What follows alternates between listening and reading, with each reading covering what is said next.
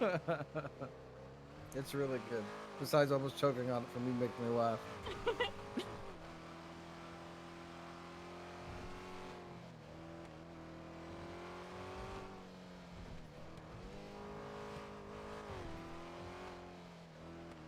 I'm glad you told me this was tonight. I thought it was fucking tomorrow.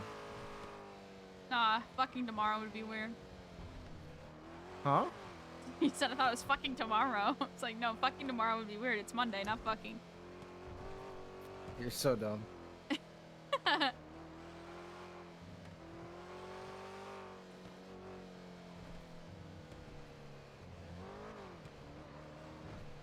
an oil tanker coming at us.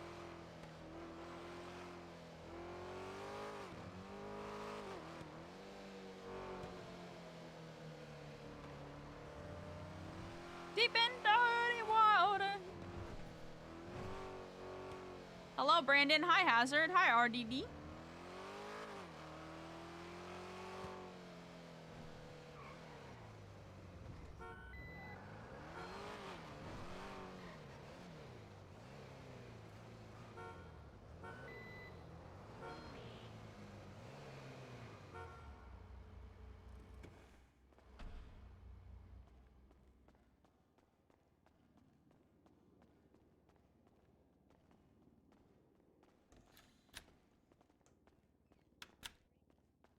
Bella has Mav's hair.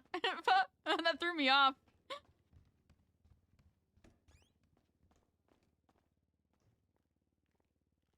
Fuck.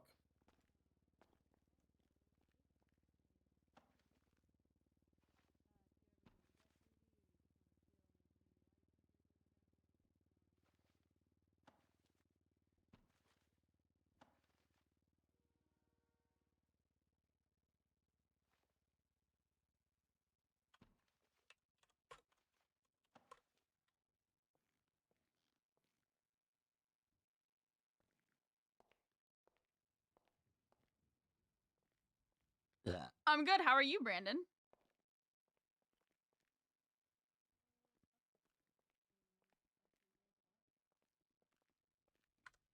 Okay, let's go find them.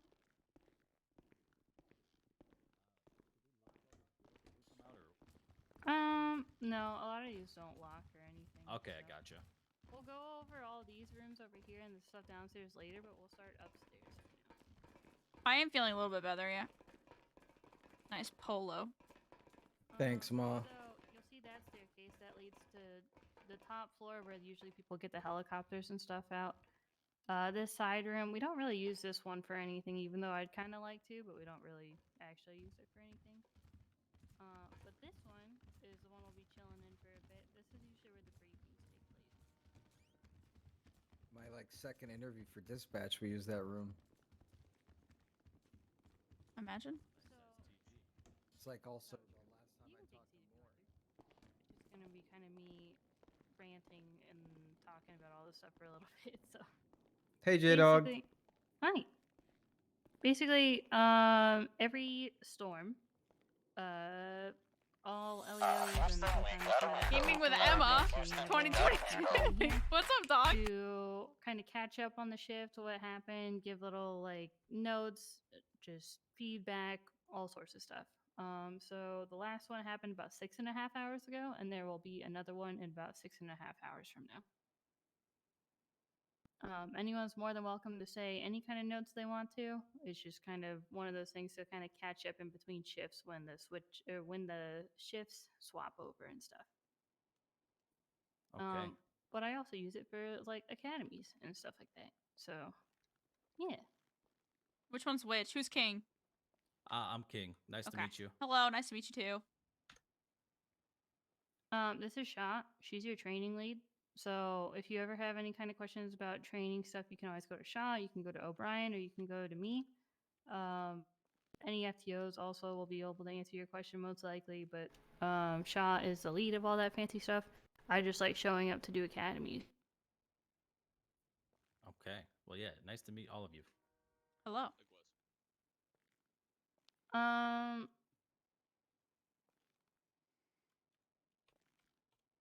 I guess we'll just kind of get into it. Let me pull up a thing really.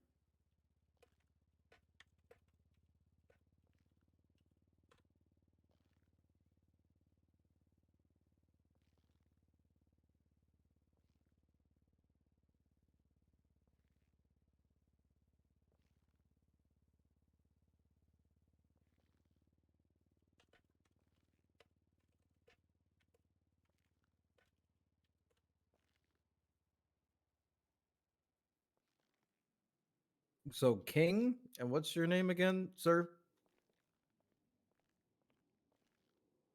Sir, this Sorry, is sorry, that was in my head. yeah. What's your name again? He's very Dennis quiet. Freeman. Dennis Friedman.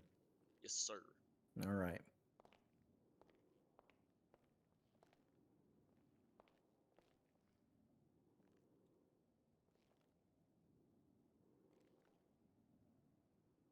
All right. Sorry, I had to think about something for 2 seconds. So this is probably one of the smaller classes that I've had to do an academy for, but honestly, the smaller the class, the easier it is to kind of get through. The more crowded it is, the more chaotic and the zoomies that everyone has. I do want to say no question is a dumb question. I love answering questions, so if I say anything that seems confusing or anything, feel free to ask me to reword it or rephrase it or give a better example or anything like that. Okay. I'm here to help teach you guys and help you guys understand stuff. It's going to be a whole lot of fancy stuff that you probably haven't heard of before. And we are here to help you understand it and help you through the process so you can eventually be it on your own and do your own thing and take your own spin on it, essentially. I will say that this job does have a lot of ups and downs. You'll experience good situations, you'll experience bad situations. It's just a hit or miss kind of thing. You're going to see very like high extreme situations. You're going to be able to do some community policings and interact with like just people on a normal day-to-day basis, have good interactions, bad interactions, all that kind of stuff. And you're being trusted with a lot of sensitive information and a lot of powerful tools and equipment and stuff like that. So we are putting our faith and trust into you guys that you guys will use them correctly and not abuse anything. If you ever have questions about how to do anything or you're unsure about something, feel free to talk to any of us. If you're struggling with something or there's just stuff going on, just like I said, you're more than welcome to talk to any of us and we'll try and help you through it. Okay. Sounds great. Yeah, Yeah. thanks for the support. Hell yeah. So basically, welcome to your academy. We're gonna just teach you a bunch of basically how to do things. Hello, Through your chat. FTO and your field training, you'll learn a little bit more hands-on. Like I said earlier, this is going to be a little bit different than normal. It's going to be a little bit more of me talking, and then we might set up a secondary day for additional practice if you want it, or we'll just send you into field training, and it'll be a lot of hands-on stuff. Okay. Go ahead. I actually just had a question about the uniform. When we go to clock off, are we required to remove our uniform? Yeah. If you're gonna go walk around out in public, then yeah, I would take your uniform Of back. course. I'm more just like if I'm going to sleep, and Yeah, a lot of people just might sleep just in take the a cab home. station. Yeah, exactly. Yeah, Like you might can just just take a cab to the apartment. you don't have to do all that. You can just eat in your uniform. Got some cozy beds here in the Yeah. in the station. Okay, good. People sleep here all the time, so I can sleep on anything. I'm not too concerned. I can sleep on this table right. I'm not doing that right now. same honestly. Oh. Oh dang. Okay, he's trying it. He was ready for a nap already. I was trying to see if I could sleep on anything. That was the first part of your field training. So after academy, like I said, you go into field training. Basically, what that is 4 phases of training that you can go through. You'll start off in phase 1, which is called the ride along. That basically is you're going to be fully uniformed officer. You can do everything that everyone else can do. However, you're just going to be in the passenger seat of someone's car, just kind of getting a feel for it. That shift is usually a minimum 2-hour requirement. However, if you want to have it be longer, then that's completely fine. Just keep up communication with your FTO, let them know how you're feeling, stuff like that. It's more of just an observational kind of shift. You'll just kind of chill in the passenger seat, get a feel for things, see how things work, all that kind of stuff, just to kind of get the nerves out of the way, and you can just kind of hang out. You can still get out of the car, do everything, be involved in stuff, but for the most part, you're going to be just kind of observing. After phase 1, you bump up to phase 2. You're going to be in the same seat of that passenger car, or in the passenger seat of your FTO's car. However, you're going to start doing a couple more things. You'll start talking on the radio and doing communication on the radio for your driver or your FTO. This phase is more just to kind of get used to radio comms and how the radio works and stuff. So it's a lot of radio practice and equipment practice and stuff. For the most part, you're just going to kind of be backing up your FTO, helping them out with stuff. Again, kind of observational, but also just working on radio communications and stuff like that. Phase 3 is where you swap seats with the FTO. You'll be driving and doing radio comms, and kind of learning how to do stuff on your own, but also the FTO is going to be in the passenger seat in case you need anything or need extra guidance or anything like that. Like I said, no question is a dumb question, so if you feel lost or anything, they're going to be right there next to you to help you out with stuff. Phase 4 is flying solo, where you're in that same seat, but the FTO is going to be in a different car, like following you around to your calls and whatnot, where you're pretty much going to be doing your own thing, chilling and all that kind of stuff. After that, you'll get a final eval. Usually they don't let you know about the final eval. You'll just kind of do your own thing. You'll be floating around, hanging out kind of thing. I'm not main tech. Is Ford good right now? He's alone. Oh. Hold. F4, I just got on the radio, my bad. If you guys want to clock we get out, someone to follow by that the car way, and just then so we're check not out on affecting Tom, too many please? things, we don't have to hear you want me all the to- different tones and Let's stuff. come back Do you want down me to the hire city them as so you can staff or probably no? intercept the- Actually, yeah, if you want to hire them as staff. I Okay, didn't even think cool. about that. I just hired them into SASP in general. Well, that's fine. Also a blue and color vehicle. You guys will be temporarily I'll be hired driving in the as city right staff. now to It get just away means from that you won't get I'm any okay. pings for anything except for 13s. Fuck. We can't really okay. prevent that. Did they steal Okay. your vehicle? Oh, never mind. He's in the vehicle. He's just just running away from. Question, I guess. When Cut would the we Zoda, use that's where after all the academy? When officers would are. we use staff versus like the regular one? Staff you really won't get access to unless you are doing like a I bunch got of you, Jake. I'm paperwork okay. or I'm en route, something. though. We don't want people to clock in as staff just to. It's mostly just to not count towards different heists. Gotcha. I'm okay. Yeah. I I hear was So, almost held up by We don't want black and people just color clocking in, Paragon making and money, doing a bunch of Sandy. paperwork. We'd rather. About 13 and took off. clock I'm in en just route to to clock in. Zona now. Understood. That makes sense. But for the sake of the academy and the numbers, I'm gonna hire you guys as staff. In Temple.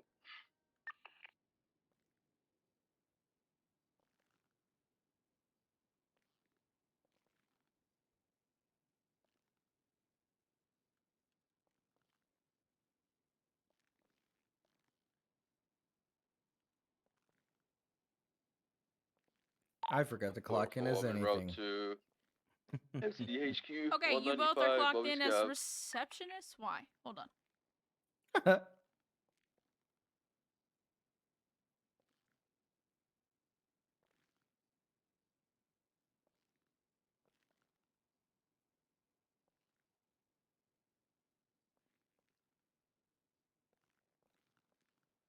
Okay, try that.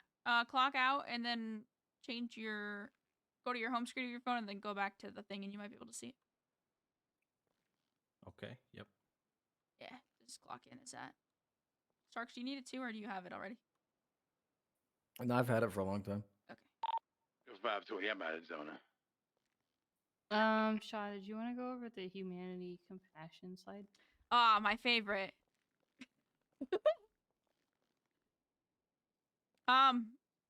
Yeah, let me sip water first. Hold on. John Shepard, when you're ready, you can bring Ace Truna to MCDHQ. I also have another suspect I have to transport, so. Shepard and Mo got it, by the way. We're okay.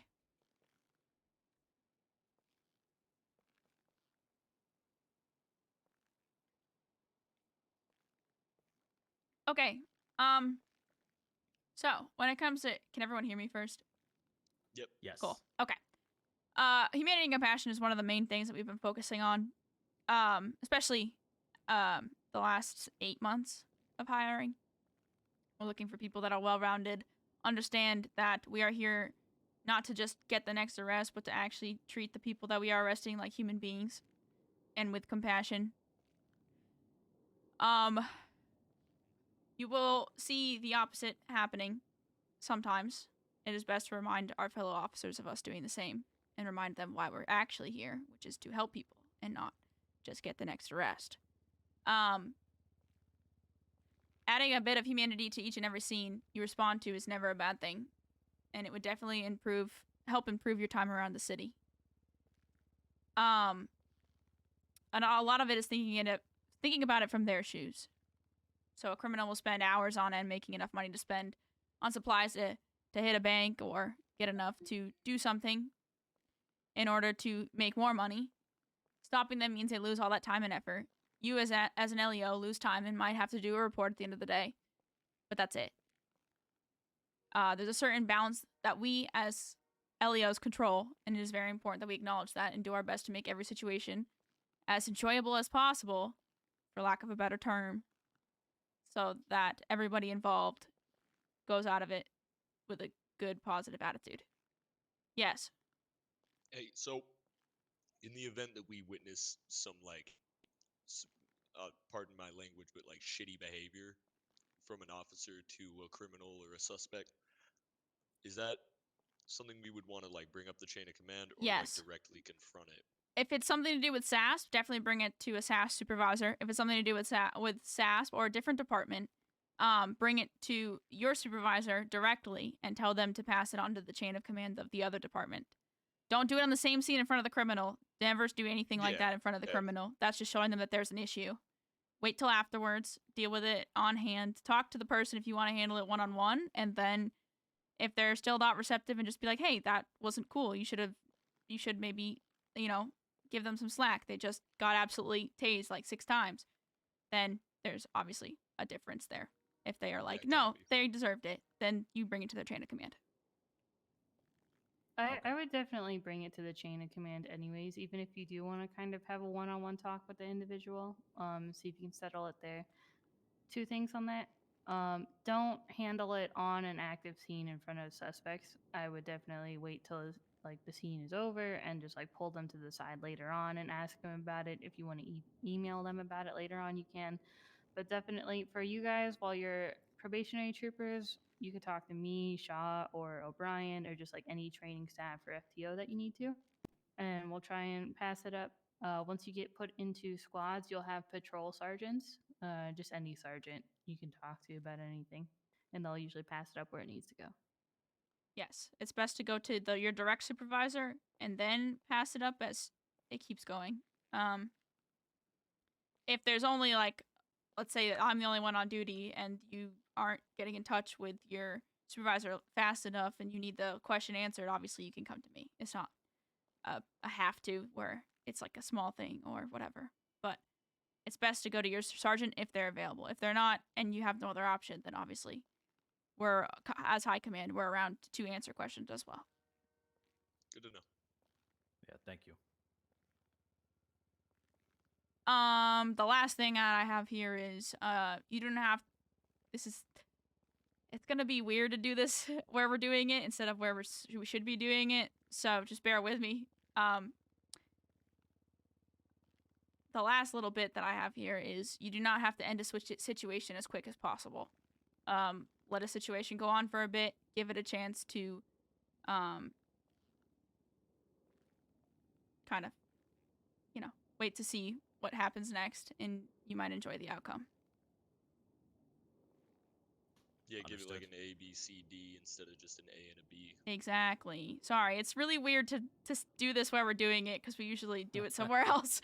I mean, I'm gonna be frank. Like, if you need to speak plainly, I'm fine with that personally. I don't mind in order either. to get your point across, I'd like the training to be as like direct and as possible. Sometimes people say one thing and you think it means one thing and it means another thing. Understandable. Yeah, basically just let the interaction play itself out. Don't be so quick to just bring out a baton and beat their ass just because you're mad at them for running your toe over or something. It's more than that. You want everybody you want everyone to have a good time, for the weird way of that being said where we are, but Understood. Understood. Having patience will take you so far because I know you're gonna get frustrated. There's been plenty of times I get frustrated, and sometimes it's just best to kind of step back, take a breather, let someone else join into the chase, and you just take a breather because you are gonna get frustrated. You're gonna have bad interactions. You're gonna have good ones, but just because someone is like being shitty doesn't mean you match the shitty energy or escalate it for that matter. If someone calls you a dumb idiot moron, I don't recommend, doubling down and increasing that energy. Can't hit him with like your mom joke is what you're saying. Just leave it alone. I mean, if it's friendly banter, that's one thing. But if it's clearly getting tense and they're gonna start getting violent, de-escalation is the biggest tool we have as LEOs. I think reading the room is a big part of it too. Obviously, if you have someone in custody and they're kind of just joking around with you, you're joking around with them, I think it's okay in that situation to kind of mess around and be a little bit more lighthearted. But if someone's like very seems very vocally angry and upset and frustrated, I think you screaming back at them is just not gonna really solve anything. Yep, that makes Don't sense. yell at Malders, is what you're saying. Pretty much, yeah. When it comes to people that are like malding or whatever, it may be just people that are super, super frustrated. I tend to just take the approach of like the kill 'em with kindness kind of route, or just honestly just kind of sit there, let them kind of get their frustrations out, and let them take a breather and calm down for a second before you try and reapproach it.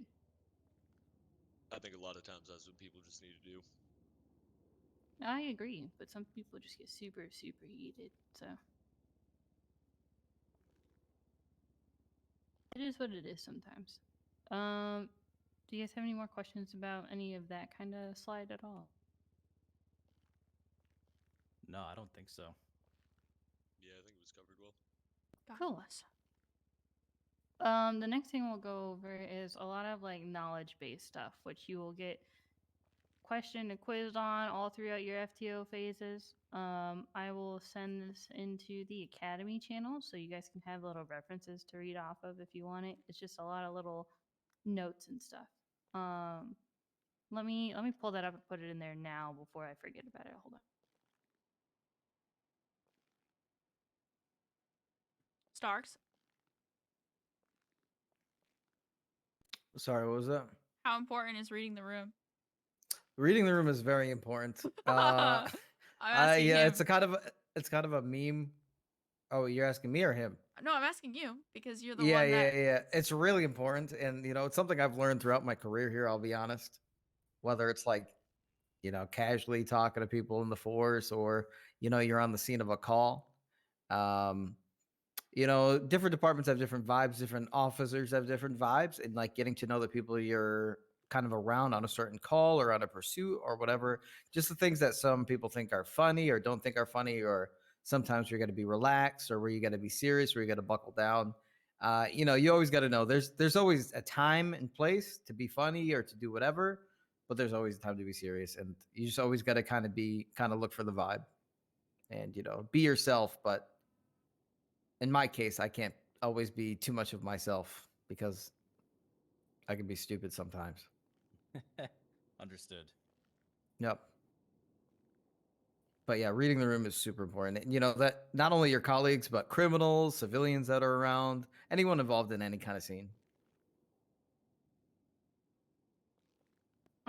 So two main things that you're going to hear pretty often, and you're going to have to deal with on a daily basis, and what is the main cause for getting arrested and all that kind of stuff, is reasonable suspicion and probable cause. Have you guys heard of that before? Oh yeah. Yes. So, in plain terms, reasonable suspicion is I think, probable cause is I know. So if you have reasonable suspicion about something, it's just you are reasonably suspicious that a crime has been committed or is about to be committed, or has already been committed. With this, you're not 100% sure that a crime has happened, but you have some hints and clues that something may have happened and you want to look further into it. So with reasonable suspicion, you have just a couple facts or circumstances that have led to a potential crime, and with this, you're allowed to frisk the suspect over the clothes and pat them down for weapons. You're also allowed to detain the person, whether that be verbally, just detain, like, hey, come over to the side and talk to me really quick, or you can detain them with handcuffs, and you can speak to them for a little bit. If you only have reasonable suspicion, when you detain them, you're only allowed to keep them detained for a short period of time while you question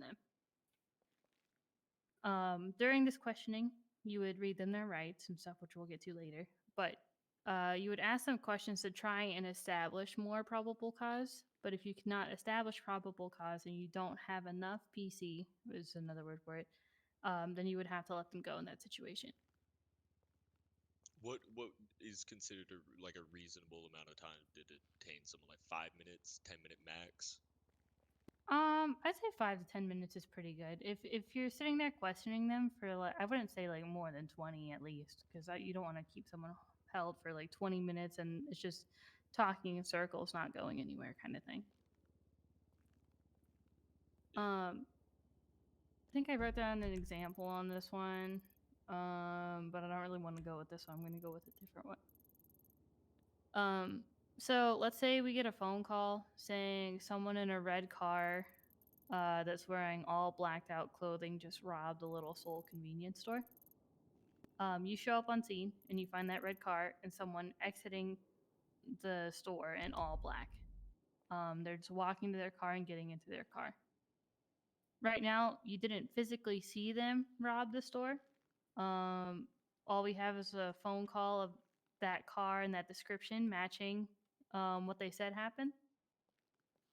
So right now, we could detain them and question them and stuff like that. You could also do some investigation, and you can go inside, see what was stolen from the store, talk to the store clerk, see if there's any fingerprints on the safe or the register or anything like that, kind of build up that PC.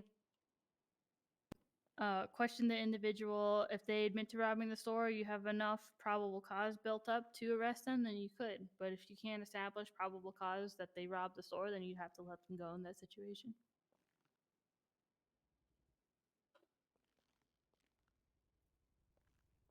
Does that make sense? Yes. Yeah. Yeah, it kind of goes back to what you had said initially, right? I think versus I know. I mean, anyone can Exactly. call in that anyone was doing anything. So until you know, we can't really arrest them. Yeah. With probable cause, that is enough for an arrest because you would have just all the stuff laid out that 100% they did this crime. I have enough to arrest them. Example, if you're just chilling in an intersection, and I've had this happen to me probably more times than I can count. I'm not sure why it happens so often. But you're just sitting in an intersection. You see someone running around on the sidewalk, and then you just watch someone run up to a car, rip the driver out, and steal the car. You watch that happen. That is probable cause to arrest somebody. If you see the crime happen, that is enough probable cause. Going back to the previous example, if you show up to the store robbery, you see the red car out front, you go up to the store, you start making call outs, and the guy is actively robbing the safe in the back, then that is probable cause you are seeing him rob the store in front of you. What if you see them just leave the area of like the safe? Because that's a restricted area. Only employees are allowed to be back there, you know? It would be very high reasonable suspicion. You didn't see them touching the safe or anything. If they're just leaving the direct area, it's very high. It's very close to probable cause, but it's not exactly there yet. Yeah, it could be using the bathroom or something. Yeah. You could also just fingerprint the safe too to get more of a concrete thing. If they're not wearing gloves, it'll show up. I always try and think of it as if this situation were to go to court tomorrow, would it hold up in court if I were to arrest him with XYZ thing? And if I were to see someone just leaving the same room that the safe is in, and then I arrested them for robbing the store, without any additional context, they could easily say that they were just doing something else in the back room. They could say they were going to the restroom in the door next to that same hallway or whatever. I like to make sure that I have all my T's crossed, I's dotted kind of thing. Follow up to that. If I saw them coming out of that, let's say the back hallway, but I didn't see them actually in the safe, I know I can't search them thoroughly without a little more for PC, but could I ask them like voluntarily if I could see, I don't know, like if they could show me their wallet, or is that asking too much? You can ask for their consent to search them, yeah. If Okay, they say yes, then that's free game. perfect. If they okay. say no, then that's a whole different story. It seems unlikely you would have someone really cooperative like that, but just for my own knowledge. You never know, honestly. Some people will just be 100% down and be like, yeah, sure, go ahead, search me, kind of thing. And then you're fine. Honestly, most of the times when you run up in situations like that, they're probably just going to run out to their car because they're guilty and nervous and just try and run away. So, however, I'll go into something later on too, but basically, we can talk to the store clerks and ask them stuff like that, where we can go in the back and check to see how much money was stolen from the safe. And then later, if we get them into custody, if they flee or whatever, we find like the exact amount stolen on their person, then that's kind of a telling thing as well. Okay. Yep. Once you have probable cause, though, you're allowed to do a full arrest and thoroughly search the person. I will get on people's asses for not searching people. Usually, I tell people to search people as soon as that person's in handcuffs or just sometime after they are in handcuffs. Before you put anybody into a car, search them. And then when you get them to a station, search them. Because there's been just too many times where people forget to take stuff off of people and they leave it on them in the holding cells and all that kind of stuff. Okay. Understood. When we take people into custody and send them up with DOC and stuff, we take everything off of them except for food and water. That's just mostly a request of DOC because whatever we send them up with, they will keep that on their person.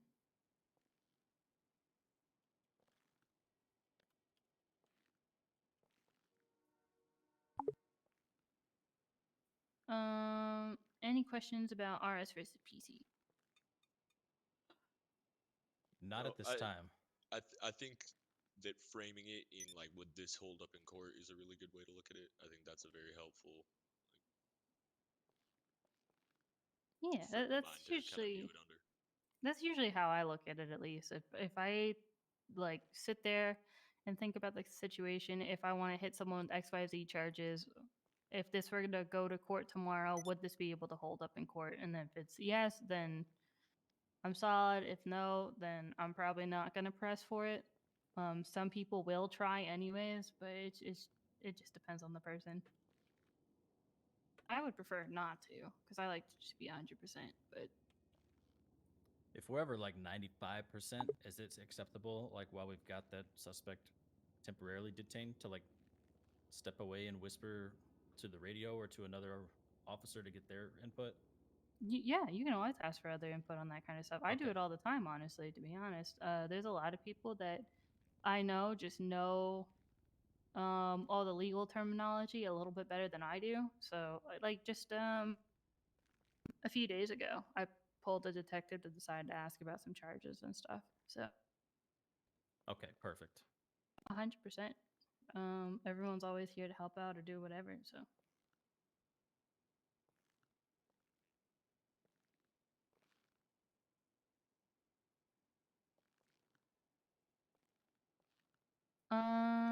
let me see.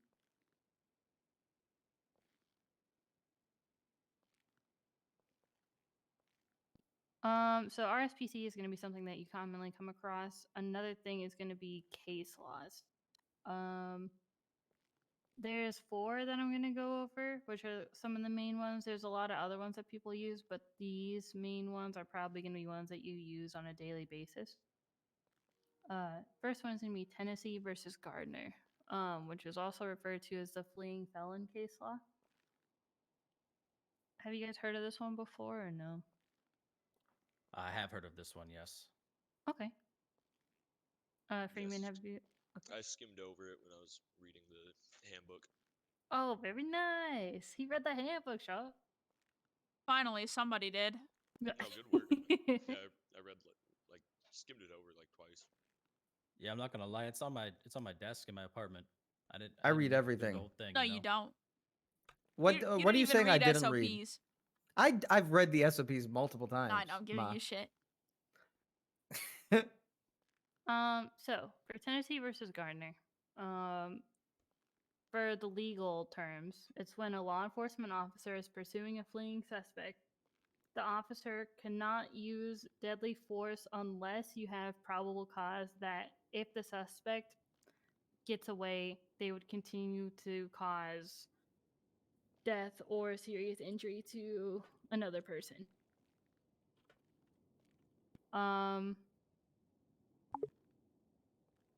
Basically, if you're chasing someone and you What have up, probable MJ? cause that if they were to get away in that instance, they're going to continue to harm other people or kill other people, you're allowed to use deadly force to end that pursuit and try and get them into custody.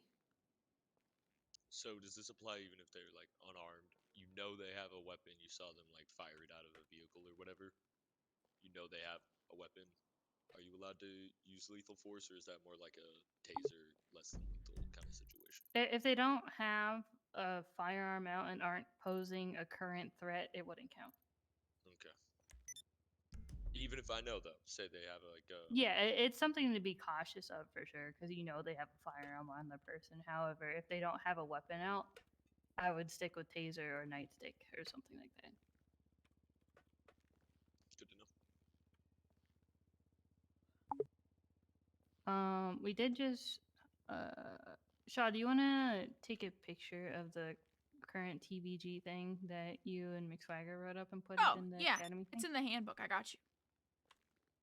They wrote up something super, super nice for it. But basically, as long as you have PC, that if they were to get away in that instance, that they would continue to cause harm or death to somebody, that's when you would, issue your warnings and you could use lethal force to detain them. Okay. One of the most common things I think you'll see is if someone's like running with a weapon in their hand and you give them multiple commands and just are demanding for them to drop the weapon or put the weapon away or whatever, and they're continuously running around pointing it at people or swinging it around or something, 100% you would use lethal in that situation. Okay. Makes sense.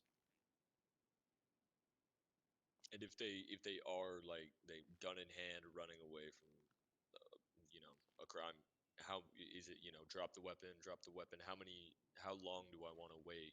Because he could turn around at any moment and gun me down. I don't know if we have like a specific limit on that necessarily. Kind of going back to what Shaw was saying earlier, to speak a little bit plainly, you don't need to just rush to that exactly. kind of thing. Obviously, give a fair amount of warnings and stuff like that. If you, my rule of thumb is if they just have the weapon in hand and they're not aiming it or pointing it at anyone, they just have it in their hand. I'm gonna just keep giving warnings and call outs. But as soon as I see them raise it and in any direction at anybody, then that's when I'm gonna start opening fire and doing whatever I need to do. Copy. Sometimes people are just a little bit silly goofy and head empty and don't realize that they're holding a weapon. Hence why if you're giving them commands and orders to put it away, they'll just be like, oh, I didn't even know I had this in my hand, and they'll put it away. So Okay, I put it at academy. sick.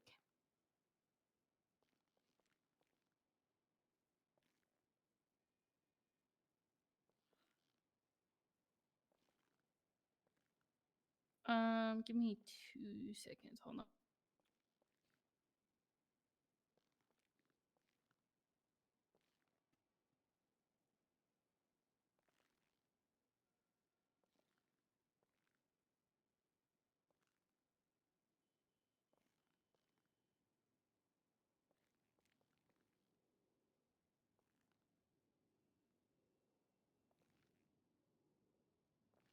All right. Any questions about TVG at all? No, not at this time. Cool. Yeah, I think good to move. Another one that's going to come up kind of often is Terry versus Ohio, which is a Terry frisk. This basically allows you to stop and frisk an individual without probable cause, but you need 2 pieces of reasonable suspicion in order to do this. The first one that needs to be met would be reasonable suspicion that the person has committed, is committing, or is about to commit a crime. So if we get reports of someone is going around robbing people with a handgun or something, and they give us a vague description, and we see that person driving around, just running around masked up, and you don't see them have a weapon out, but they match the description of someone going around and doing armed robberies and stuff, that would be enough reasonable suspicion to pull that person to the side, talk to them, and then frisk them for weapons. But you need 2 parts of that. So that would be the first part.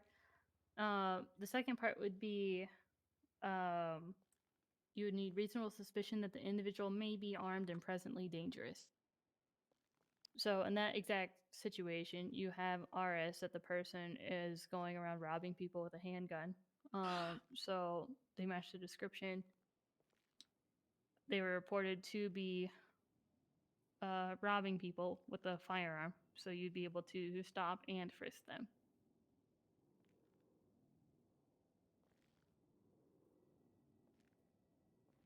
Okay. Yep, that makes sense.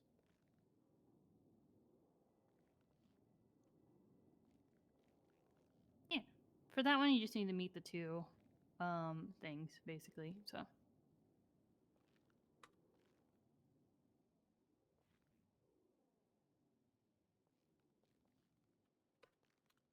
Any questions for that one?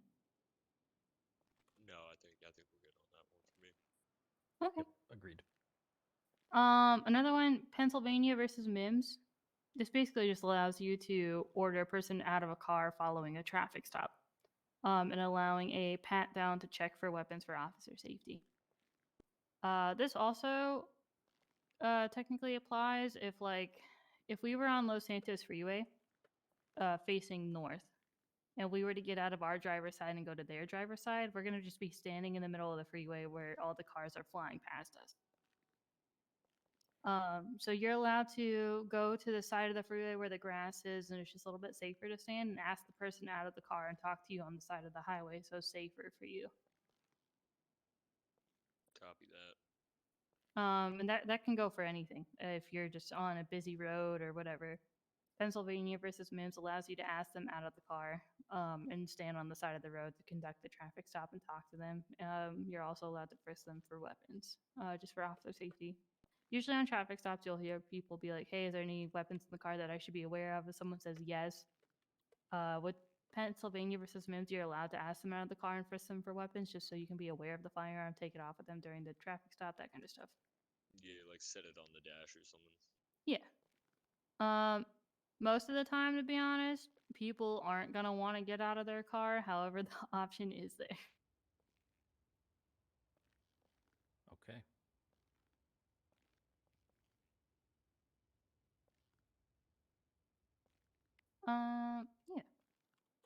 Yeah. Last one is probably going to be another very common one. Miranda v. Arizona, which I assume you guys know Miranda rights. If for some Yeah. reason you don't, you can think about just rights. And it has a little card for you, basically. I don't think you can do that as staff. Yeah, we can't. God damn it. Man. If you're clocked in normally, you can do /rights. And you Okay, can just have good a to little know. card that has all this stuff on it.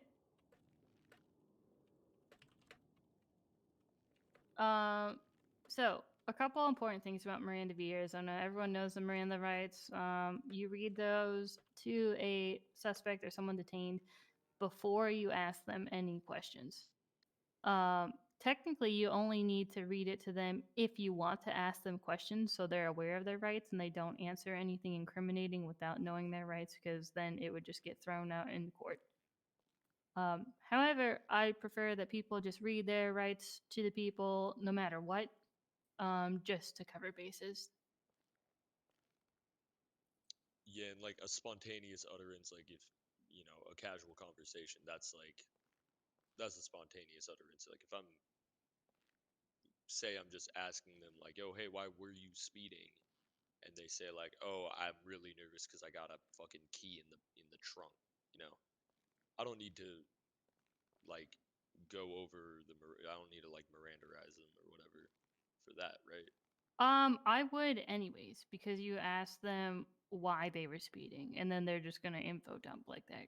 Obviously you didn't say, do you have anything suspicious in the car, but you asked them what they were doing or why they're doing what they're doing, which would lead to incriminating questions. But If say like anything, when if they say like I'm speeding because I have a key in the trunk, I would read them their rights after that, and then continue to question them about it. for sure. Spontaneous utterance is its own kind of thing, essentially. If someone just spontaneously utters something, that can be used in court and can be held against them.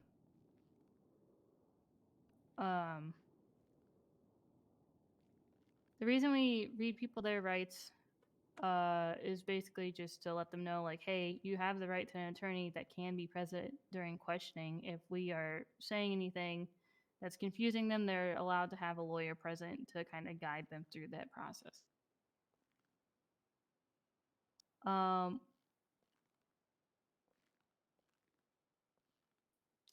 I have good notes written down on this somewhere. Hold on.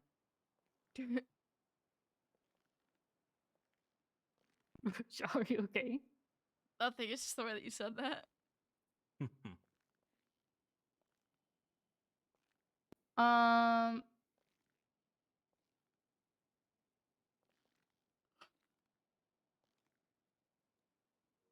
I'm just going to read off these notes that I gave to someone else a long time ago to help them learn things. Basically, any statements made by a detainee in custody during an interrogation can only be used in criminal trial if they are told they have the right to remain silent and they have the right to speak with an attorney before questioning. They need to be made aware they are waiving their rights in a knowing, voluntary and intelligent manner. The suspect cannot be in duress, they cannot be intoxicated or under the effects of narcotics, and they need to be mentally capable of understanding their rights. So if you're trying to read someone their rights to question them and they're just clearly like intoxicated or out of it or emotional or distressed or any of that kind of stuff, it's not going to hold up that well in court for you. Good to know. They need to knowingly waive their rights to an attorney to speak with you. It says you only need to read their rights if you're going to ask them self-incriminating questions. Honestly, I would just prefer if people just read them anyways, no matter what. It's just a cover basis, just in case, because you do have situations where they just blurt out like, "Oh, yeah, I ran from you because I have 4 bricks in the trunk of my car." And then if you're like, "Oh, where'd you get the bricks from?" Then if they answer that, it's just going to get thrown out if you didn't ask them or read them their rights yet. Actually, this happened recently. A guy got arrested for trying to steal a patient from a hospital. Got chased down, and got caught, but we only charged him with, I think it was evading at the time because he didn't grab the patient, he just attempted to.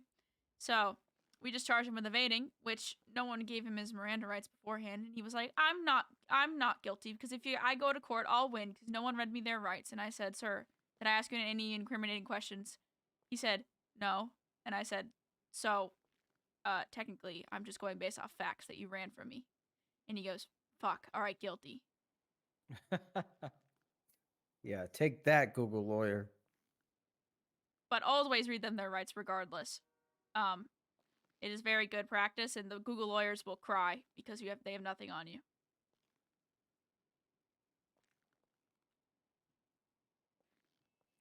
Hell yeah. Yeah, I just know people fucking say stupid shit sometimes.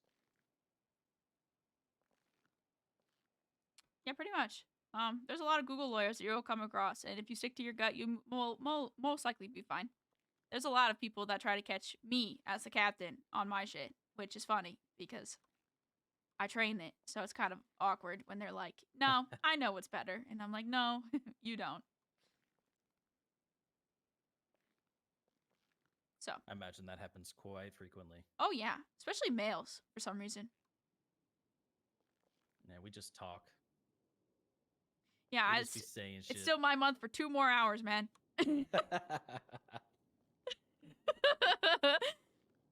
Yeah, then I don't have to be nice. Shut up. Yes, Mom. Any questions about Miranda stuff? I'm good. I think you guys covered it pretty well. Yeah, no, Nice. that makes clear sense. This is so much easier doing smaller groups for Academy. Holy, this is great. Do you remember whenever we do Academy, there's always that one person that just asks questions over and over and over again in different ways? I can be that person if you want. No, that's okay. Yeah, Honestly, I'm I really don't good mind. at asking questions. Like That- I could ask a motherfucking question and a half. The thing that drives me nuts is when someone asks me a question and I answer it, and then someone else in the back is like, ask me the same question, and I was like, were you paying attention when I just answered it? And they're just like, no. And I'm like, meh. Then I gotta repeat myself and all that fun stuff.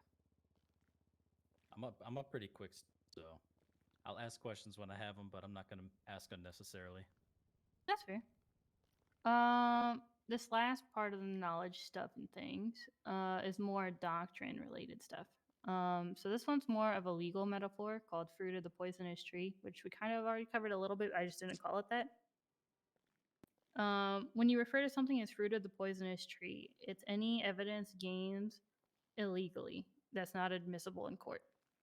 So that could be if you illegally search something and take something off of somebody, that would be inadmissible in court.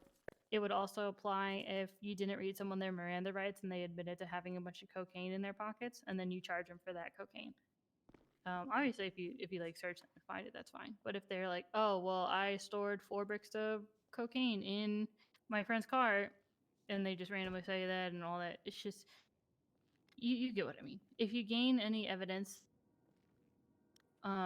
without reading someone their rights and use it against them, or just obtain evidence illegally, that would be deemed fruit of the poisonous tree, and it's just gonna get thrown out. Makes sense. An example of this basically is like a subject has stated that he wants a lawyer present during questioning, but the officer continues questioning and pressing the subject, and then the person admits to the commission of a crime. The confession can't be used anymore because it would be fruit of the poisonous tree and it'd be thrown out. I've actually had that happen before. It was like maybe a year or 2 ago now, but there's an officer on scene that just kept pressing, ignoring that he kept saying he wanted a lawyer, and then they got him to confess to a murder. But the whole case got thrown out because she just kept denying him a lawyer. Yikes. Yeah, it was so sick. Love that. Another thing for the next thing is exigent circumstances, but it's also called a hot pursuit. If you guys have seen any like cop shows or anything, they'll usually refer to it as a hot pursuit, and they've probably shown it on a whole bunch of those episodes. This basically allows law enforcement under certain conditions to enter a structure without a search warrant. That would include situations where people are in danger, evidence faces destruction, or a suspect's escape is imminent. Most common thing you're probably going to see is like if you're in a foot pursuit with someone or you're in a vehicle pursuit with someone and they dive out of the car and run into a building or a residence or something and barricade themselves inside. I think that is probably the most common example you'll see here. With hot pursuit or exigent circumstances, you'd be allowed to breach the property just to look for the person that fled into the property. You wouldn't be allowed to go in and just search everything and dig through everything. But in that situation, if you're chasing after someone with a gun in their hand and they run inside, that suddenly puts anyone in the building in danger. That also any of the evidence he has on his person can face destruction, or a little bit more realistically speaking, he could just easily like dive through another window, or you know what I mean, like escape somehow. So you'd be allowed to breach that property without a search warrant, but you would need to specifically look for the person. You couldn't dig through like boxes or crates or storages or anything like that. You're just looking for the person in there. Okay. However, there is something called plain view doctrine.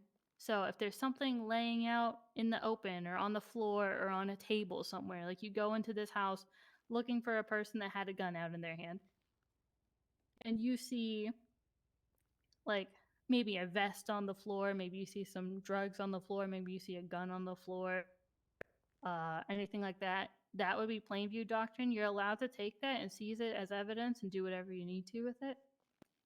You're not allowed to open up a container and be like, oh, wow, there's cocaine in here. That's crazy. Yoink. You need a search warrant to go through stuff like that. Okay. And I imagine that sometimes that could be a follow-up step, getting an actual search warrant if you maybe find some things in plain view. Yeah. So if you're chasing someone into a house and you see a bunch of drugs all over the floor, for a more common situation that you would see here, if you breach a property to go look for someone and you see like a weed table, a drug table, like something that they're manufacturing drugs with, any of that kind of stuff, um, technically you'd be able to seize the table. However, you could also get in contact with someone from MCD who can freeze the property and just instantly write up a search warrant to go in and thoroughly search the building. Okay. Perfect. Actually, is there?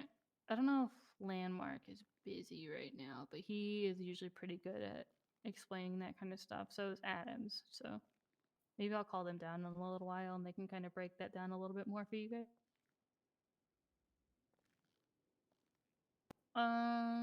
Any questions about that stuff? Not for me. Yeah, not at this time. Nope. Okay, I'm gonna toss this into the Academy channel also, just so you guys have little notes and stuff if you want. A lot of this stuff that I'm talking about is also in the training handbook, so if you're like blanking out later on because you're like, oh, I don't remember what Eden said about this, or I just don't really understand it, it's all in the handbook, so.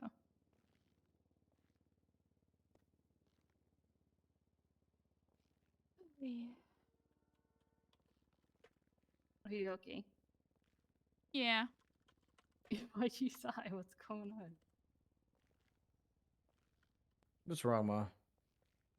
You fall asleep over there? No.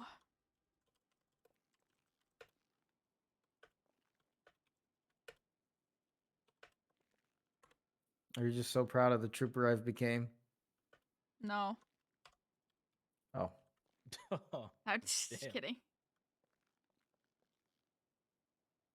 Hey, for what it's worth, you've given me a great first impression, man. thanks, dog. Appreciate that.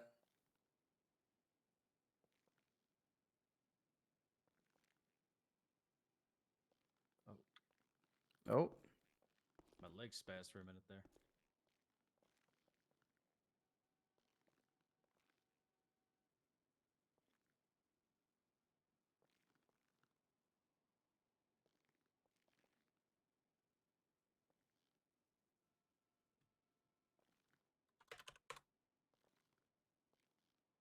Um,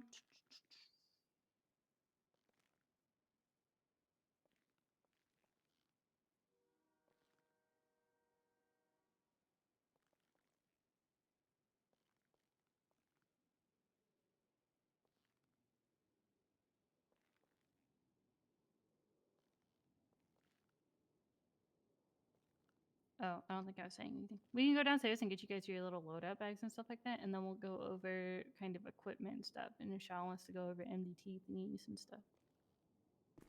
Okay. Hell yeah. We'll go get you guys your little loadout bags.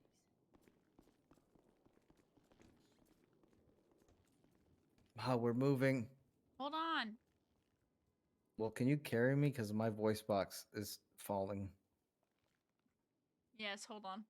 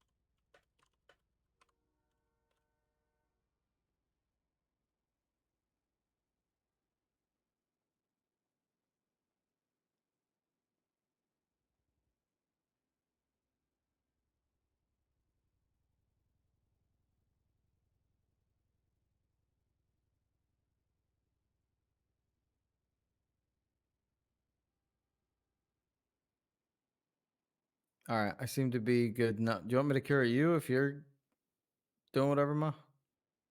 Hold on. I don't need that much time. All right.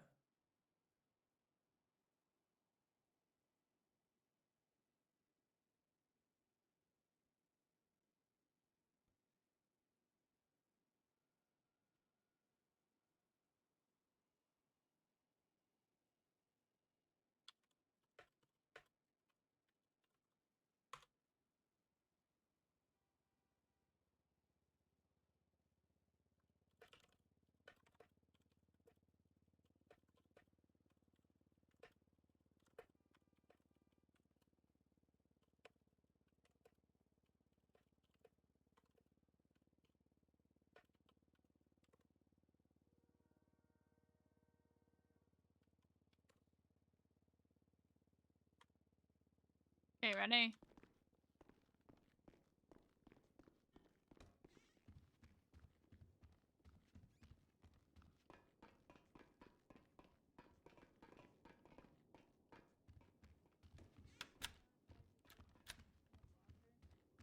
don't really touch it. Or you can also put it in the glove box of your car and lock it so people can't touch it. If you guys would like, you can search me really quick just to BCB. see what I keep on me. If you just think Armory. about search, or you can use third eye and search. But you can kind of see, usually I just keep most important things at the top. So I'll just keep gun, taser, handcuffs, megaphone, camera. Second row usually just has a whole bunch of other little things and stuff on me. And then I just keep other little stuff near the bottom. I try not to keep a whole lot or anything on me.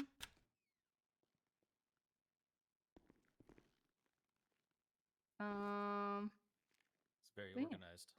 Yeah, I'm digging the I Pokemon wallet. Thanks, isn't it cute? For the most part, I try not to keep it too crowded or anything. And I leave the rest of my stuff in my bag, in my car, or in the locker. If you ever need any like extra refills or stuff, these two little things over here is where people just dump a lot of their extra stuff. So you can always refill stuff in there. Oh, nice. There's also the Alright, armory back on. on the other side. Yeah, you're gonna have to clock in again in a second. So I need to do the same thing so I can see this.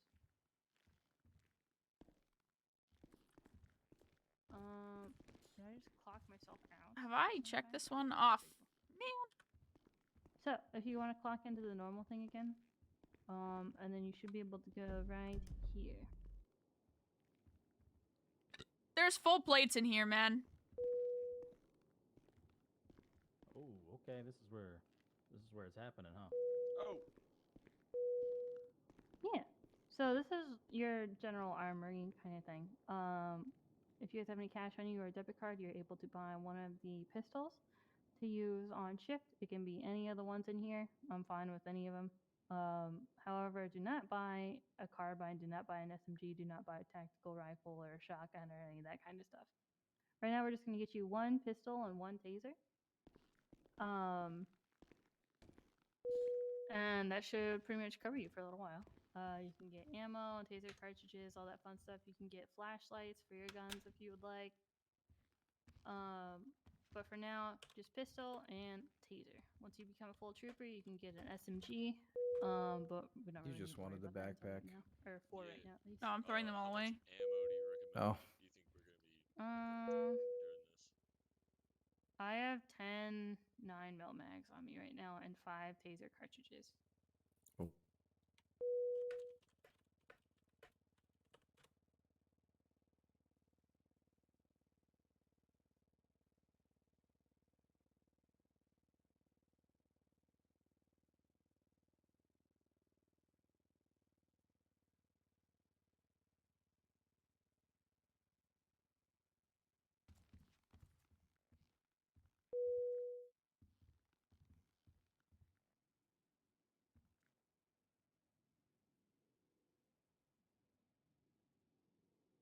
Okay.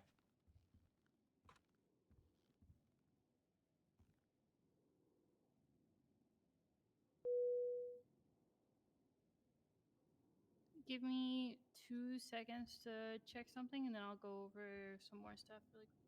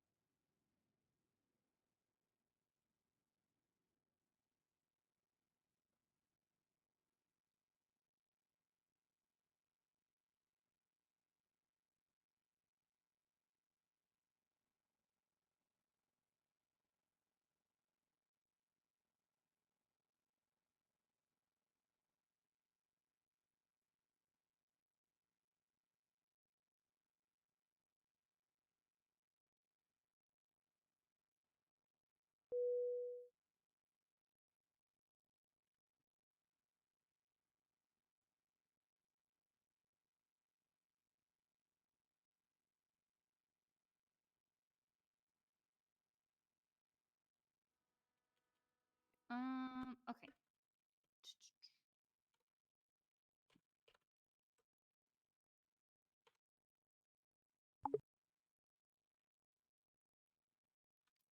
I'm sure you guys are kind of familiar with like different like skills you can work on and stuff like that, right?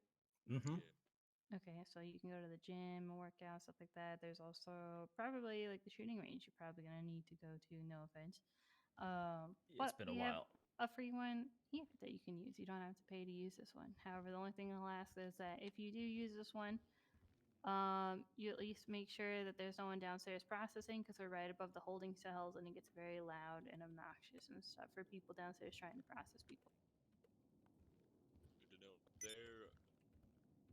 Are there other like departments that have a shooting range as well that may not be processing as many people? I don't actually know. I don't know which ones have it and which ones don't. I think Sandy Shores has one, and Polito and the Rangers might have one, but I'm not 100% sure. Basically, if you are going to use it, you would just go over the MDT and say the range is hot or in use. And once you're done, you would just say that it's cold and out of use. Okay. Copy.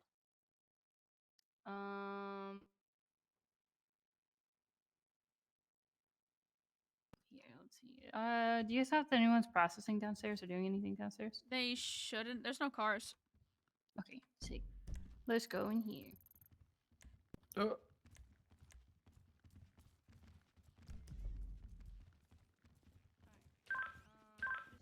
I'm gonna run and check anyways, just in case. Okay.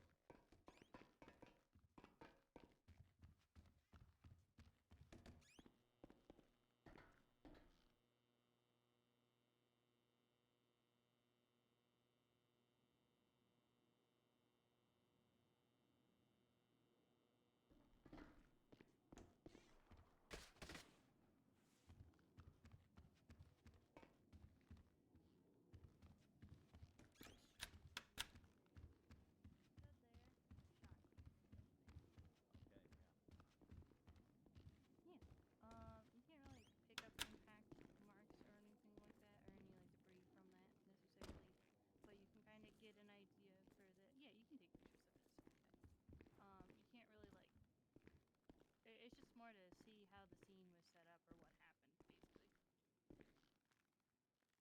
So they stood there, shine here. If you guys pick up one of the cameras, you'll be able to take like in-depth pictures with all that kind of stuff. It's a little bit easier to take pictures with this rather than a flashlight. Okay, very nice. Yeah. If you want to come over here, there's the casings on the ground over here. To pick these up, you're going to need to have your flashlight out and looking at it. Also, if you want to open up your IFAC and take out one pair of tweezers. This is going to be a little tricky. It took me a minute to get it, but you're going to shine the flashlight at the shell casings, and you're going to walk up to it, go into your pockets, and then use the tweezers while you're still like looking at it with your flashlight.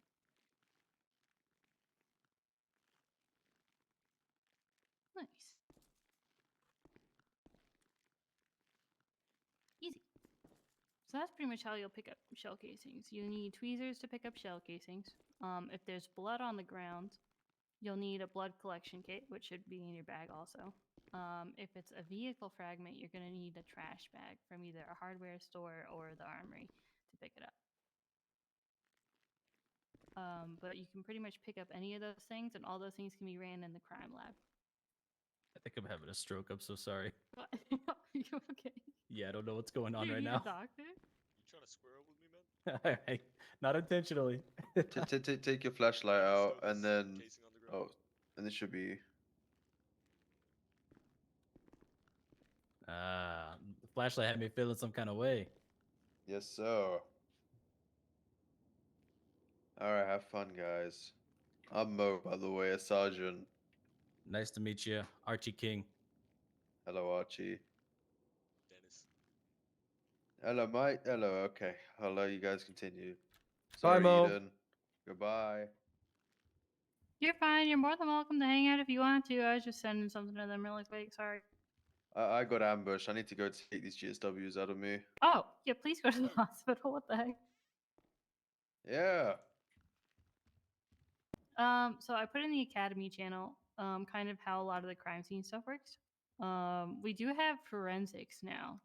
So usually if there's like a massive like shootout or crime scene or something like that, you can usually just call them down, and they are super into picking up all that stuff and taking care of all that stuff. So Very nice.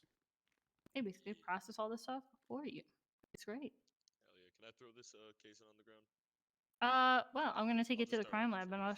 I'll Sure. take you over here, and we'll show you how that stuff works. The only thing that you can't Don't grab me. see on the ground would be I fingerprints. definitely wasn't going to. Yeah, I. There is a fingerprint kit, like a lifting kit, that'll be in the armory or in your backpack so you can use. You can pretty much just use that kit on any kind of surface or like thing. So if you're like searching like the inside of a vehicle, the outside of a vehicle, cash registers, ATMs, bank door vaults, doors, any of that kind of stuff, you can just use the fingerprint kit on any surface, and sometimes you'll lift the fingerprint, sometimes you won't. But basically, whenever you get any sort of evidence like that, you can come up to the crime lab right here, and you'll just access the crime lab queue. It's your own personal queue, so you don't need to worry about mixing stuff up with other people's. But you can just toss it into the little queue Dropbox thing. Usually it takes like 10 to 15 minutes for it to process. You'll get a text from the crime lab letting you know when it's done. So most of the times people just leave it in here and let it cook, let it do its thing. But then yeah, you'll just come back and you can print a report on it later. It'll tell you if there's a hit for it or if there's not, and all that kind of fun stuff. Okay, perfect. Yeah. Shaw, did you want to go over MDT stuff? I can do a quick version. Sure. I mean, if you're doing something, we can. Oh, I got it. Okay, so I don't remember what the default muscle is for MDT. I changed mine. You can also just use it from your pockets. Basically, the first thing that'll open to is the dashboard, which has the inter-department notes, combined department notes, recent incident, recent arrest, and then the active emergency vehicles, which the plates are all wrong on those, so don't go based off those. A lot of people have personal plates, and they just show up as the before personal plates was added for some reason. Apparently there's a GRVA recently. Basically you can look up all the recent arrest reports or the recent incident reports. And go from there. Let's see. The next thing is people. You can look up persons. Let's search up somebody with an extensive record. Do SSN 99. So if you type in 99 Wow, what a character. or Bodyguard Trelawney, it'll show his date of birth, his SSN, photos, information about his gang relation, information about everything. Obviously, everything that you read on the MDT. If he asks you himself, you can read the charges a little bit. Do not give him any of the information that we have on him. Most of this is confidential, so do not say anything of value at all. No matter who's asking, basically. Just don't give off any information of the MDT, or it's your ass. But yes, he has an extensive record. You can see all the arrest reports, which is you scroll down, you can see all the recent ones. He has quite a lot. Oh my. He also has legacy. So there was a version of the MDT that we had before December 5th, 2022. That little bit of time is encased here, obviously, because he was around then. So you can see all the past arrest reports, the old style versus the new style, which is all these now. All of his things is Houston, we very got a well weirdo. done. I repeat, Houston, we got a weirdo. Let's see, you can see his known associates, gang caution codes, which is just gang affiliated, narcotics distributor, and violent. And if you go all the way to the middle, you can see owned vehicles, which let's look up the. Holy cow. Yeah, he has a lot. His Mustang. So if you go to vehicles, you type in the VIN 17280. 17280. It'll show you his vehicle is a Mustang. The plate is ejected. It has a lot of attached arrest reports. And then next to the save button in the middle of the profile, there's a little view owner record with a person with a tag. Click that and then it brings you right back to his record. Oh, that's convenient. Yeah. Firearms, basically, if you look up somebody with any name, actually, it'll bring up his firearms or anything. If you look up numbers, obviously it goes by serial number. So the serial number will change. Will change what you're looking at. So SSN will not work. You got to go based off of owner name. Same with licenses. Unless you have the license name itself, like the person's name, the license will be found by ID and not SSN. Because every license has an ID number. Evidence, something we don't really use often. If you type in a description for evidence, whether it's a weapon or whatever, it'll usually come up here. It's not based off what's in the evidence locker. It's based off how it's put into the report under the evidence section, which we will show you in a minute. Bulletin is all the warrants. BOLOs, for be on the lookout, is what that stands for. So everything that comes, some of this is from 3 months ago, some of this is from a day ago, some of this is from 13 days ago. People do go through and update it. And then we have recent DOAs, which you can also click through those as well. They're synced from medical MDT to our MDT because they're two different MDTs. When it comes to reports, hold on, let me give you one.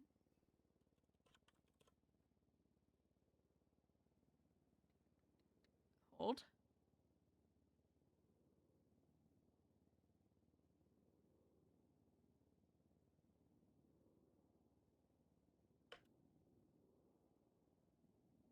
I have one saved somewhere. Let me look. Okay.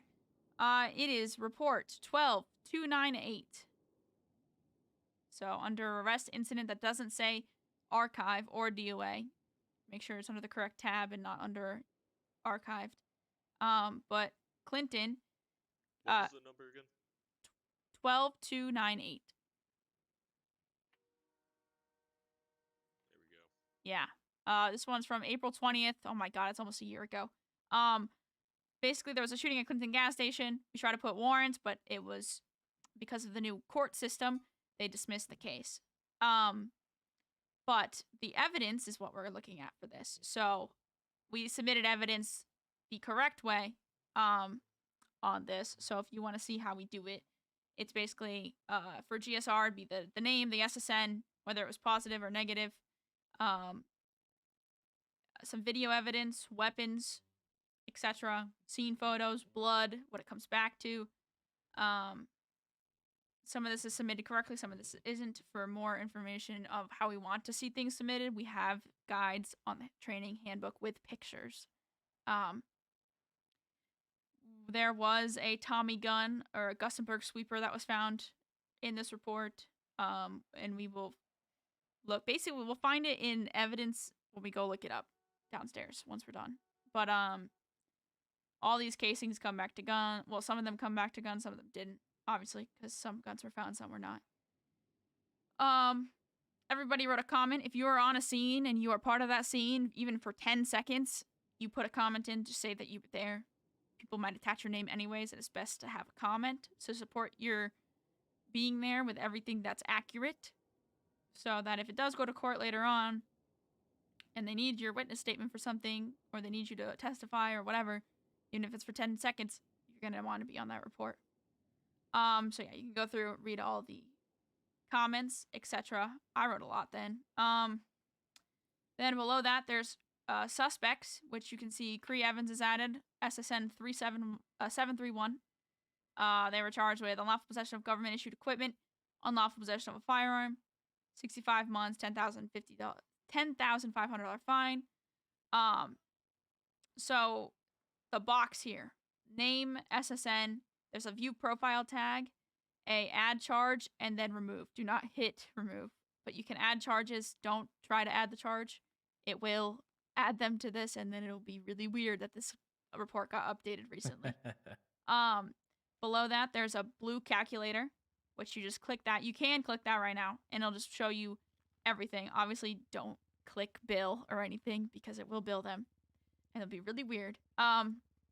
So the bill, the way to bill somebody is to execute the bill, which would be next to the /bill 731. If you hover over it, it will light up green, and you can execute it. Obviously, the IDs will change for the ticket numbers. So, shut up.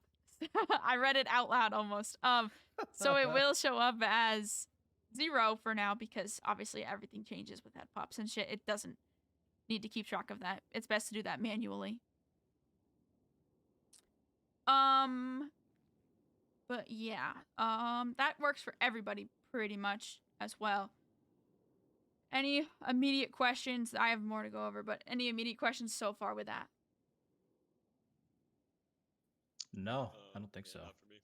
Cool. All right, make sure every time you process somebody, you click process, which means you've gotten their bill, they're about to be sentenced, or they just got sentenced, and you send them up to jail, or DOC is getting them. Make sure that always gets filled out. Tags, obviously, spoken for. Most things, don't create a new tag. Don't make it a meme. Create serious ass tags. People can see them, and people do go through and delete them and find out who did what. So don't fuck around. Involved officers, obviously you'd attach yourself there so everyone knows who's involved. Add suspects to involved persons if it really comes down to it. Witnesses go down there too. Victims, etc. Involved vehicles, which is vehicles left on scene. Obviously that would also be there. You could do the make, model, or you can add it by VIN, which is more easier to do the VIN, so just keep that in mind. And then related reports, obviously if the report is related, or if there's casings from a different report that relates back to this one, you would add that into related reports and submit an FIR with MCD, which you will learn more out in the field than you will now. Cool. That's basically reports. It's pretty straightforward. It's not really. It's kind of dumbed down for 5-year-olds, basically. How do we feel? Yeah, So feel far, good. so good. Okay. Yeah. If you bring in somebody and they die, you to contact Saha through our emergency pager, which is in the emails at the very bottom. If you scroll all the way down, it'll say under the Saha tab, it'll be emergency pager. You will give them the person, whatever, and if they ask you to do the DOA report, you can click the little save button at the top of the menu, obviously, but do not publish it because once you publish it, it's permanent. You can't edit it. It's a very old system. It's best to just talk with people when that happens. First time I did it, I had like 3 people helping me because it was very confusing. So, if you need help, don't be afraid to ask. Don't be afraid to talk to Saha or reach out to somebody who knows how to do it because they've done it before. If EMS brings them in, they usually do it. But Saha usually does the autopsies for people who die. Penal code. Read through this. It is very important that you know what charges go where and who gets charged with what.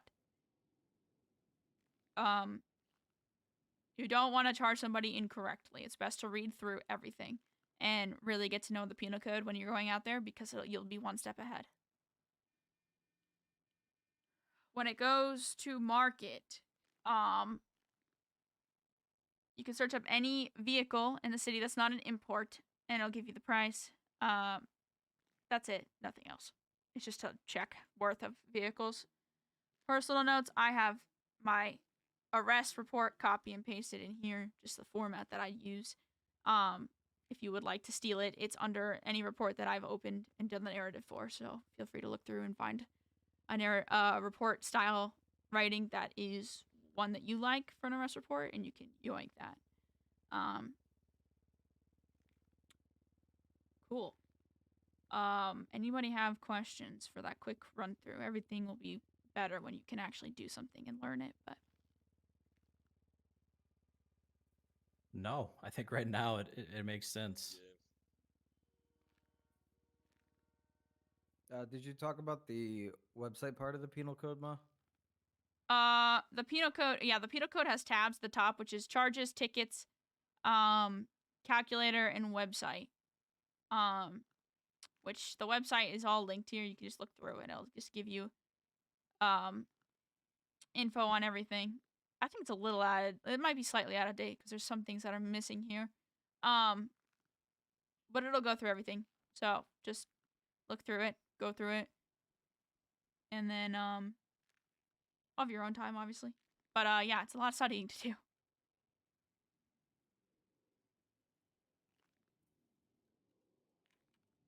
Yeah, I mean, the more time you're on shift and the more like FTO hours you get, the more like hands-on experience you're gonna get with a lot of this stuff. So repetition is key.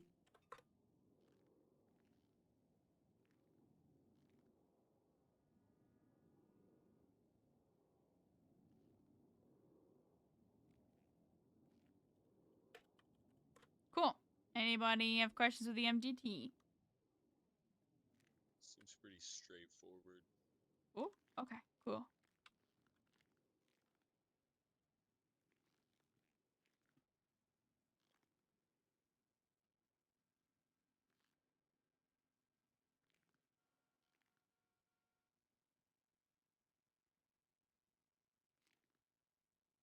Cool. All right.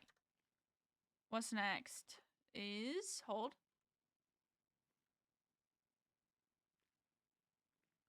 I think radio and then the cat alert menu. Does everybody know how to work radios in this city? Yeah. Yes. Do you know how to move it from first to secondary, primary to secondary? Yes. Yeah. You know how to do it quickly. Honestly, I don't utilize that function too much. Okay. But you do have it set up so you can change channels with the flick of a wrist, correct? Yeah. Yes. Sick. I think they're old timers. Eden. Yeah, this just made our lives so much easier. 'Cause God usually I bless. have to spend like 20 minutes explaining what things to press on the radio. All right, Foxtrot 7. Everybody hit that.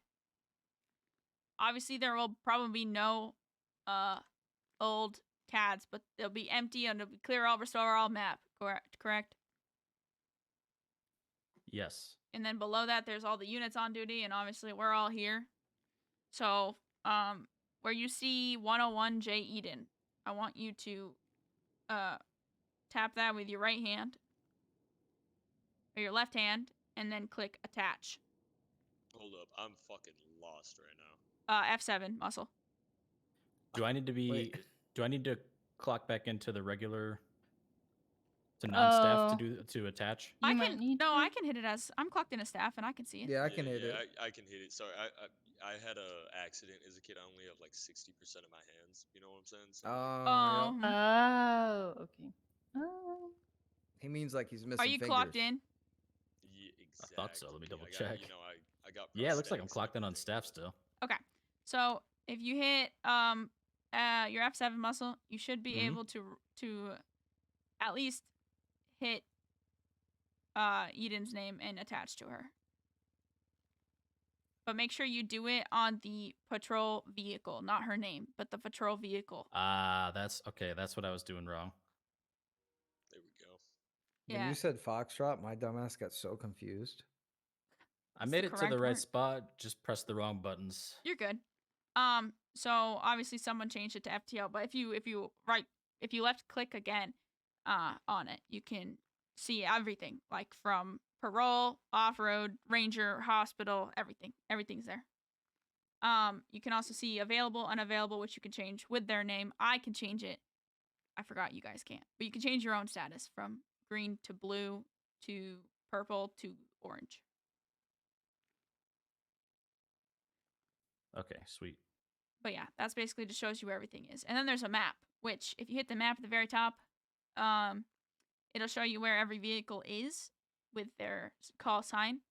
And it'll say the department, call sign, status, if they're available or not, type of patrol or MCD or air or whatever, what vehicle they're in, and the plate of the vehicle that they're in. Dang, that is cool. Yes. The plate is probably going to be wrong because for some reason it does the old defaulted plates instead of the personalized ones that they have on most of their cars. Which is their personal cars. Cool. Any questions?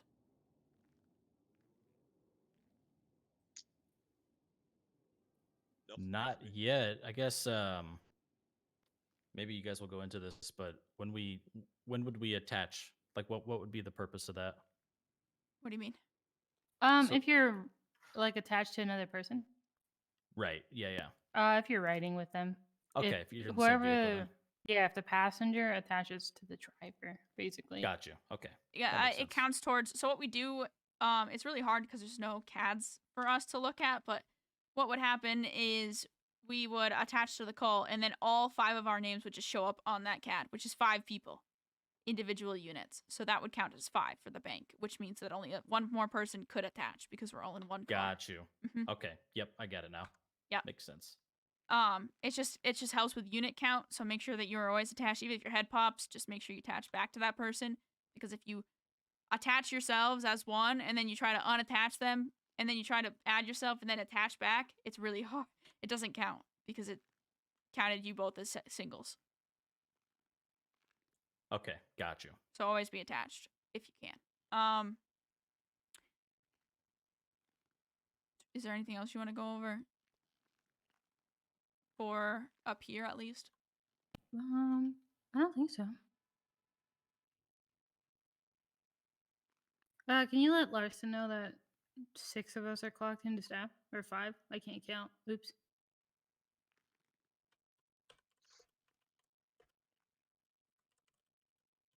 That's what that guy's the boss. Oh, Larson. Yeah. Technically, you can- she's higher ranked than he is. Oh shit. Yeah, Larson and Shaw are both captains, and then above the captains is Lieutenant Colonel and Colonel, which is me and McDonald. But he just sent out an MDT asking people to just like be out and doing stuff, but we're clocked in his staff, and I don't think he knew that. Oh, he said he'll email me. Uh-oh. Mm. I told him I hired the probies as staff just for now. Yeah, that's fine.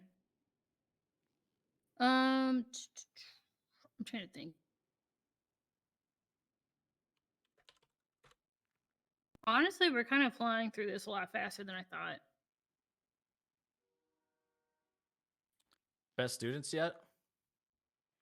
It's definitely like one of the easiest academies, I think. I think the fastest academy that I've ever done was 5 hours on the dot. And it was just a one-on-one academy, but it was also someone that had a lot of questions, and we did like a lot of extra stuff to make sure that she kind of understood and retained the information. Oh, that 17 that he said was not us. He's talking about everybody, like, fully Oh. clocked on. Sick. Um, There's gonna a go- there's a go ahead. link. Sorry, there's a link with the Academy slideshow. It's in like the Academy /handbook. In there, there's a thing. I'll just send it in the Academy email. But there's a whole thing with every single quick command you're gonna need. So I'm gonna just send that real quick. Oh yeah, I Okay, made that. perfect. No, I made it. Oh, is it another thing? I made an old one. I use picture example. Hold on. Oh yeah, I see what you're saying. I made a spreadsheet of all that. You did, but I wanted to dumb it down so that people could just look at it and be like, oh, this is important, this is important. You have to zoom in, but at least it's all there in that picture. It's slide 19 for those who want to go and look at the link. Oh, did you just Okay. put the whole link in the academy? Is it not there? I swear it was. I don't know. I didn't look at it yet. But I have so many different things open on my tablet. Yeah, how you looking at it? Looking at what? Don't. I'm just kidding. I'm just kidding. Are you checking J-Dog right now? What the hell? Wait, hold on. Wait a Yeah. second. That's my mentor. just- I can do what I want. I had my tablet open. I had just this put it facing away. her the entire time. Yeah, see? Right there. Yeah.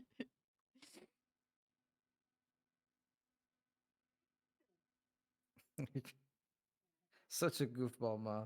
I know. It's my specialty. Okay.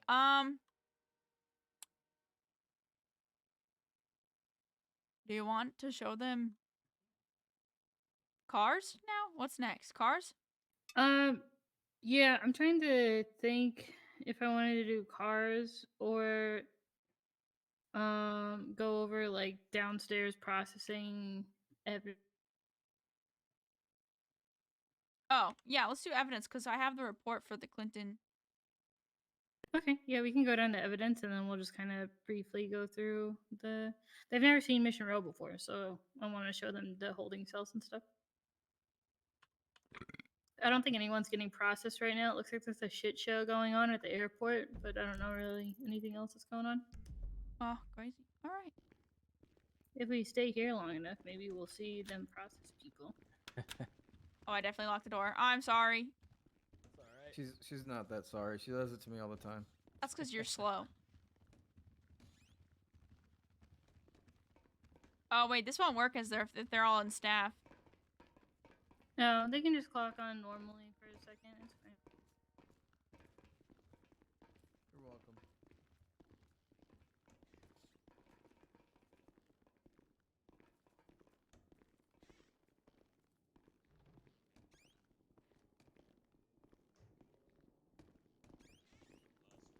Okay. So, clock in, not on staff, because this guy will shoot you with a shotgun. Oh, yeah, we don't want that. So, Wait, just- what? If I go in there as staff, I get shot? I don't know. I don't want to find out. But You don't that wanna has find out? happened. No, that I don't want you to find So out. it's not if you just go in here, but if you start accessing all the lockers, then he's gonna get pissed and start blasting. I'm not gonna lie. So- I forgot to clock back onto staff. It's okay. That's okay. So, make sure you step up to the purple tape. Type in evidence. Here. Let me in, buddy. Get in here. As long as hop it on in comes here. up at the bottom, you should be able to see it. So, type in evidence. And then you're going to want to type in the report number, which is 12298. And then everything will be lined up there, which is also going to include a Tommy gun as well. Oh dang. But all the evidence is there. All the casings have analysis reports underneath them. All the blood has those underneath them as well. You can see armor, suture kits, everything that was illegal that was taken off people. Drugs, 500 bags of meth, etc. It's all here. GSR is labeled correctly at the very top. The first GSR kit, it says amber, which is 7114. To do that, usually you'd fingerprint somebody after you treat their injuries, fingerprint them, search them, and then GSR test them if they're on a scene of a shots fired, etc. Because then when you do the GSR after the fingerprint, you know what SSN to put in.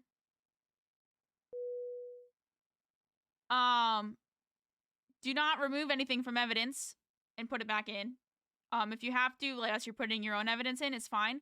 If you take out someone else's evidence, obviously, just be careful what you mess with because there's a camera. Basically, don't fuck around too much. If you want to look at something that pertains to an old case, then that's something else. If it applies to your current case, etc., etc. Just be mindful of what you're doing and what you're messing with because people will ask. Does that make sense? Yeah, loud and Yeah. clear. Cool. All right. That's basically evidence. You can type in any number as long as it's on a report that exists, and it should come back to a evidence locker with stuff in it, unless that person was just arrested with no evidence or anything. Then obviously, there won't be anything. But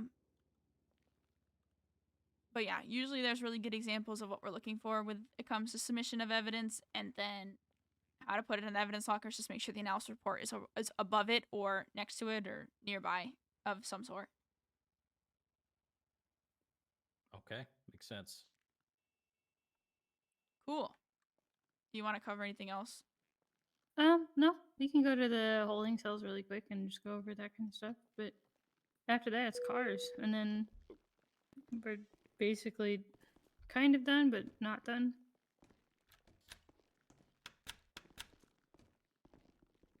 My bad. No, I did it to you. It's okay. Now we're even. All right, everybody, make sure you're clocking back on. Chucky, thank you for the raid. It's a raid. It's a raid. It's a raid.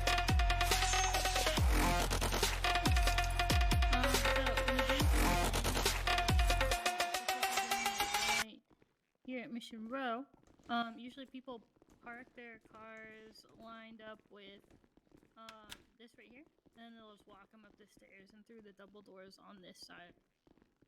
Like I mentioned before, you want to search someone before you put them into a car, but you'll also search them again in here. At this spot, you'll search them, take anything off of them that is not food and water, and put it to this guy right here. He'll just ask you for the person's SSN, so you'll verify that with a fingerprint scanner or however you need to. And then this guy will run it up to prison for them. Obviously, if it's something illegal, you're not going to give it back to them. But if it's just any illegal stuff, will go into the evidence locker. Anything else will go to this guy, and then food and water can stay on them. Okay. And I'm assuming if I'm clocked in regularly, I just talk to this man here and I'll be able to put in their SSN. Yeah, you should be able to third eye, I think. Okay. Anyone Yeah, who as talks to staff, I'm not able to do. I just wanted to make sure I knew for. Yeah. Cool. Makes sense. Nice. And then you'll lead them into here. You can take their mugshots in here.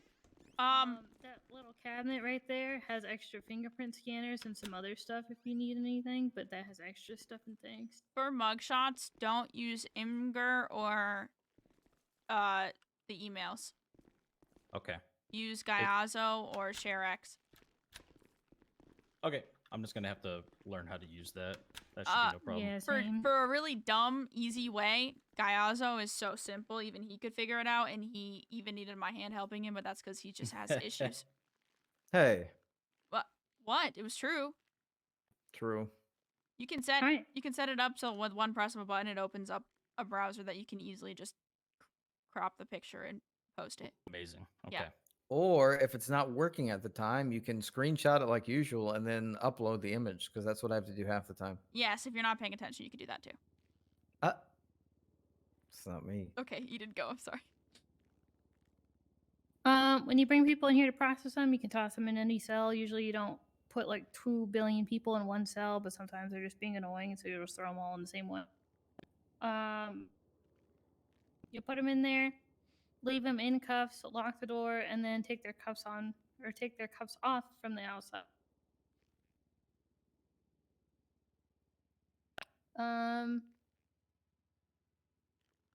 Honestly, a lot of this is going to be like you're going to get a lot of FTO hands-on experience with this kind of stuff. It's very much a learn as you go kind of thing.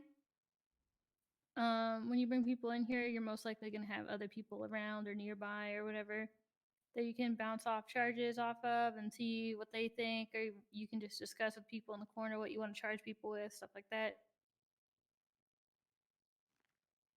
Sorry, I keep having to cough and clear my throat. Apparently, this is great. Basically, the same thing I mentioned earlier about if you're not 100% sure that you can hit someone with something, then I probably just would avoid doing it. When they're down here, you're going to get their plea. If they plead guilty, you hit them with the time and the fine. If they say not guilty, you do not hit them with a fine. You'll just send them to jail and they'll contest the fine at a later time in court. If they plead no contest, you hit them with the time and the fine. And they'll take it up with an attorney later on, I think. I think they have 2 weeks to do that. Okay, so time and fine unless it's not guilty. And then it's Yes. just time for Yes. not guilty. Got it. This place I've had lots of dreams about. Yeah, I was gonna say I got a pretty strong sense of deja vu walking through here. Very nice. Must be the compelling calling that I've had to join the force. Just all of my dreams I've had of this. Are you Exactly. Howard? Exactly. Very nice. We haven't really had DOC around unless it's like super late night recently. However, if there is DOC around, then we can call them on 1.3 is the radio channel they sit on. And they can come and process people and bring them to prison. So basically, you'll just tell the people the time and fine. You'll give them the fine. DOC will come down and sort out their time and take them all the way up there. Understood. Sick.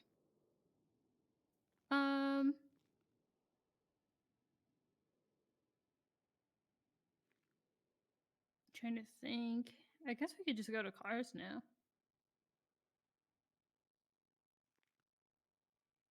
And then after cars, I'll go over radio stuff with you guys.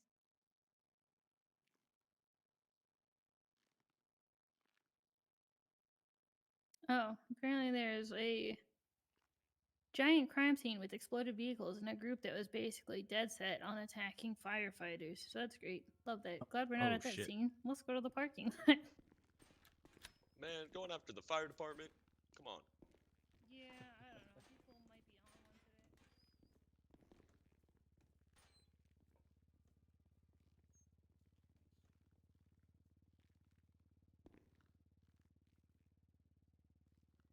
Psst. Hold on.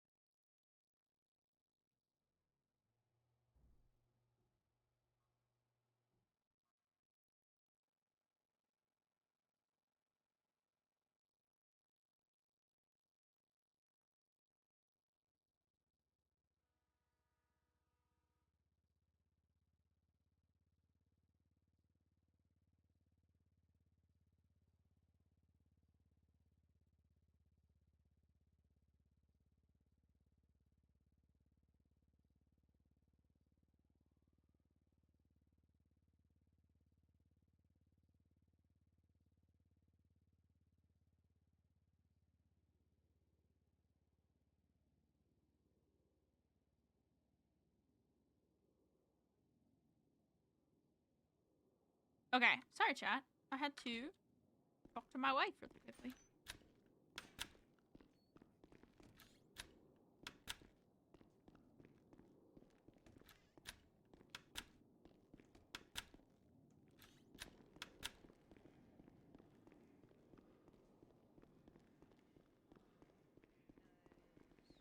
It's like a little remote for the radar in the car where it's I think you the missed. plate reader and I missed on the purpose. radar detector stuff. Oh, okay. I think there's a whole thing for this in the handbook also of how to work radar stuff. You missed the suspect in the cell on purpose too. I didn't miss that time. Okay,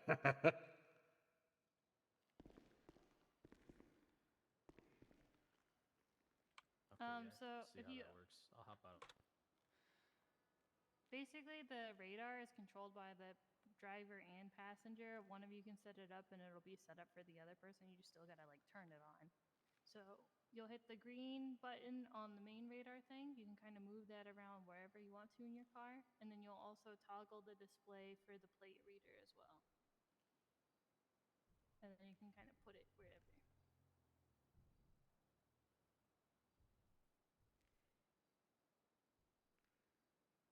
I'm going to toss the thing into Academy for you guys to make it a little bit easier. Yeah, I closed out it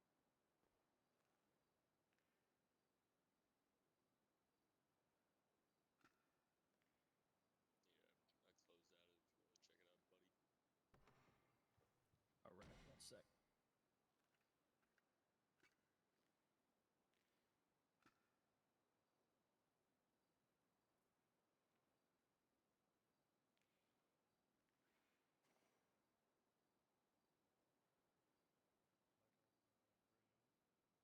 Oh, okay, yeah, I see how this works. Yeah.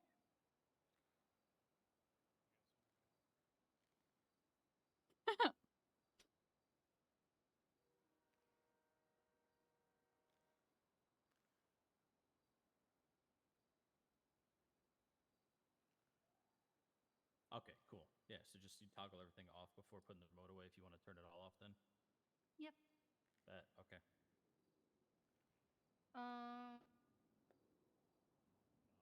Another thing about cars, just imagine there's like a giant like line that's coming out of the front right here that's just invisible.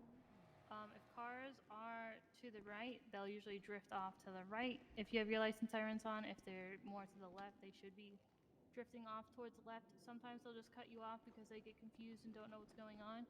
But for the most part, they're gonna just kind of go the opposite way of wherever that invisible line is. Okay. Speaking of lights, no sirens, if you're just driving around normally like this, no lights, no sirens on at all, you are just driving around code 1. You're just chilling, following traffic lights, following all the traffic laws, all that kind of stuff, speed limit, all that fun stuff. It's just a non-urgent way to get to places. Code 2 would be just lights. With lights, you can go through intersections. However, you need to be clearing your intersections, which just means either honking your horn or just kind of chirping the siren a little bit or a mixture of both or just anything before you cross over the crosswalk for the intersection to let people know, hey, I'm about to fly through here with just lights on, just to let you guys know I'm going to go through it. And that's code 2, where you're still kind of, for the most part, All right, not I have to calling feed the out, dog you're because he's just gonna kind of fucking kill me. giving a Hold heads up on. that you're going through things. Code 3 is lights and sirens, just full sending. Obviously, still try and avoid running into people or things or anything like that. But you have your lights and sirens on, you're trying to get somewhere as fast as possible, very urgently.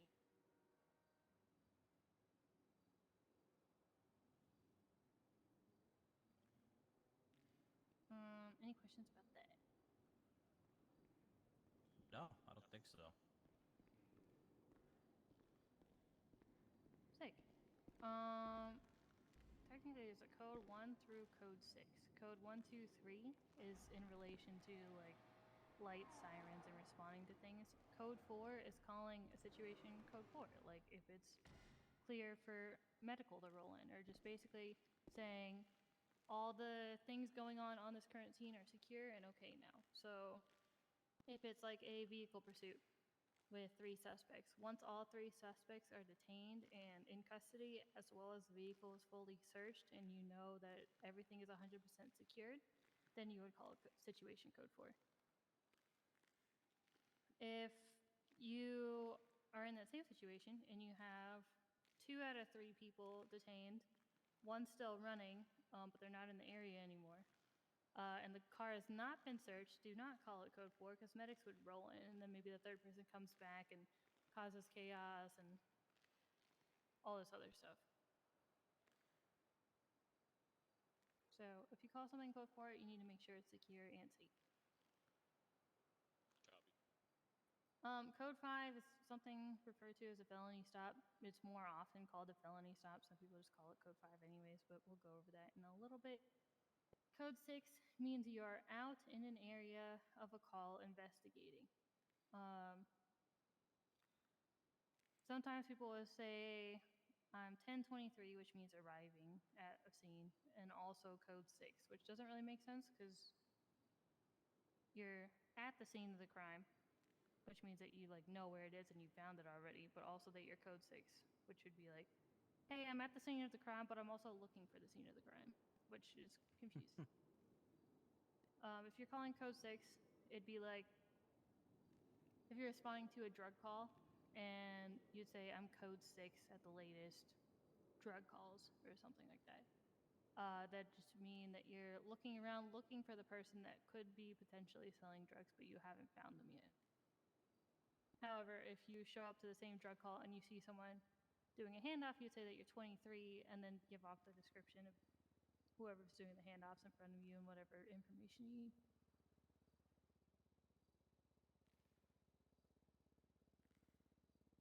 When it comes to talking on the radio, the main goal is to just get a message across to other units and dispatch in a clear, precise manner, while also keeping it short and sweet. As much as, I love to hear people on the radio and love to hear people around, I don't really want to listen to your whole backstory over the radio when I'm trying to listen for other stuff. I'm down to talk to you guys other times, maybe over the phone or in person, but if I have to listen to you rant on the radio for 10 minutes about how you dropped ice cream and you got pissed off about it, I'm just probably going to be very that angry. pisses me off. Like, I'm not gonna lie, it really pisses me off. Yeah.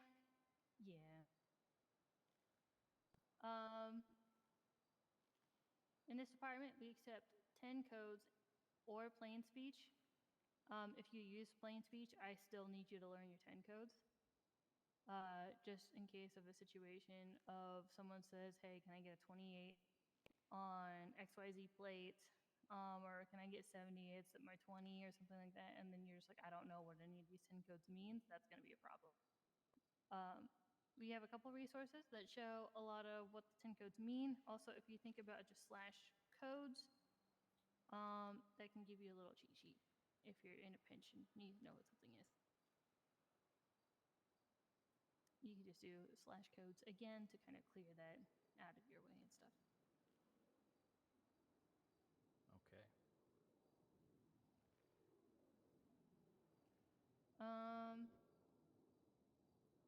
Couple notes for the radio. When you're trying to talk to someone, it would always be, hey you, it's me. So if I needed to talk to Shaw, I would say 319 from 1. Hello, chat. I'm back. And the reason we do that is so usually when you're listening to something, if you hear your call sign, it's going to instantly make you listen. And then you follow with from whoever it is.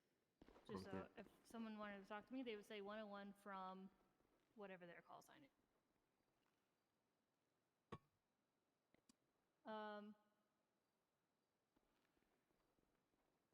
Another thing, try not to talk over other people on the radio. You have like mic clicks, so you can tell when someone's keying up on the radio.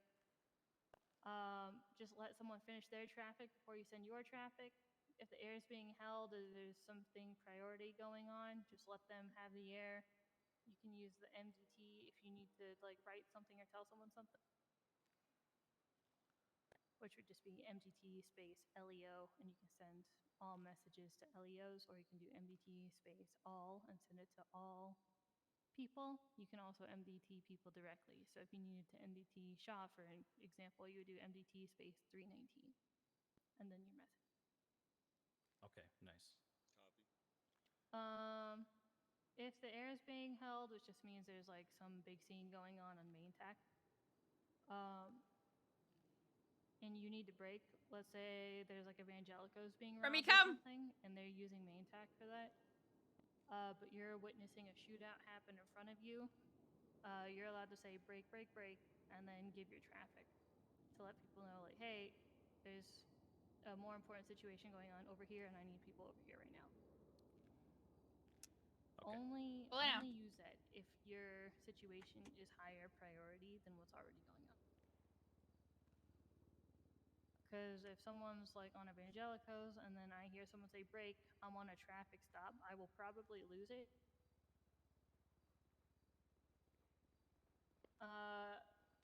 We have little tools, tips, tricks to also kind of help with that. If, for example, you do have a traffic stop, but main tack's being used, you can think of /38 or /10-38, and it'll send out a cat alert.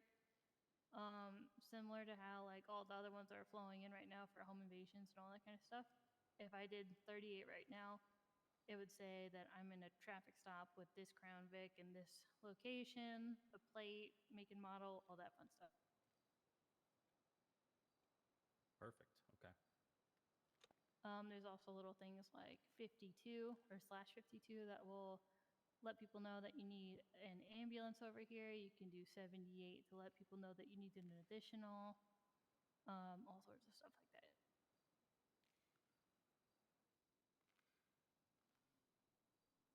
I'm going to put another thing in the Academy channel for you guys to look at. This is just kind of general radio communications.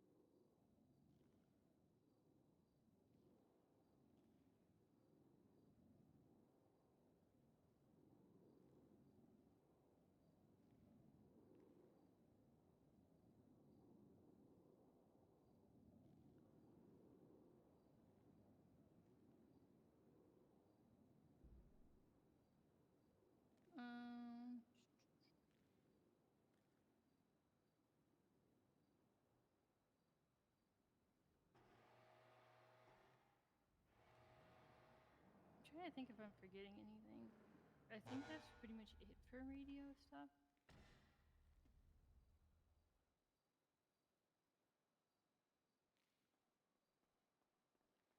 Did you tell them the like fast changing the radio thing? So like if they need to bump to point 1 or point 2? Shaw said that they already, or I think you guys said that you already knew how to do that. Yeah. They know how to do the radio. Oh, I thought you were just asking like to switch between primary and secondary. My bad. I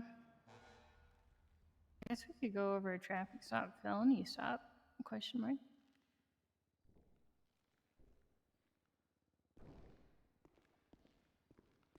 I got this. Yeah, can you pull out just any car, really? And then you guys start the engine. Hello. A lot of shitter car. Oh, perfect criminal car. Shitter vehicle. Hey, Unc. Oh, brother.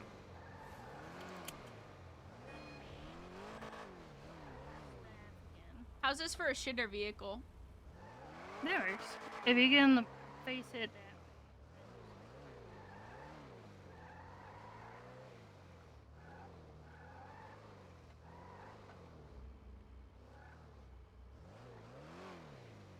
Okay. So hop out of this car really quick. Man, the police fucking suck, Ma. Why are they trying to traffic stop us? I'm also gonna mess Was it second nature to you? Was you- There's a fucking knife in this car. You're just memeing Do today. you have a knife in this car? I have a knife in this vehicle. Oh, what terrible 13. timing. Who 13? Go get him, probies. Somebody in air. Alright. Air 13? Air 13. Yeah, Air did 13. Not even Bravo. All right. Traffic stops. First, I'm gonna go over kind of safety things of a traffic stop. Where not to stand, where to stand, all that kind of stuff. You can kind of see that I parked this car at a slight angle, and then I turn the wheels and then turn the engine off to get the wheels to stay like that. I park like that because if anyone runs up behind this car and rams this car, one, it's gonna swerve and go off to this side instead of running into the back of this car and launching them forward or running you or anybody else over. Okay. Yeah. So it's good to keep your car at a slight angle, just to prevent that kind of thing.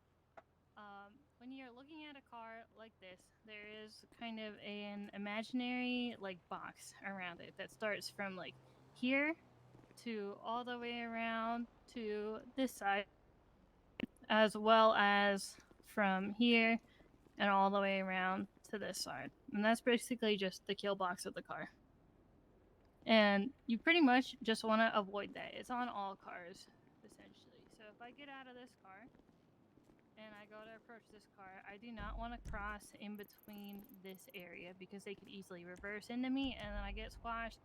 Someone could run into the back of my car, squish me in between these two cars, squashed, all that kind of stuff. So if I'm getting out, I'm going to approach this side of the vehicle. Okay. If I didn't want to go on that side, then I would exit the car and I would go all the way around and meet them on this side. Yes, it's tedious, but I'd rather you not get ran over and die on a traffic. Yeah, copy that. Let me pull up the traffic stop thing on this slide thing. Hold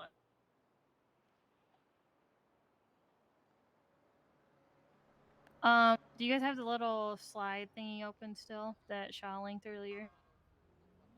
Yes. If you go to slide 30, that'll kind of give you like a visual example of the kill zone on the car.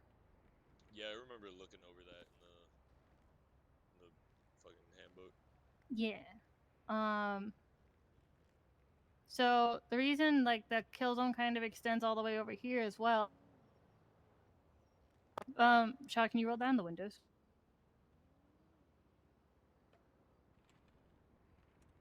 Oh, Jesus, that took forever. So for this car, the kill zone would extend all the way to like here, for example. So the safest spot to be would be here. The reason is if I'm standing right here, back passenger could just aim a gun and just blast you right here. If I'm standing here, the front passenger could do the same thing, or the driver could do the same thing. Pew pew, pew pew. Exactly. So right here, you're just kind of standing out in the open. There's different pillars to the car that you can stand in. So the A pillar would be about here. B pillar would be about where like the door meets. C pillar would be where this door meets, and D pillar is at the back of the car. The safest place to be is usually either D or C or just floating anywhere in between right here. Okay. If you can visually see or ask them to roll the windows down, that's usually your safest bet. And if you can see there's no one in the back seat, you'd be safer to approach to like here. But as long as their windows are up and you can't see who's in the car, I'd say maintain a safe distance around here. Copy that. Traffic stops are probably one of the most dangerous things that you're going to run into, which sounds silly to say, but you don't know what their intentions are. You don't know if they've just robbed a bank, got away, switched outfits, and they're ready to blast. You don't know if they're having a bad day. You don't know if it's going to be a warrant suspect. Like, you don't know what you're running into, so it's best to proceed with as much caution as you can before you can start to kind of read the room and get an idea of what's going on. Okay. Yep, that makes sense. Yeah.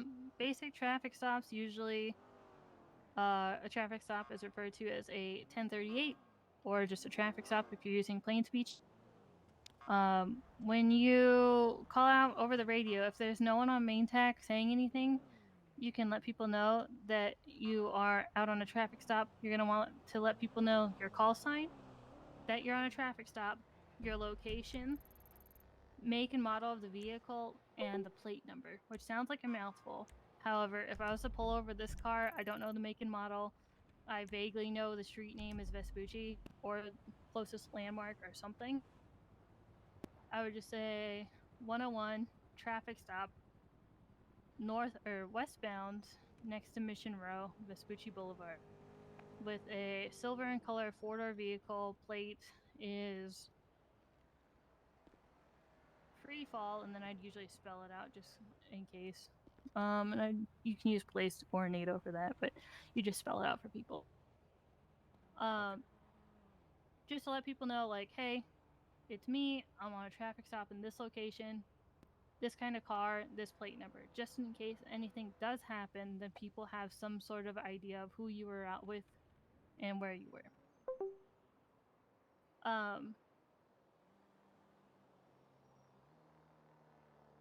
You can also do the /38 thing if main tack is like cluttered with a whole bunch of stuff or something chaotic's going on. I usually call it out on radio and do a 38 so it shows up as a cat alert for people to look at. But if main tack is just cluttered, you can just do a 38 and it gives out the same information.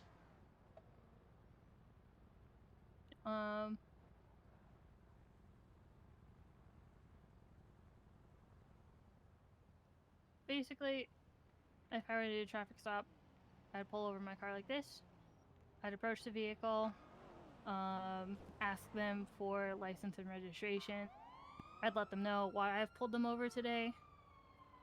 Try and get some sort of conversation going and just basically get license and registration from the driver. I don't necessarily need ID of everyone else in the car. I'm more focused on the driver because they're the one that's operating the vehicle and then cause a traffic infraction. If you have backup with you, they can usually stay and kind of keep up the conversation, stuff like that, while you go run all the information. But if you're by yourself, you can just run the information and go about your way. When you get the license, I usually check for 3 main things. I check the person's MDT profile to see if they have any active warrants. I check to see if they have any previous warnings on their file for speeding or traffic infractions or anything like that. And I usually check to verify that this car or whatever car it is will match the driver that's driving it. Like if it belongs to them or if they have permission to drive the vehicle.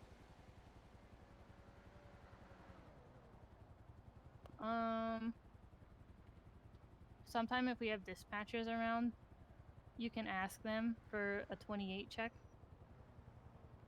which just means a plate check, and you can just read the plate off to them, and then they'll just relay all that information to you. So you don't have to go like look into it, because 27 will be a license check, 28 will be a license plate check, and then a 29 is a check for warrants. But usually if you just ask for a 28 check and let them know you're on a traffic stop, they'll just kind of relay all of that in like one massive thing. Even if we don't have dispatchers around, some people will just go and look it up for you and just let you know. So if you just say like 101 1038 silver and color car, plate free fall, can I get a 28 check? They'll say wait one or send it or something like that, and you can just relay the plate, and people will usually be nice enough to kind of relay all that for you. Very cool. Yeah, and then you just go about the traffic stop as usual. If you need additionals, you can ask for 78s on the traffic stop. It's really what you make of it.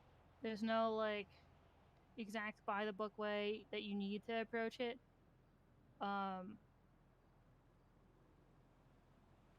It's one of those kind of read the room situations a little bit. Okay. I will say something that I'll probably bring up a lot is cover and contact, or primary and secondary. A lot of times on scenes when you show up, and you're the first one on scene, you're going to be the primary or you're going to be the contact, which goes hand in hand with each other. If you're primary, you're the one calling out the stuff on radio. You're the one that's going to be the main point of contact with the person that's on the scene. You're going to be the main person engaging in the conversation, trying to kind of set the tone and the direction of how this is going to go. So if I showed up first, I'd be primary, I would be the contact, and I'd be the one talking to the people in the car and kind of getting all the information to pass on to other people. If I had a secondary person in my car, they would be secondary, and they could also be referred to as the cover. Their job is to basically float around and look at everything that I'm not looking at. So if I'm here focused talking to the drivers, the secondary person would be looking around, making sure there's no like unnecessary obstacles like or interference cars or just anything that could be a potential threat that could interfere, cause chaos or something. If I needed to like step back to my car and look through their licenses or warrants or information or whatever, the secondary cover person could come up here and talk to them and distract them or whatever.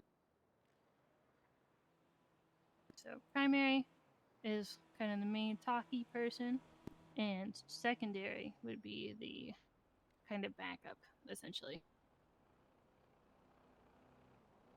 Okay. Does that make sense? Yes, absolutely. Sick. If, for example, let's say this car was last seen in a GRVA situation. The plate is flagged as bolo or stolen or something, like this car is very wanted. They're most likely going to run if we try and do a normal traffic stop on them, and we want to do a felony stop instead. I'm going to leave this car here, and I'm going to go grab my other car and show you how we would set up for a felony stop. Okay. Let me move this over a tiny bit. Man, fuck the police.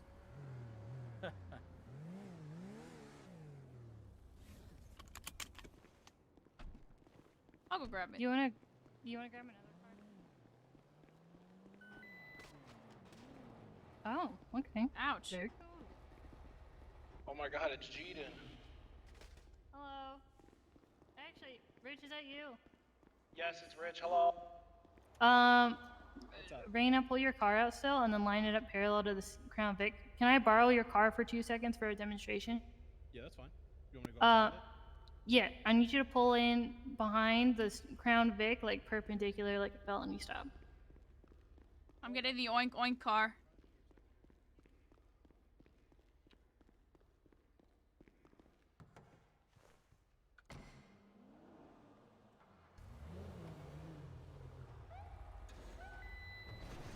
Whoa. Oh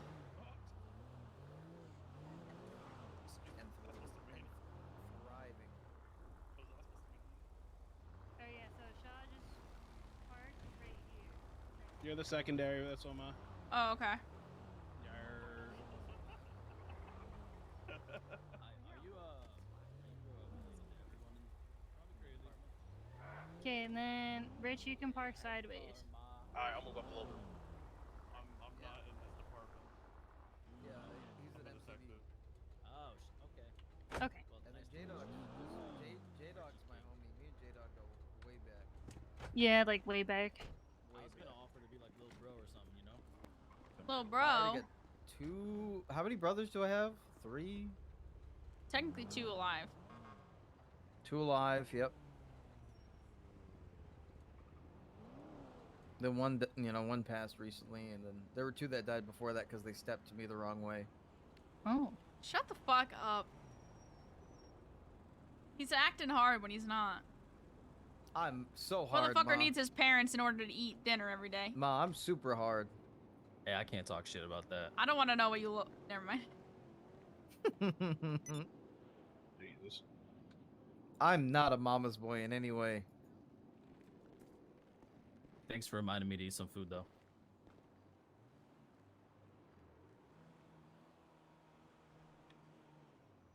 See, there's one of my brothers right there, Rich. Yay! What up, guys? Oh yeah, Sorry, I I called can't in hear her Rich back. to help with this example because I needed another car and he was right there. So. It was good timing, honestly. There's also a bunch of bullshit going on. felony stops are a little bit more excessive and a little bit more extreme compared to normal traffic stops. You only really use this for extreme situations. So for these 3 cars, that Crown Vic's going to be the primary in the contact. Since it was first on scene, we're just going to pretend for this example this Crown Vic called for backup. This car's secondary, which is the cover, and then you're also going to have a tertiary, which is the 3rd car, who's also going to be cover. For this is like one of the different. Here, come here. What are you gonna need? What do you need? I was giving you the keys if you needed it.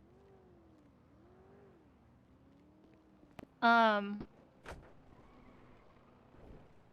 switching. Oh, this is like one of the felony stop setups. There is also like a fan method of like 3 cars lined up, but this is the usual go-to one that I just like doing.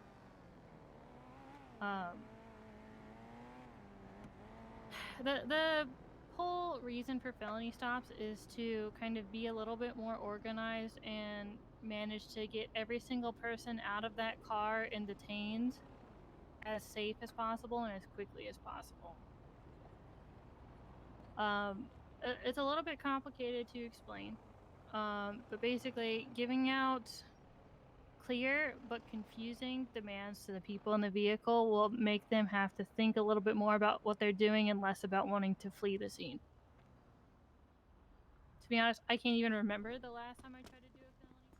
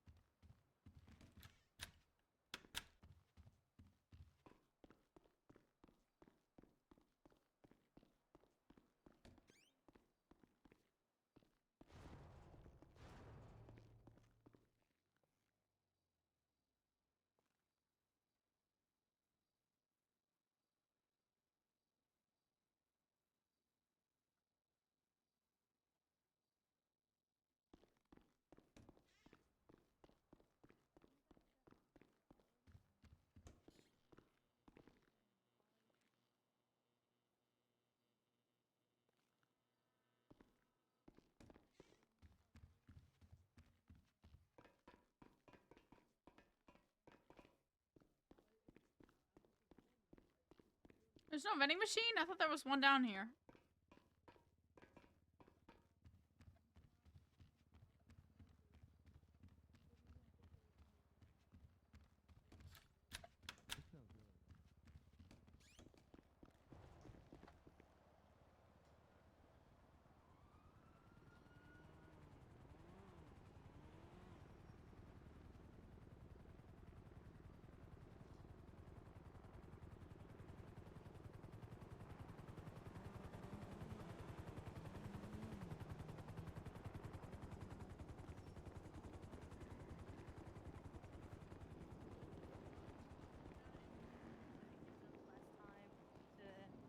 Think, more time to just react and do.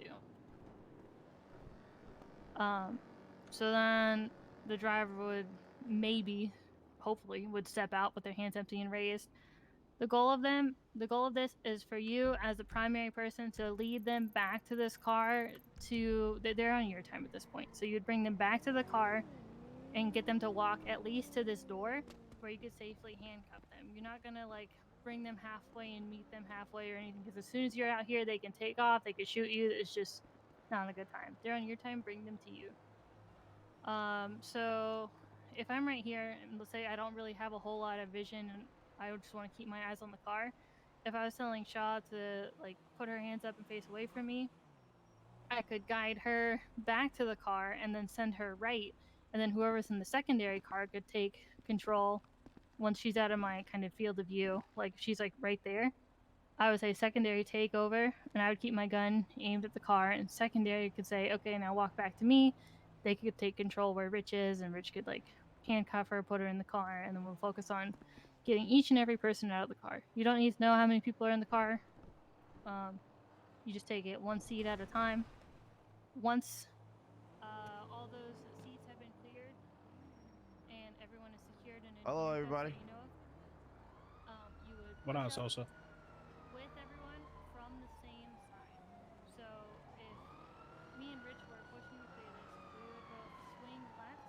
wish to clear on the left this way. To just avoid crossfire, because if I were to clear on the left and he were to clear on the right, we're going to just be aiming at each other and it's going to be awkward. You know what I mean?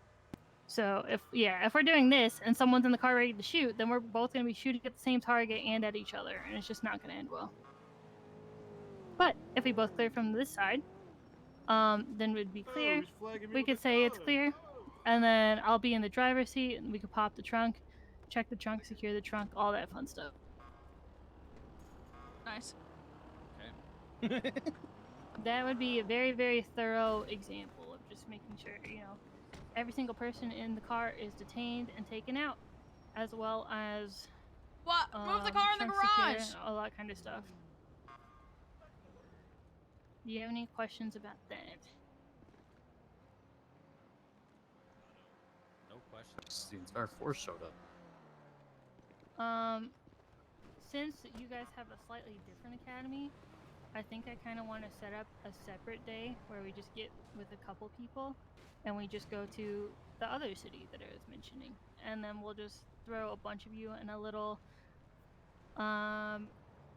less stressful environment where you guys can kind of get more hands-on experience with that, but you can also just get it through FTO. So Okay. Yeah, sounds great. You want me to mark off that they're done at least? well, yeah, there's still a couple more things I want to go over. I was just saying that right now.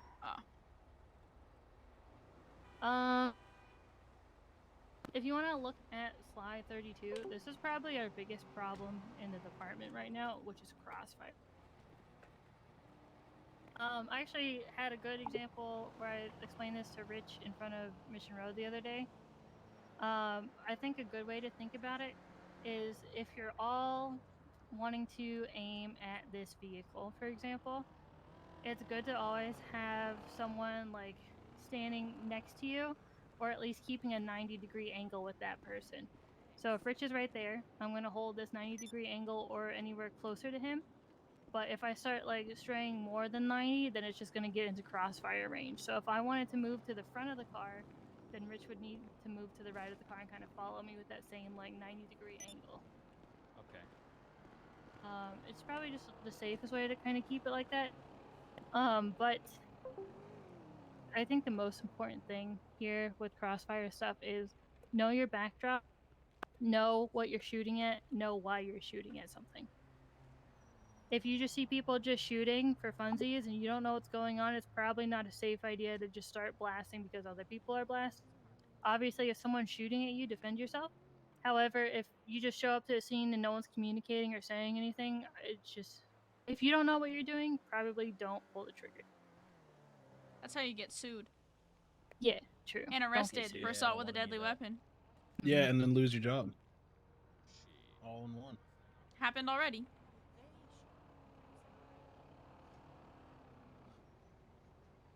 Fuck around and find out.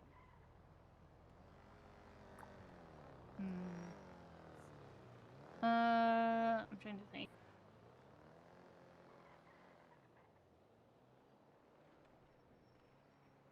I was thinking about breaching and clearing situations, but I don't know if I want to go to a bank down the road Why and don't have we- people start freaking out. Why don't we do it right there? And just say it's a store. I think they can use their imagination enough to think it's a storefront. Yeah, we can just use this thing over Yeah, we here. can figure that out. Everybody go arrest Annie. She's right there. What? Okay. He said, okay.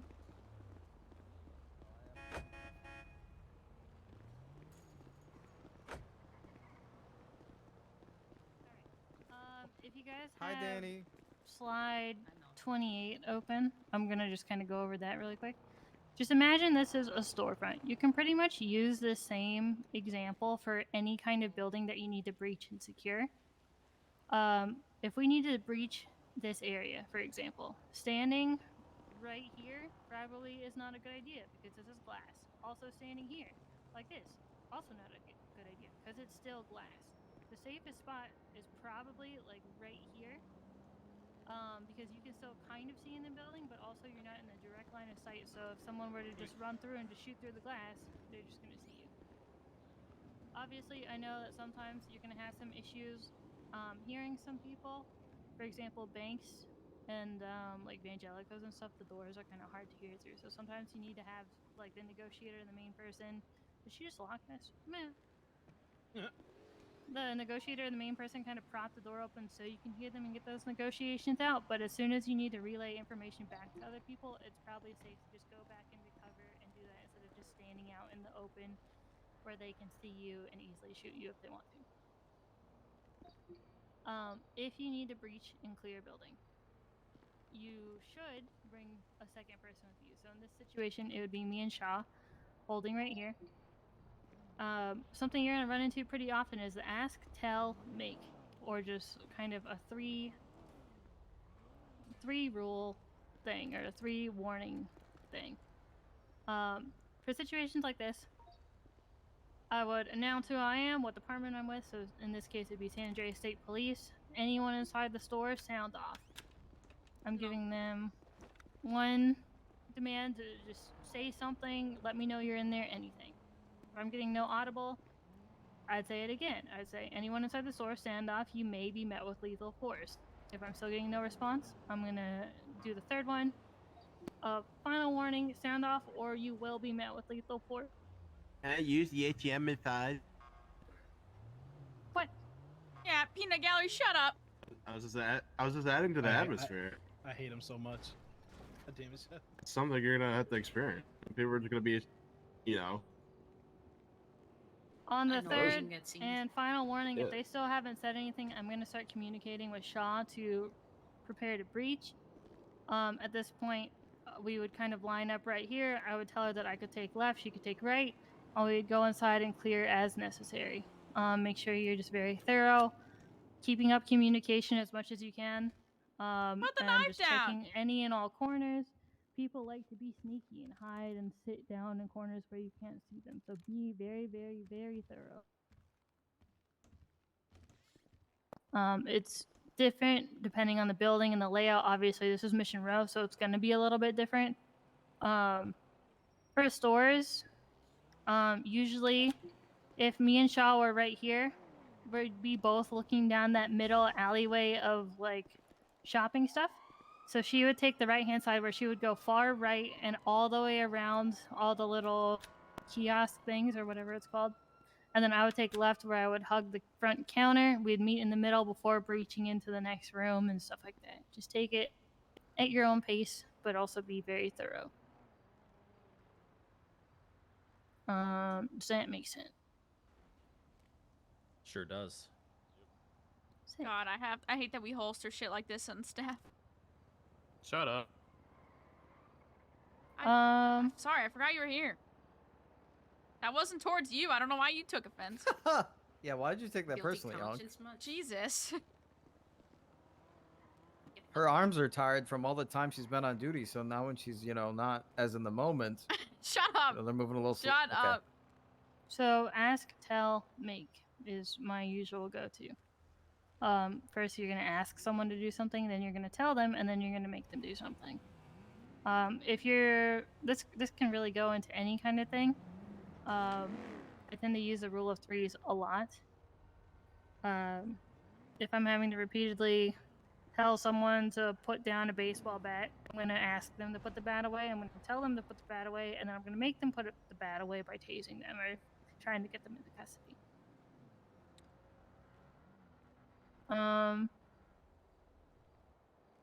Trying to think if there's anything else before I go on to pursuit.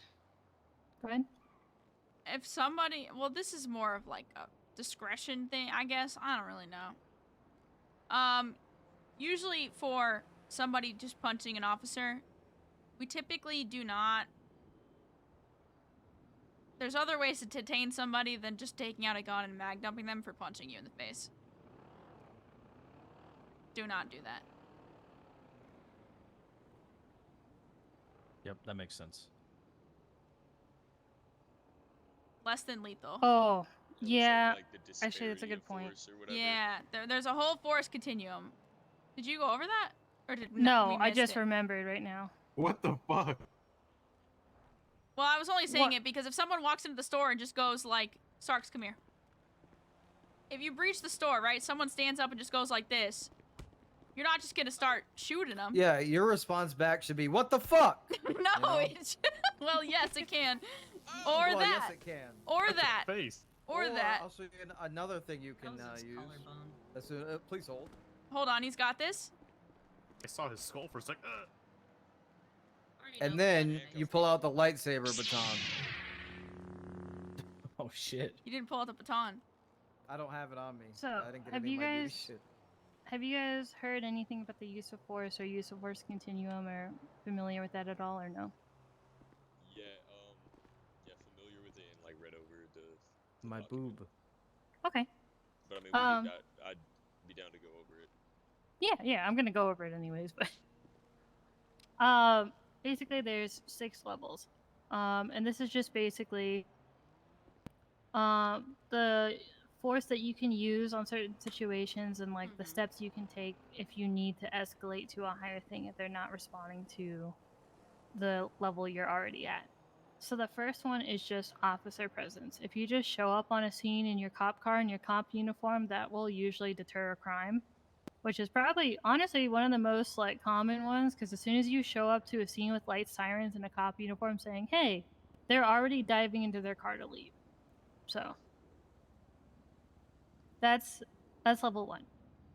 Level 2 is verbal commands. So like, "Hey, stop running, stay police," or whatever you want to say. That's your second level. Your third is open hand technique.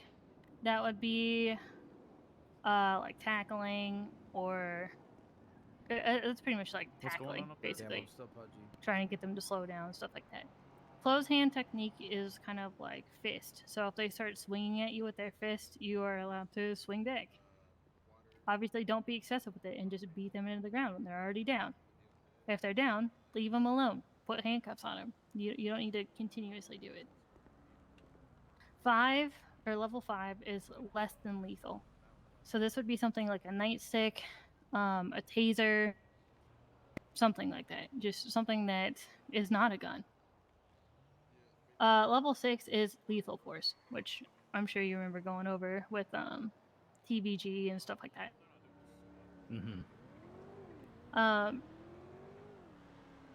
Typically, with lethal, if someone's coming at you with a machete, a knife, a melee weapon that will hit you or maim you within 2 hits, lethal is obviously authorized for that. If you give them commands, obviously do that beforehand, where they are coming towards you. There's a 21-foot rule. Keep that between you and them, with melee weapons especially. Give them commands to drop the weapon or put it away, or they would be shot, or they will be shot. Obviously, the tell, ask, etc. And then if they don't and they come running at you, the 21-foot rule will protect you enough to allow you to, do what you have to do in order to get them to stop from hurting you and your officers. My usual go-to is if they have any sort of weapon in their hands, whether that be a baseball bat, a machete, a knife, a gun, anything in their hand, they're not aiming it, it's just in their hands, you give them warnings to drop it, or they will be shot. You give them plenty of ample warnings to let them know they need to drop it or put it away, or they will be shot. As soon as like I said earlier, as soon as they start aiming it at people, or swinging it at people, or getting close and charging at people with it in their hand, that's when you would bump up to lethal force. You still give them the warnings beforehand, but as soon as, like, if someone's just running away from me with a gun in their hand, I'm going to be giving them commands. If someone's running at me with a knife in their hand, I'm going to just be using lethal force at that point, after I've, already told them they need to knock it off. Okay, understood. In Baker's case, if somebody's swinging at him with a barbed wire baseball bat, don't be afraid to shoot him out of the... Yeah, if someone's like actively running at you with like a melee weapon or a knife or a bat or something, you can, if you really want to try and tase them, I don't recommend it. However, they're going to probably try and kill you, so I would pull out lethal force at that point. Okay. As LEOs, you are allowed to match whatever they are at. However, you are also allowed to go one up. So, an example of that would be if someone's running at you with a knife or someone's running at you with a bat. You're allowed to use lethal as long as you're giving enough, warnings and all that kind of stuff. Obviously, if they're just running away with a bat in their hand and they're not actively swinging it at people, but you've given them enough warnings, I would probably go for a taser at that point if they're trying to run away with it still in their hands. But if they're like running towards people and trying to beat people down with something or stab people, then at that point, I'd probably use lethal. Also, what she said about the 21-foot rule. If someone is less than 21 feet away from you, they have a higher chance of hitting you with a knife or a melee weapon than you do of pulling your gun out, being able to aim and shoot and drop them in that amount of time. Because if they get too close, aim it. It's just not.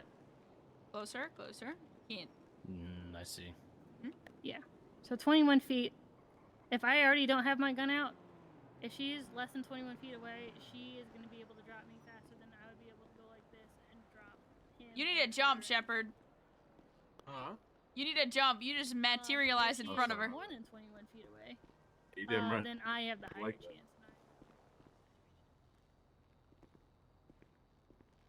Obviously, you can roll out of the way too if someone's like running at you and stuff like that, but it's safe to stay at least 21 feet away from someone that might have a knife or something like that in their hand.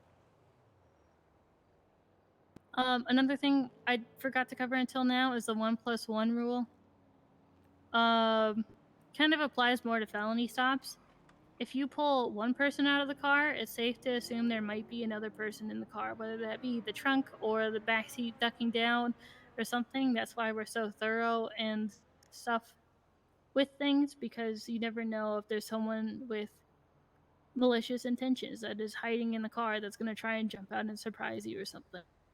If you're chasing one car, it's safe to assume there might be another floating by or might be another one that would interfere.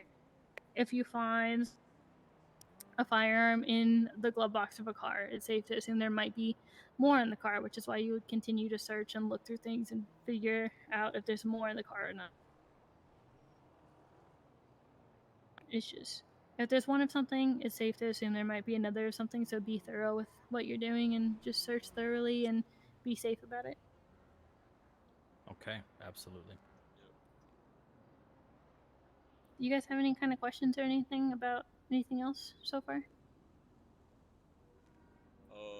Not relevant to the training, but I need a little bit of water. Okay. Yeah, if you want to take a little There's water a vending break or machine something. out front for beans. Yeah. Feel free to Coffee. go have a little water break. Yeah, I'm gonna grab a couple too. I'm almost Okay. out. You guys should just get a mom. They're good for that. If you get hungry or thirsty, they just, you know. Just get them on. That's me, apparently. What do you mean apparently? I need some right now, Ma.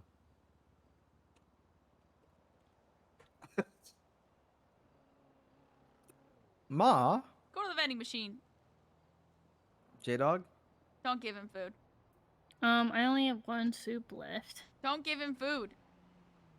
Gotta help out the homie. No, he's just asking to get. He has food. I gave it. He has food. No, Just- I don't. He's just asking because he wants the attention. You know, all they Kinda. have right now for food is literally booty bites, penis pops, or pussy pops right now. What the fuck? Still I'm food. interested to see how these two retain information without the hands-on training, because it's a different kind of academy and it's more like, They actually seem to be retaining shit. I'm gonna be honest. Yeah, I'm just nervous because, it's only been 3 hours. And we're Are done, they- basically. So, Are they transfers or fresh? Fresh. Like new? they're fresh. I just wanted to see how this academy would go, where we do, it here and cut out a lot of the hands-on stuff and do another day for the hands-on stuff, because it was just too complicated to Or plan. we could also see if, I could take out one of them, or someone else could take out one of them, and then we could do hands-on, actually on shift, and they might retain it more. Yeah, we could do that. I might go to EAP after this, because I've been in so much pain all day. Well, yeah, It that's is fine. a struggle. I've can- had Do so it, many Ebo. painkillers today. they can pick their call signs, and then I can take over. It's fine. It is a little chaotic on shift, I think. keep Well, seeing I don't know people if it's fly gonna all be over the place. tonight, but Yeah.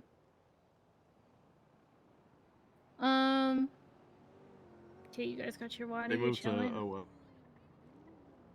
Oh yeah, much better. Motherfuckers even me attitude for what, man? I would smack the shit out of it. Okay, so we're actually on the last part of it. It's only been 3 hours, which is kind of crazy. We were just talking about how usually we do a lot of like hands-on examples, and then it takes like 5-6 hours because we have to get through everyone's examples and stuff. But we're trial running a new thing for you guys where we're gonna go over this last part of it, and then I think we're either gonna set up a separate day where we just kind of go in a less stress-free environment, and you guys can kind of just fuck around and learn things a little bit more plainly. But Okay. also we could just take people out on shift like later tonight or tomorrow and just get more hands-on examples just actually on shift. Yeah, whatever works. Yeah, I'm good with whatever you guys think is best. You know, I think it'd be sick to be able to like just like speak plainly and kind of just work through it. Yeah, for thoroughly, sure. You know. Yeah, I get that.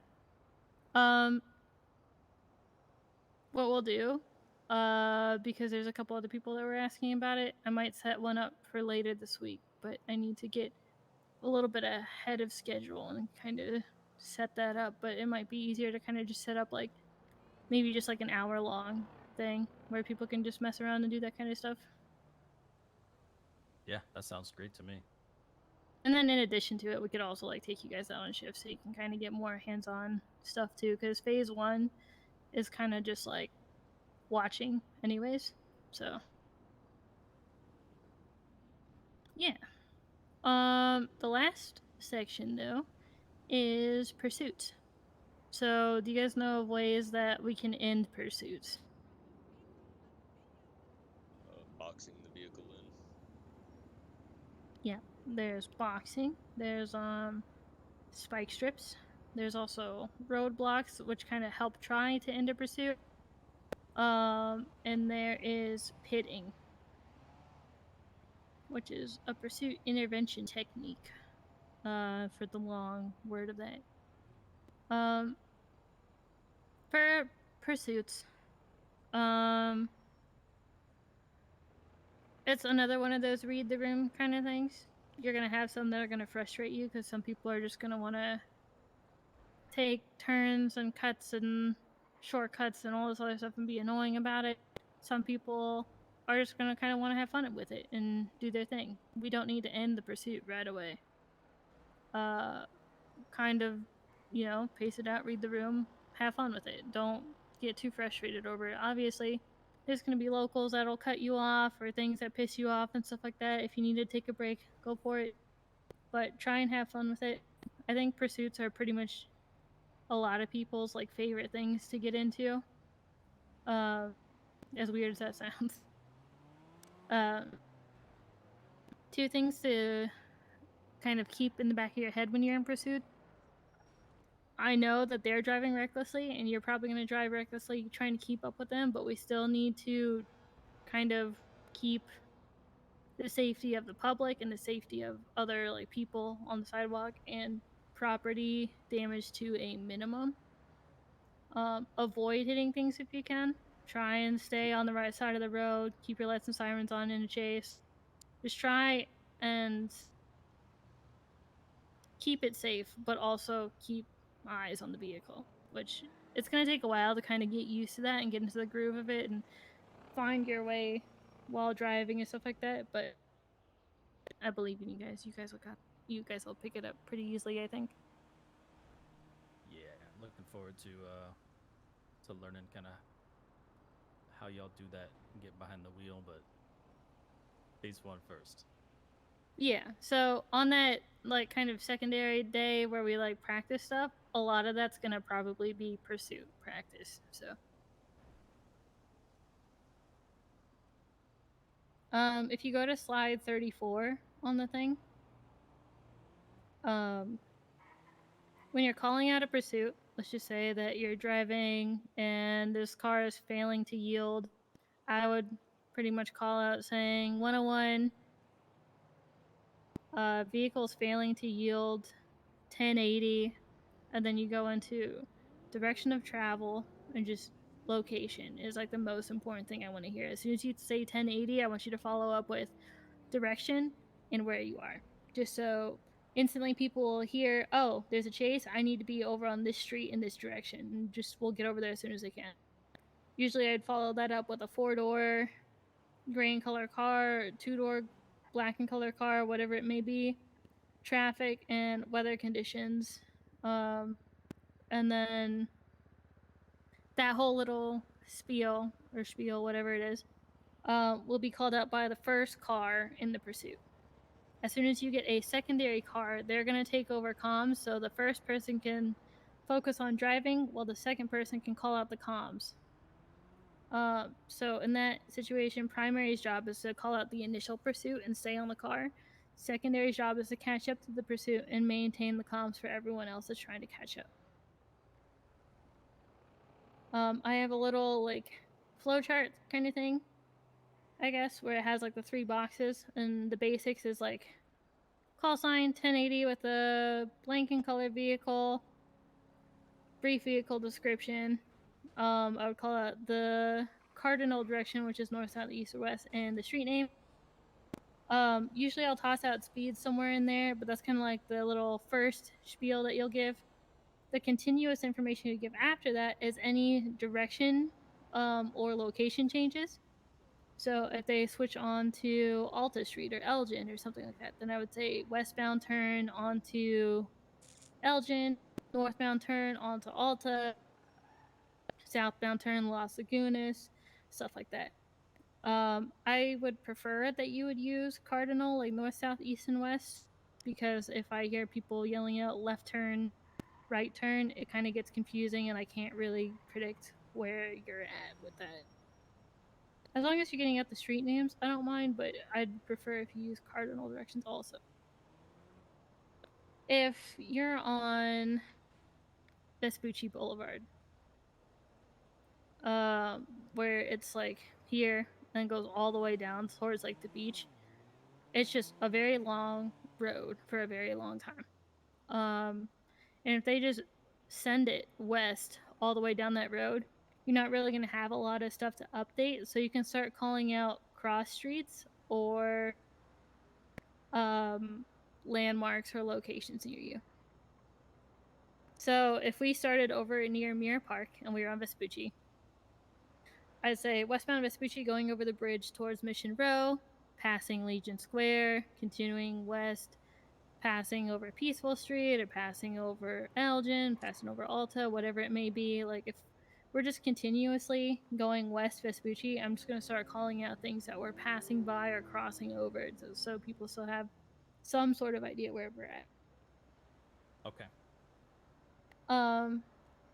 Additional stuff to add in, like if there's just like not a whole lot of changes going on, it's just kind of maintaining the same speed, maintaining the same general area, same direction, no like anything changing. I would update if I can see the number of occupants in the vehicle. I would list off the plate number, if I could, or I would list off any drastic updates or changes in speed, weather, traffic, stuff like that. It's important to kind of call out sometimes if there's any drastic speed changes, like if they're slowing down a lot in a certain area, it probably means they're about to bail out of the car or swap cars, or they're trying to plan some sort of thing where they want to get out of the car somehow. So it's important to call that kind of stuff out. It's also important to call out if they're starting to send it, because they're probably going to try to start gaining distance from you and just booking it down a highway or something.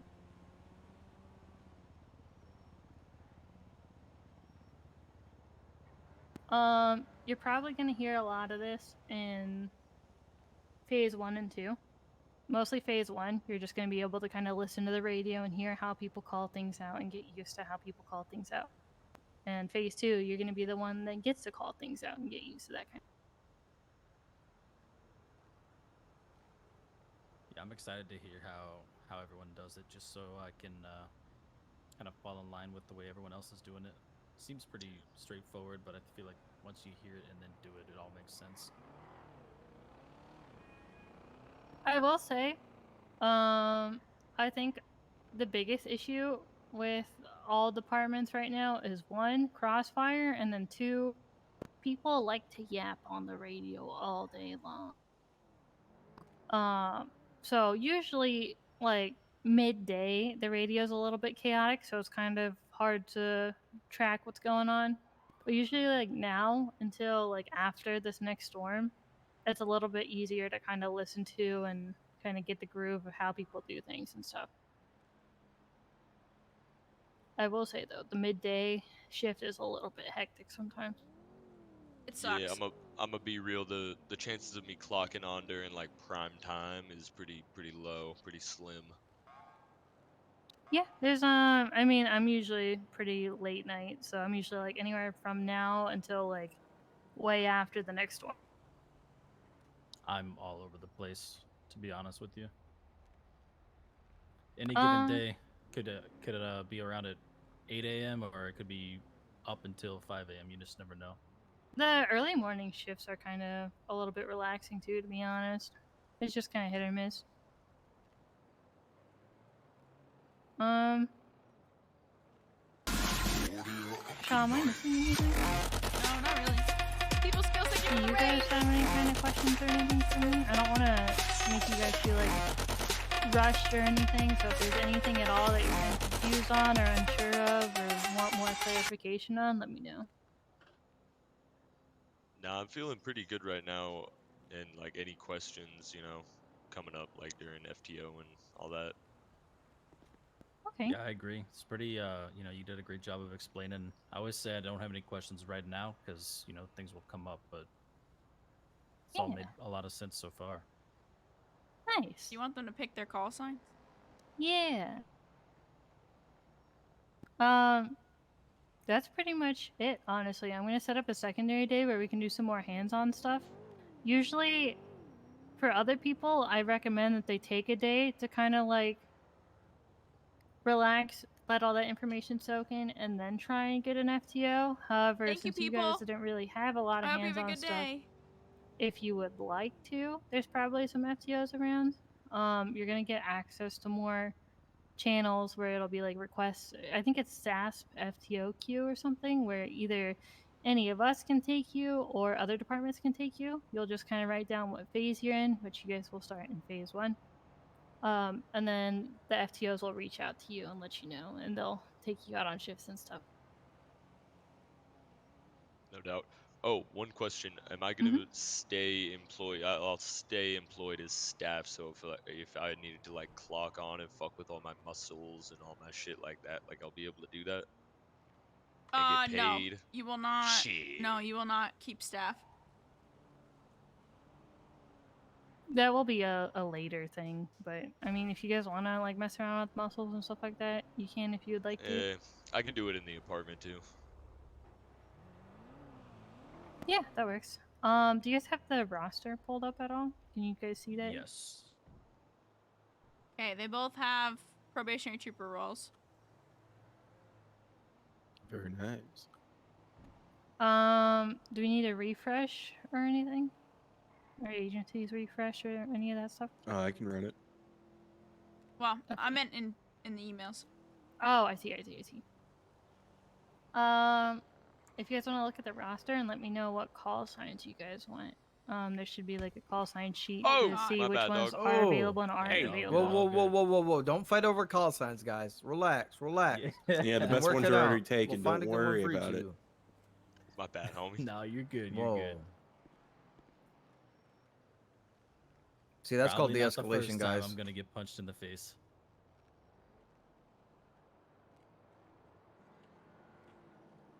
Do you guys have any call signs in mind or anything? I really don't care. Okay, well, there's a whole. Yeah. It's a number for me, right? That's. I think my call sign's my entire personality at this point. 240 is not retired. Who keeps retiring this? I think Joe. No. Isn't that Moore's Joe old Moore? call No, sign? it's Bishop's old call sign. McSwagger keeps retiring it. No, Jesus. it's not retired. He Is there a didn't way for die. me to like easily sort which ones are taken and not, besides just like Department on a zip on it? page. No. That doesn't show the It, empty. it should Call be signs and under stats. call. Oh, Yeah, call signs and There's literally a stats tab tab. that says call signs. Are there like limits for where we're at? Like if we can only be between a certain numbers, or is it any of these that are open? Any of Any them that that are are open. open, if it has a gray bar through it, then you can't have it. But anything else is open. Nah, I'm tripping. Where do I pull this up? On the roster. Roster 2.0. It'll have a tab that says call signs and stats under it. Go to documents under the SASP emails. This is a document channel. Click the one thing that's in there that'll link you to everything.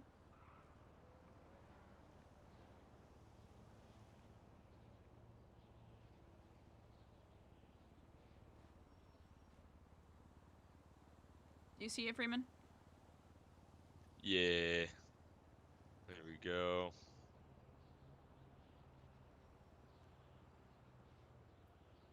You got your eyes on a particular number there, boss? Nah. Hold up. I'm gonna have to go in my head for this. Give me just like 1 minute. What are you thinking, King?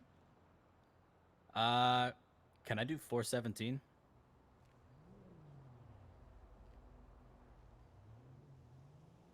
Yes.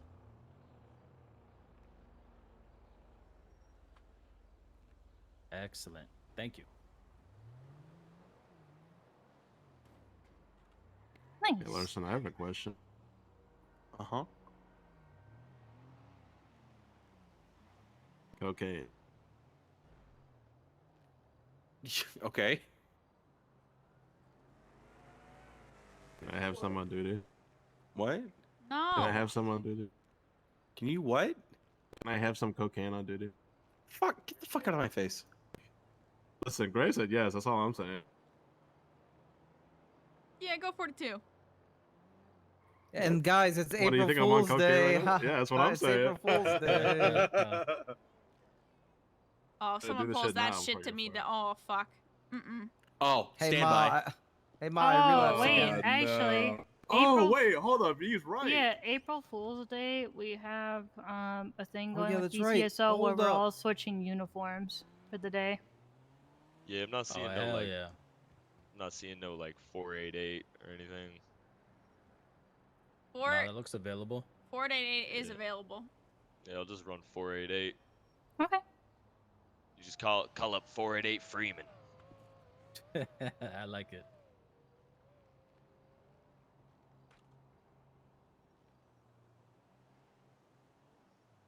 Nice.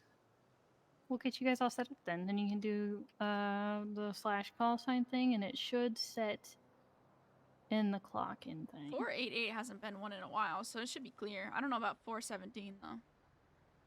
It looks like they both set. Cool.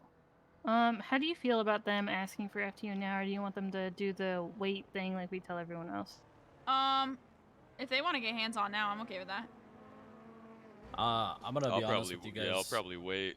Yeah. That's fair. I don't mind doing it. Like I feel comfortable doing it now, but I probably, if we are gonna be done soon, I'm gonna take advantage of getting some extra sleep tonight. Yeah, 100% do that. We're pretty much done. I just gotta set up back end stuff for you guys. So Word. Yeah,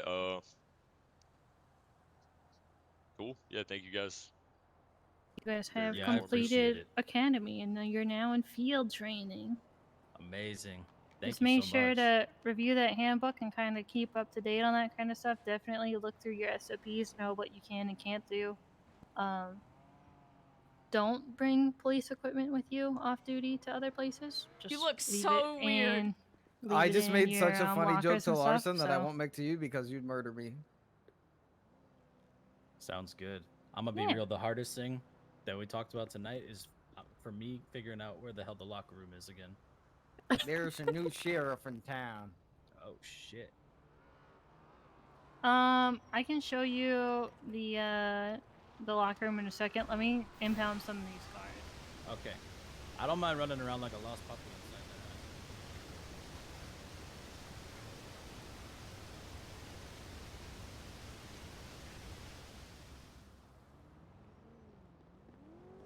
Ma, because you didn't feed me today, I transferred.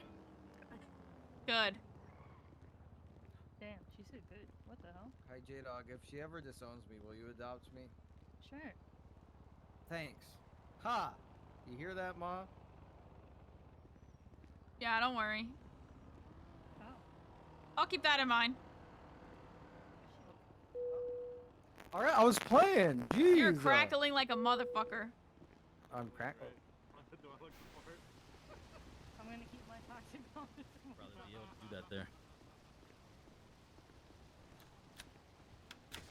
What?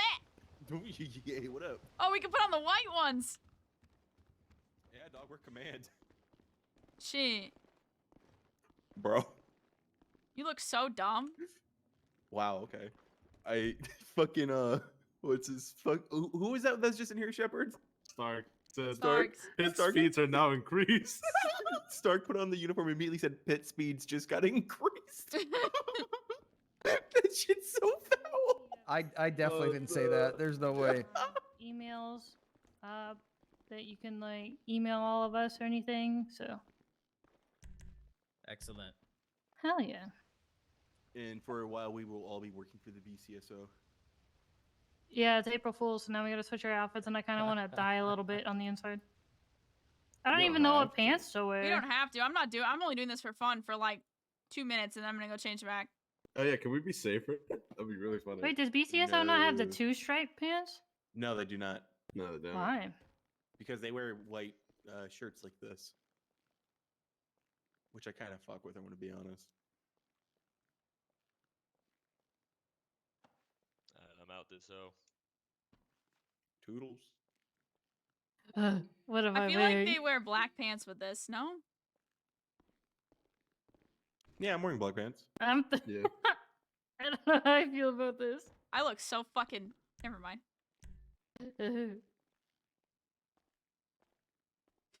I hate this. My wife. This is a fucking alternate universe, bro. What happened? I'm getting my timelines crossed. I don't know what's going on. Bro, this is a weird fucking spin-off series. This is a filler episode? Yeah, I think so. I'm scared.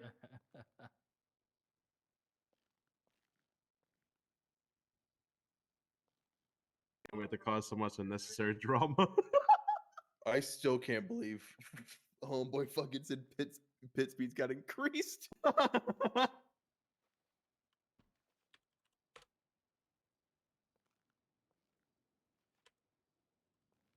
Oh, does their command wears the white shirts? Yes. I'm just keeping the t-shirt on, honestly. I don't want to change all the rest of the stuff yet. All right, y'all. I'm about to go back and take a sleep at the apartment, but thank you so much for training. I appreciate you. Hell yeah. Good You have a night. good one. Yeah, Nice to I meet was you here the all. whole time. It was Hell a yeah. pleasure. Yeah, especially you, sir. You did great. You just showed Take care, up, guys. man. Is this where I God, take it's a so hard selfie? carrying the weight of this department in my back all the time. Shut the fuck up. The amount of academies I've had to do, my voice is almost gone again, man. It's gonna be an inside joke. Ready for this, Lars? What? This looks An so incest weird. joke? Huh? I think we- Go ahead, make that incest joke. No. It's not an Coward. incest joke, it's Should an we take inside a joke. picture with all of our outfits? Yes. I want to go shit. I want to go sit in the sheriff's office. I don't want to have to drive all the way up there, to be honest. Well, let's take the helicopter. Fuck it. That seems like a. Never mind. I'm not. Jesus Christ. I'm You almost say something gonna toxic? shut up. I'm gonna shut up. Were you almost toxic? No, that's a free space. Go ahead. No. Yeah, we fight for your rights. Go ahead.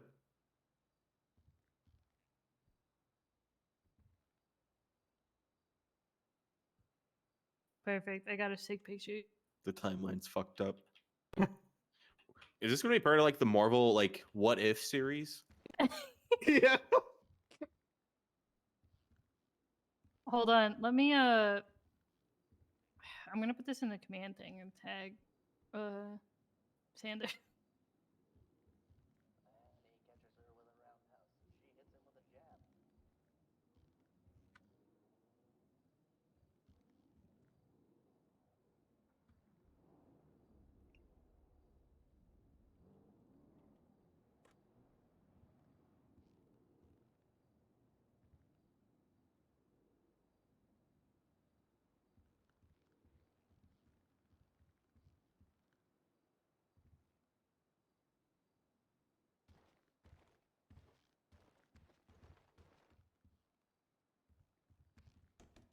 I put the wrong one on. I actually love that Sanders wanted to do this. It's so fun. You wanna know who would never wanted to have done this? Any of them. They'd be like, shut the fuck up.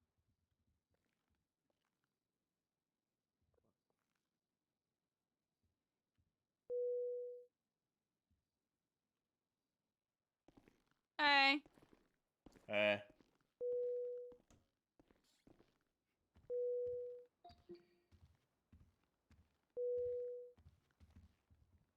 Is he 41 in there? Yes. Welcome. It's April Fool's Day now. Oh, I can. Do we want to send out a reminder for people? So let them know. Yeah, they wear those. Oh, we get cowboy hats today. I'm gonna tell Joe we need cowboy hats. He's gonna tell you to shut the fuck up. Probably. No, he won't. Earlier he not earlier, like recently. I know he said before that he thought about asking for cowboy hats. Of course he's gonna. He used to have. The fact that she's in this makes me so mad. I'm putting on I'm putting on the t-shirt, man. Fuck this. Oh, I was about to change to the short sleeve, I think, to see how that looked. Which pants do I'm they gonna fucking wear? cough. Those. Okay, but Pants are optional. What? excuse me. What? You're saying I could rip them off? I mean, Yeah, I don't know how I feel about the white shirt, to be honest. White shirt's not the move.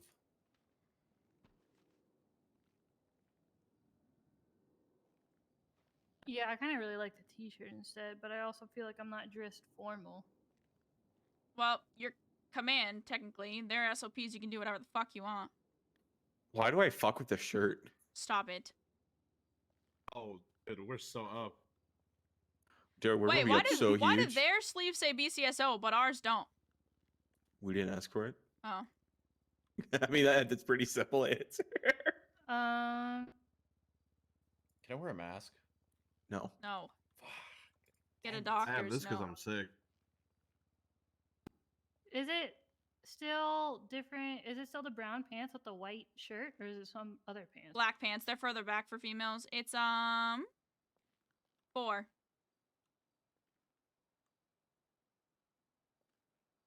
to the Marvel Cinematic Universe.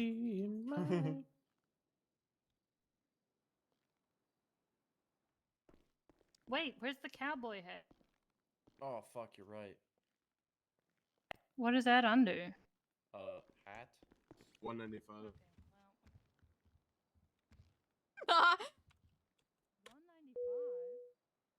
That's for male. They have it on, you fuckhead. Hey, fuck Shepard. Man, fuck you. I'll see you at work. I am at work. I employ you. Yeah, what he said. You do not employ him. Oh, look I at also my employ you. hat. Listen. We're so. Gonna unemploy me in a second. Yeah, watch this. He has no arms. Oh, this vest says state police on it. Hold on. I'm not state police shit. Oh, we gotta change the liveries too. You're evil, Edith. This is the other timeline. Oh, I have holes in my skin. For real, dog. I be having holes and shit. I don't black doesn't match. The white reminds me of DOC too much. Yeah, can I just ignore their uniform Using an policy? excuse for me to wear a mustache. Oh no. Oh fuck. Evil Larson. Oh, that's a 200 IQ move. Hold on. To be honest, I think I might just do like the polo or the shirt. I think Look at my t-shirt, man. I can't look at it right now. Are you telling me? Oh, their You mean- polo's kind of sick.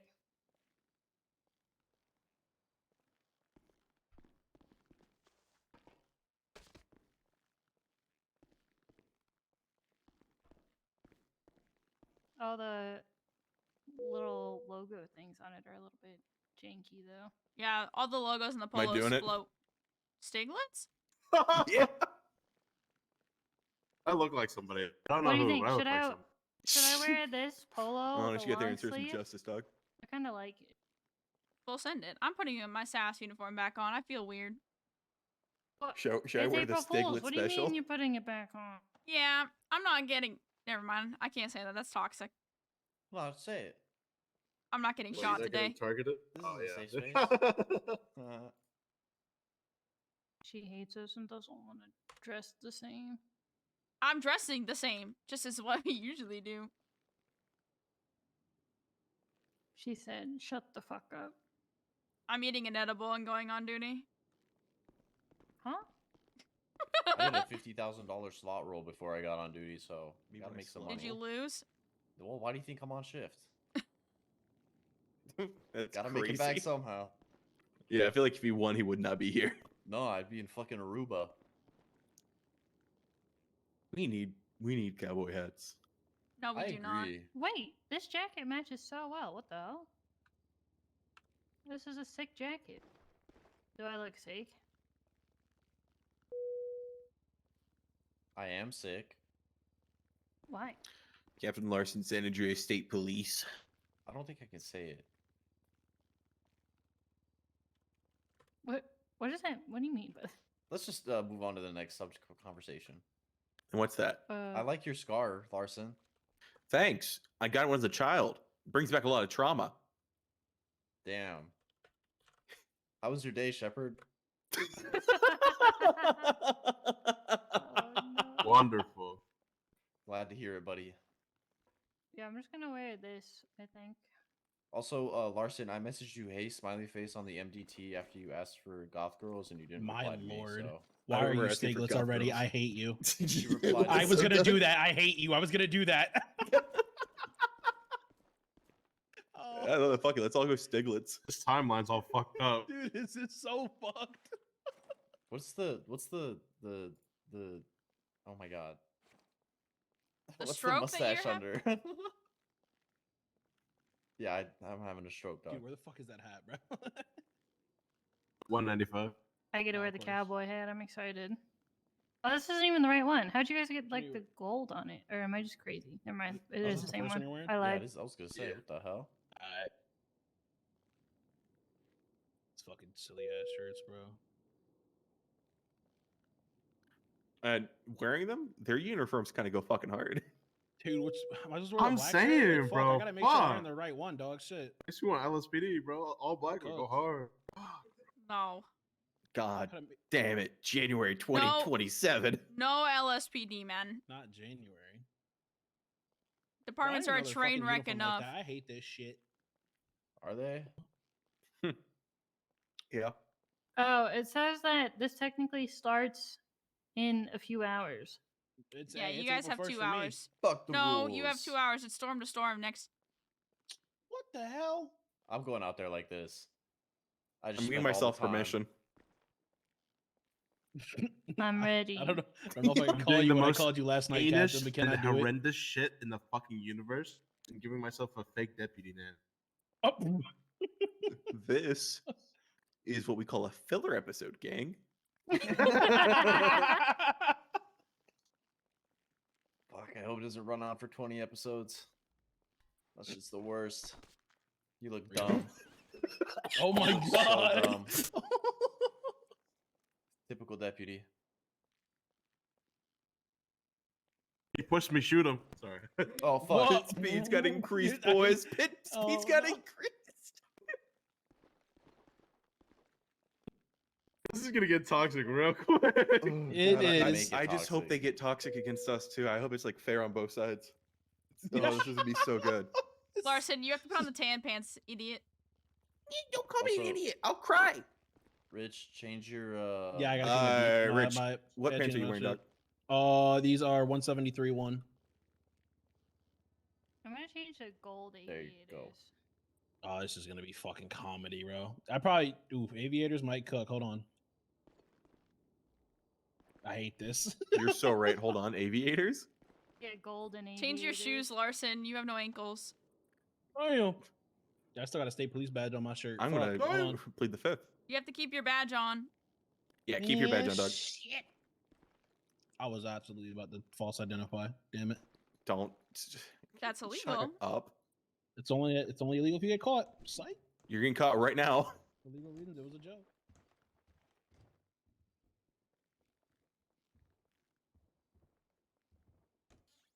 Wait, can I go out like this or no? Not yet. Wait 2 hours, Doug.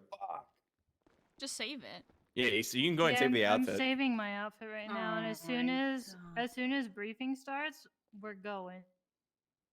I'm not gonna make it to briefing. I got stuff. You want to go on shift after briefing, and we'll run around as BCSO? Hello? Are you looking at me? Who are you looking at? I was looking at Edwards, but he's ignoring me. Oh, sorry. He was yeah, being I'm down, yeehaw, dog. brother. I'm down. Sick. Gotta change the livery on our cars too. Only I'm so changed one of excited. more cars. Could beat I'm someone gonna with this wear- and tell them my name is Stiglitz. Jesus. John, you might want to tuck your hair in. Changing outfit. He knows a lot So about tucking. sassy. I wanna. Oh my I wanna God. wear that outfit instead, with the dark, like the black long sleeve instead of the white long sleeve. I just feel like the white shirts are not it. Oh Yeah. my god. I don't You really now know see how why I I said feel what I about said? The white. That cowboy hat. Hold on. I don't know how I feel about this. I don't know if I want to be in this room anymore. I'm going back to my regular uniform. Jesus Christ. I'm real with you. I don't know if I can do the cowboy hat. It's rough. I You mean, have don't to, they it's have great. PCSO caps? I feel like I have. Oh I my feel like God. for some you reason, have to do the cowboy hat. for some Larson? reason, I feel like my No, so- captain said I have to wear a mustache hat. as well. I Oh. don't And the hat. remember saying you have to. Nah, I feel like I'm gonna do Put it. on a beard. I feel like I'm going to. Hey, Doug, A specific I'm running beard. the Stiglitz. I'm running the Stiglitz Yeah. special, Doug. Yo, bro, you want to help me out with that? Yeah. Hold up. No. Yeah. I'm Timeline. gonna go. Yeah. I'm gonna go clean shave it.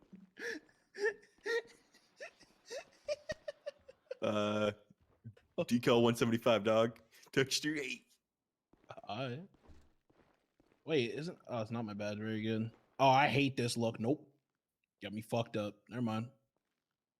I lied, Larson. I'm a pussy. I'm not doing it. Coward. Yep, I'm a coward. Deadass. This beard is not me. Mm-mm. Correct. That's the point.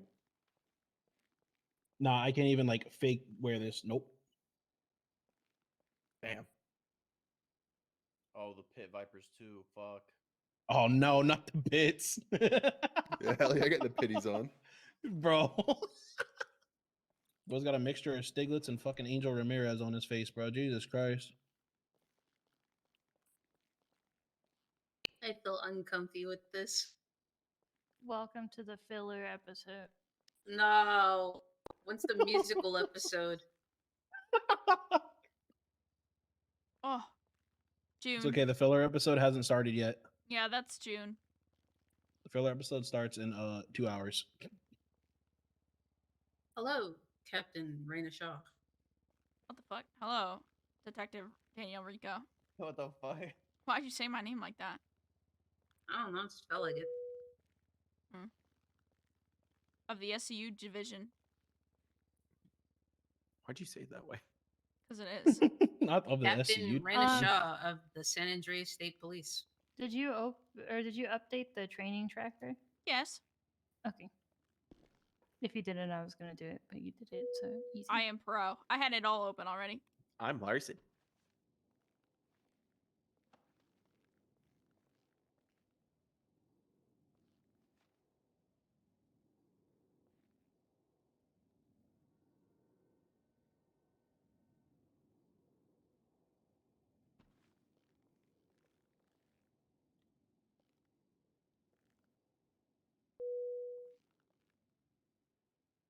Should I talk in a southern accent whenever we have the BCSO deputy?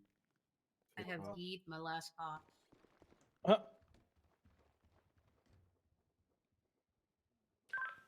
What are you up to, Ma? Where are you? I'm gonna be Devin. I'm going to You the little remember captain's room. my brother's ex-wife? I have Yeah? to go right now. Well, I'll be back found her. later. Where?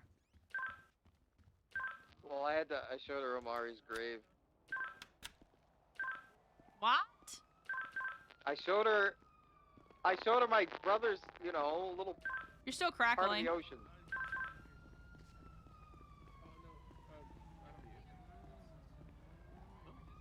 Hey, yo, bring her to MRPD.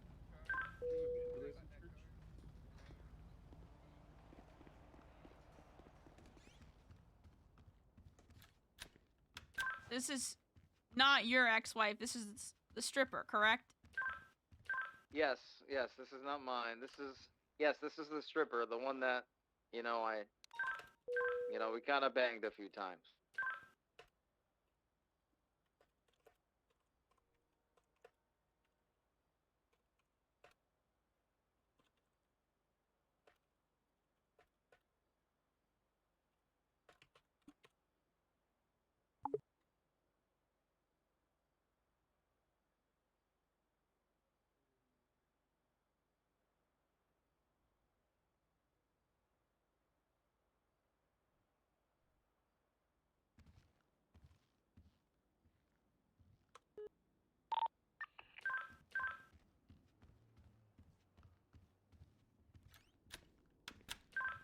Do you miss me, Ma? I just saw you. But it's been like 10 minutes. I get separation anxiety. 219 tonight. What are we gonna use? You're about to be. 565 today.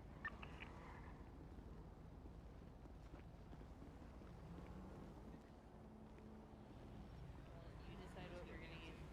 I'm stuck in the Mercedes and you lose the car. Oh my god.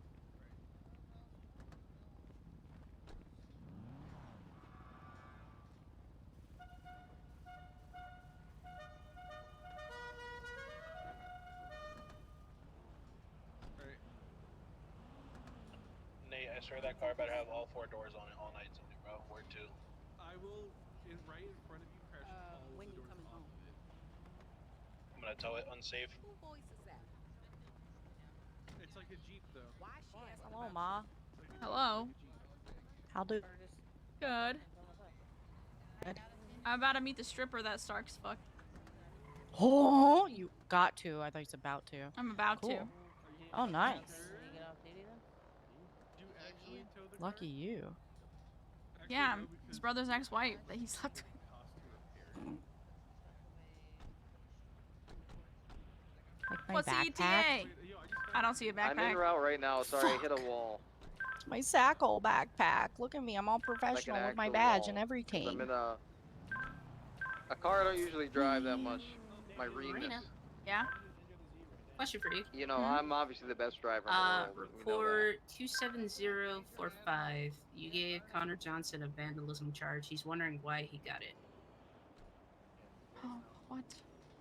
Report what? It shows 27045.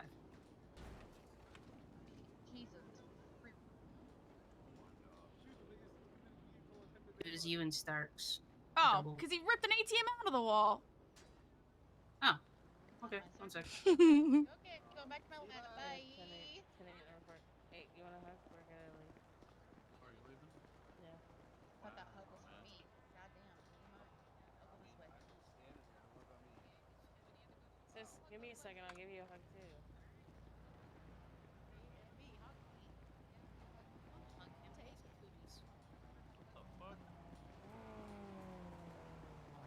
Thank you.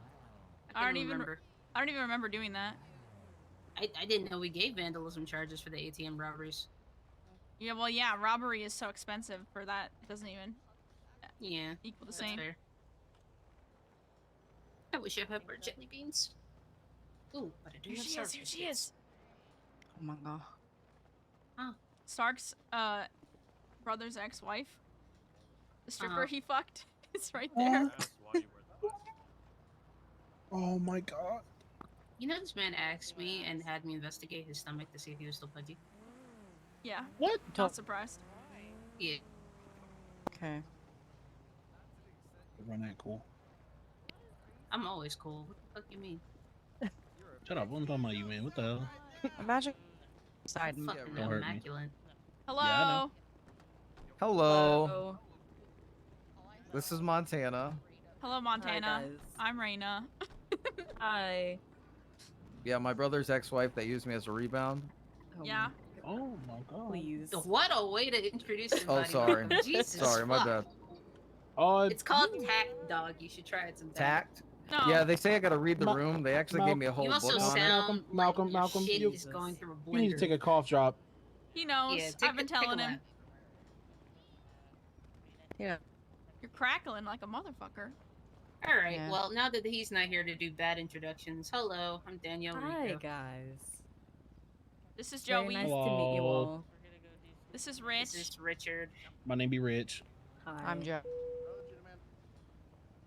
We are a bunch of DJs. What the fuck who is all wrong still with me deal today? this Am I better DJ. now? Yeah, you're fine now. Yes. Holy Did you shit. know? With did that, you- at least. Did you look up in the sky and see something in the clouds there or anything? I did something in the Oh, clouds. now it's fucked again. You know, I feel like a little wizard has been fucking with your vocal cords, I bet. Something. It's almost like he has like a loose vocal Uncle, cord, maybe. come. Hello. Hello. This is Uncle Rhodes. Oh, hello. What up? This is Malcolm's friend. I Thank you guess. for the nice What? introduction. Not the smile and wave. God, he's such a princess. Am I any better now? I'm Yes. At the moment, Yeah, I yes. called you a At the princess, moment. bitch. Keep on I yapping. looking feel like a like hit I woman. feel like a little demon in my head might have bit my cord. I'll kill you, Oh! and then I'll fix it. Order a Yeah, new that was me one. the other day. I told you it was the little wizard in your brain. I just got a new one like People a couple shy. weeks ago, but he spent a little more time in my room it's There it today. is doing it again. again. There's no way, dog. I'm gonna lose it. It's even worse. It's even worse. It's even worse. God. What? It's getting next to fucking radiation. Motherfucker needs to get electrical tape. Nah, at that point you just get a new voice box for a call today. Oh, hold up. I think I know what it was. Is it better now? I could change. At the moment, yeah. You're just very I'll quiet have now. to wear this. Okay, well, it felt like that shit was all the way up before. So I must have sounded ridiculous. Nobody told. How come you didn't tell me? Was I sounding loud as hell? No, you were fine. Oh, okay. She's probably used to you being loud in her ear. Whoa, Joey! No, but not like that. Not like That's, that. no, that's Oh factual my though. God. Factual. I'm just gonna. It's Hi. crackling. GG. Crackling again. I'm gonna lose it. I I can't think you believe she already said that. did lose it. Can't believe she said that. That's unfortunate, dog. I'll get you some help. Out of pocket shit Okay, like that you is her need a- specialty. okay. Oh, that's me. I'm gonna take this one for a walk. Oh. Uh-oh. All right, how am I I doing want to say. now? I want to say You what I sound want to say, fine but right I after don't you want to say. fix it, and then you need to fix it like 10 seconds later. I apologize. Got it. Was someone asking for available units? We love that from me. Did you have a megaphone? I was gonna say something I didn't wanna. Say. No balls. Rich. Wait, why is Rich getting in trouble? I missed that part. That's right. We got a job to do. Bye. Oh, bye. They're like a bunch of superheroes, Montana. They just go and save the day. My mom's the captain, so I'm like part captain. You're not. Part captain. Yeah, I'm part captain. Just think you'll get demoted for saying that. What up, RDD? Thank you for the raid. That sounds like a lot of paperwork demoting me. Oh, what's that? The Vanjie. Oh, that's not bad. What's your SSN, Montana? What? It's gotta be. What's your SSN? You don't even know what that is. No.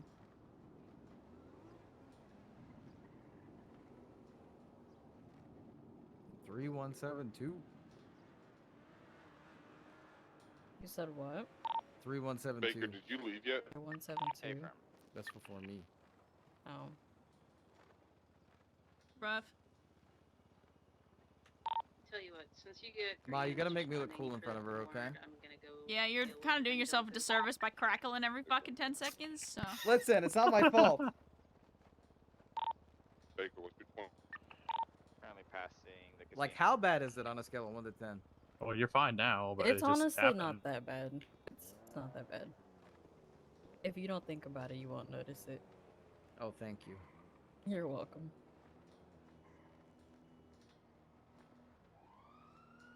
Hello, work I wife. thought I was expecting you to be in a BCSO uniform. I'm not gonna lie. Not yet. We have 2 hours. What do you mean we Yeah, I have took it 2 back hours? off. Oh, you're talking storm? It's storm to storm to make it easier for people that are on different Oh. times. Okay. Currently stopped the Adams up on DMV of 219. So, Not do you on have arrival. anything? Actually, just put your hands up. I'm gonna conduct a search, ma'am. 972, you can put that as well. Let me have you guys move to a I have different track water, so I I can think. take this over for the Banshee since I'm the only one here. Guess you missed it. Malcolm Fuck. likes to. We're gonna Oh. bump it to 01. 195. All right. Oh. Yeah. So in case you missed it, Malcolm likes to be near radiation, so it sounds like he's all muffly and stuff. Man, shut up, dog. Now, see, he's fine there.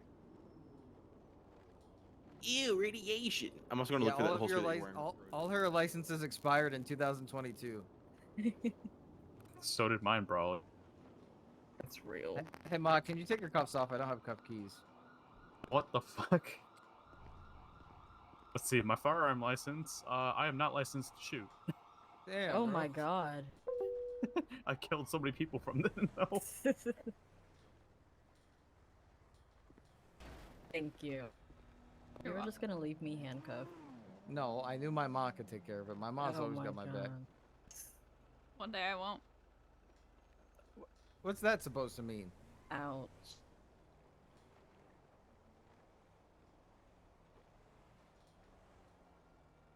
All right, well, we can get you a new driver's license. I don't imagine you're Definitely gonna gotta be do that. blaming anybody anytime soon. No.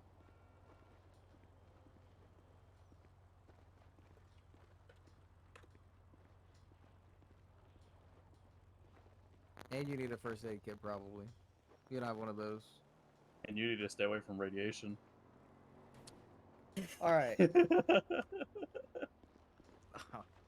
Smooth I'm gonna order saddle new up. vocal cords. Good night, right Brandon. Now.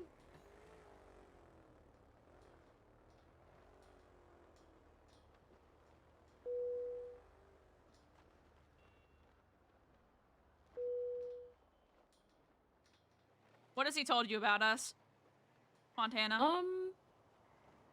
Not much, honestly. Oh, okay, good. Yeah. He hasn't said anything too crazy. He's a snitch, so How are you gonna say I'm a snitch? you are. You snitched to my wife, you fucking bitch. True. It's because she'll like have her leg shot off, be holding it in 2 hands, and be like, "I'm fine." Banshees is on me. Don't tell your so by mother. myself.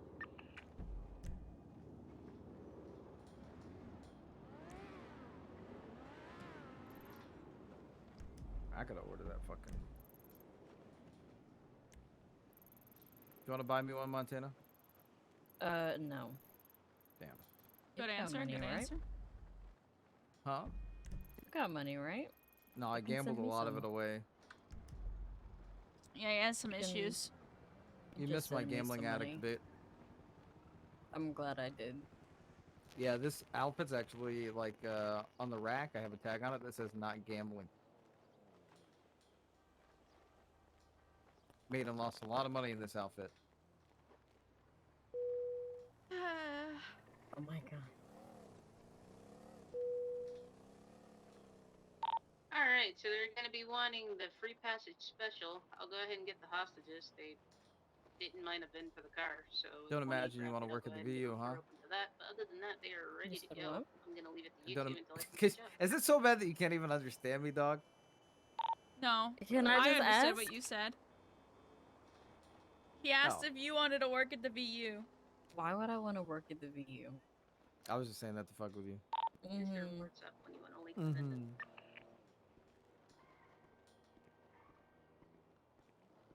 We're trying to move on from that lifestyle. Why are you barking at me? Oh my god. Stark, shut the fuck up. You can't talk, Mr. Crackle fucking dumbass.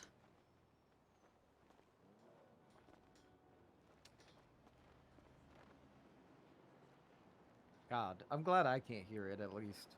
Alright, they're about to come.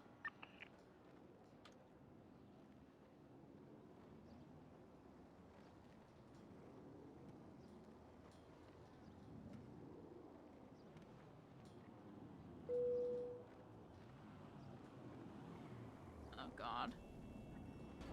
Can I renew my weapons license?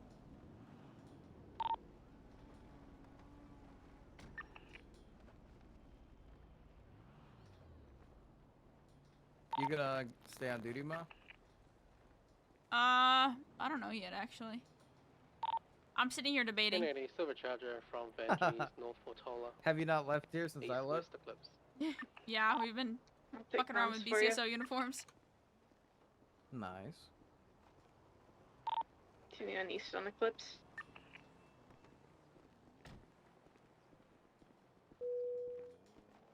Hello. Who's this? Me? Yeah, Just a person. just a person. Identify yourself. You're at a PD.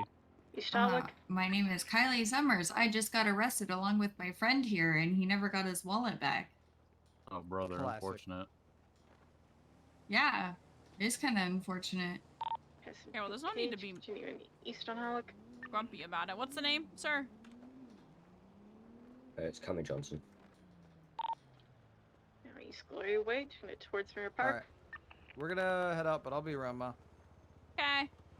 I'll be crackling elsewhere. You said Connor Johnson. Oh my god. Nice bridge, Cammy, entering into Mirror Park. I would flash an ID, but you know, it was in my wallet. Hey, firm. Alright, 219's gonna attach. Vehicle 50, Lonked Moto.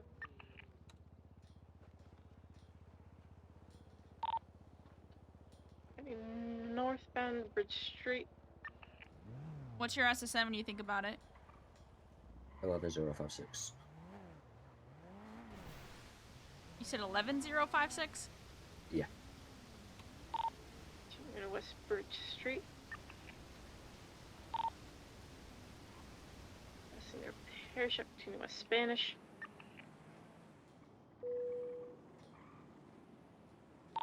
I'm gonna have a roadblock, Los Lagunas, Spanish.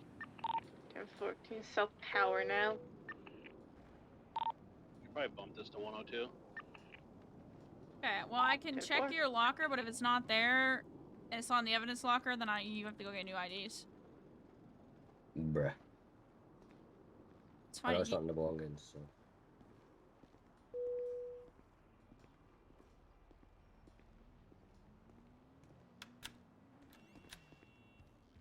God, why do people get so...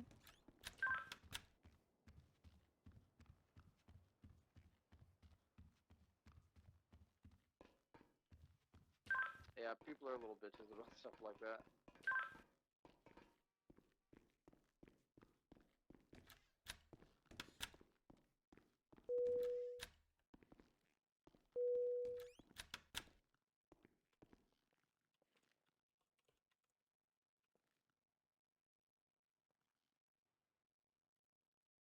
I said I'll check the evidence locker and in your property locker, but if it's not there, then you're shit out of luck. And he goes, bruh. I'm not gonna materialize IDs that don't belong where they are.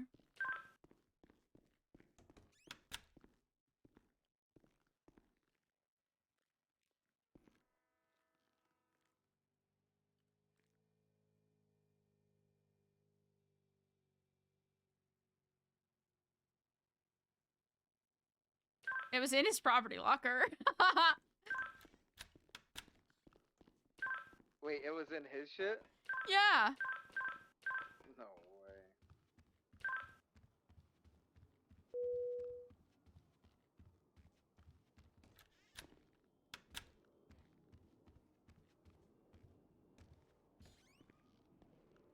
It was in your jail property locker that you'd get when you leave prison. I don't know if it wasn't there. It's at the very top here. Thank you. Uh-huh. Sorry about the inconvenience. No, you're good.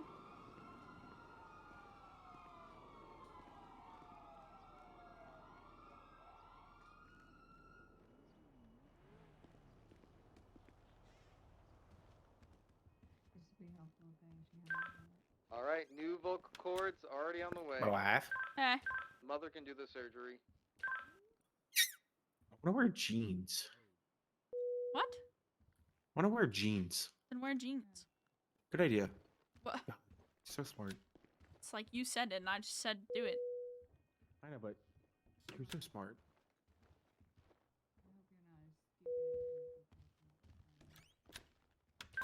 Hey, we're gonna come back to MRPD. Somebody just realized they had a gun in their pockets and they need a firearms license for it. Okay, I'll be here.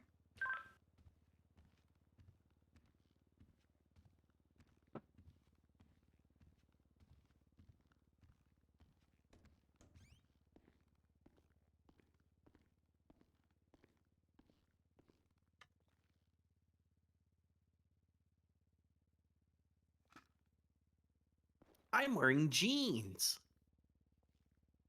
Was this Dora the Explorer?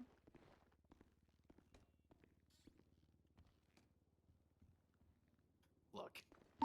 A multicolored vehicle pull into the That's PDM crazy. parking lot eastbound on Adam. Just gonna try and get a plate lock.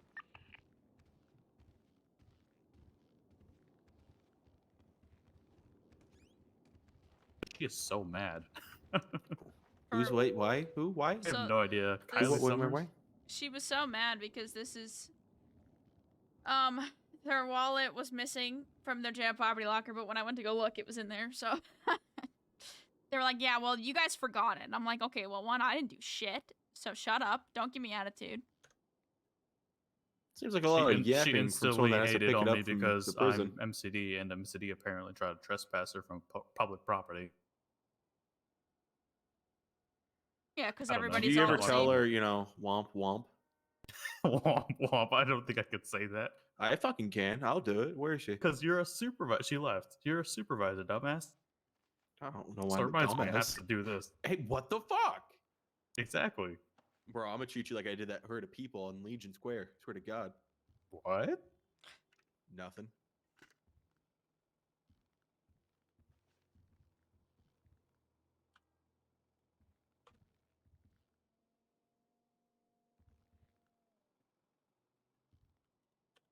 Cool.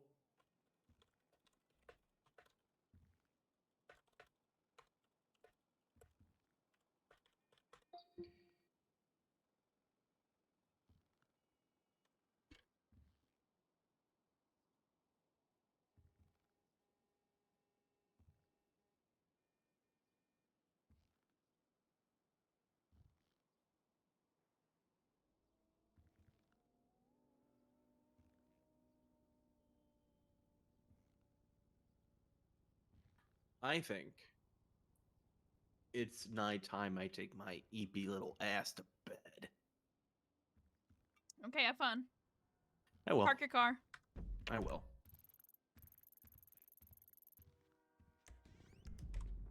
Oh. I'll go park Shepherd's.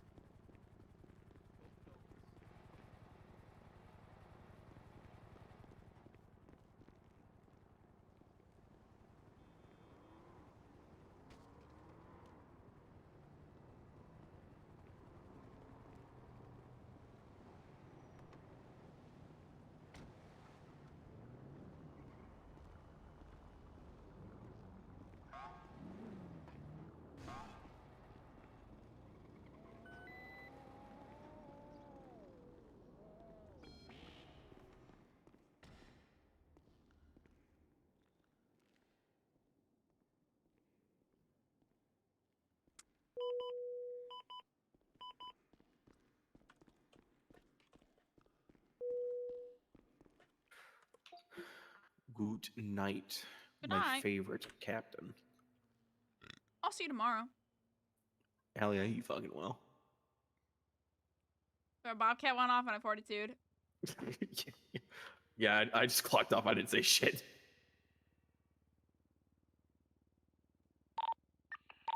Cool. 56976 was Bobcat.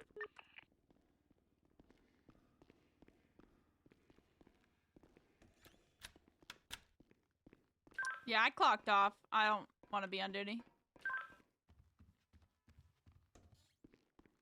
Hello? What the?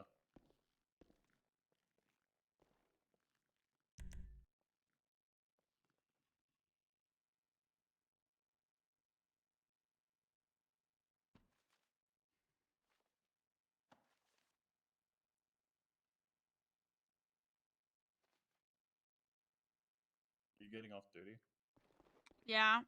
Yes, I am. I do not feel like dealing with a Bobcat. Neither do I.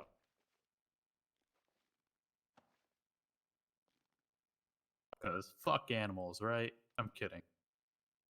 I mean, we ain't rangers. Bobcat be Bobcat.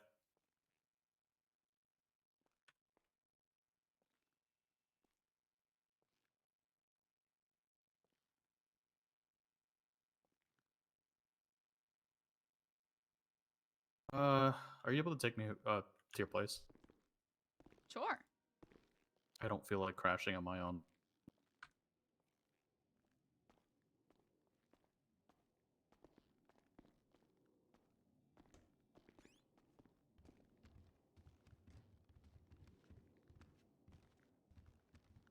Does the whole family live with you, basically?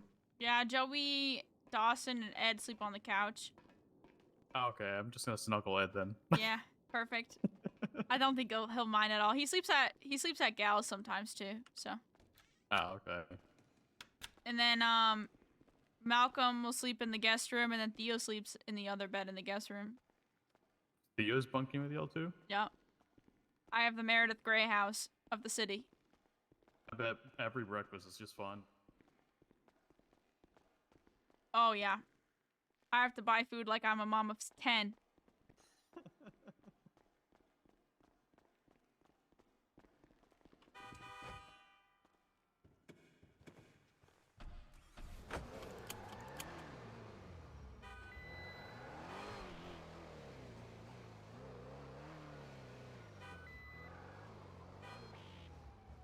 Why can I still see blips? But I'm not clocked in. Clock in, clock out. Well, I can only see the crime lab one, so.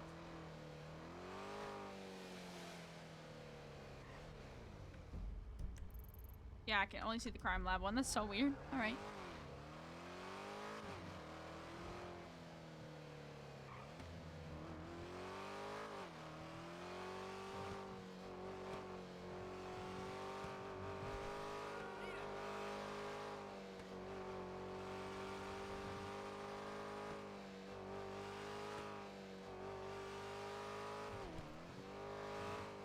Oh, I forgot to turn off my radio, and I hear those cow hostages at Vanjie's. I'm just gonna turn this off. Human hostages and cow hostages. Yeah, okay.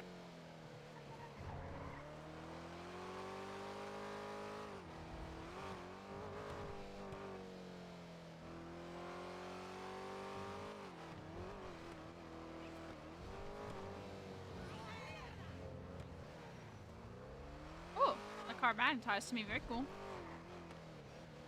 Stop doing crime! Not the Wilson sister. That was the Wilson sisters.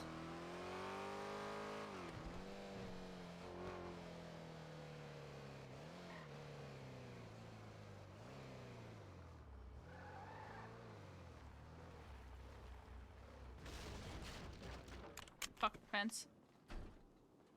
That's your fence, bro. I know. I have people come repair it all the time. Wow. I sure hope you tipped them at least. Oh, yeah. What the hell? You just Yeah. got marked, bro. Yeah, Watts also has one. Look right here. Oh, shit. Yeah, they visit the house often, apparently.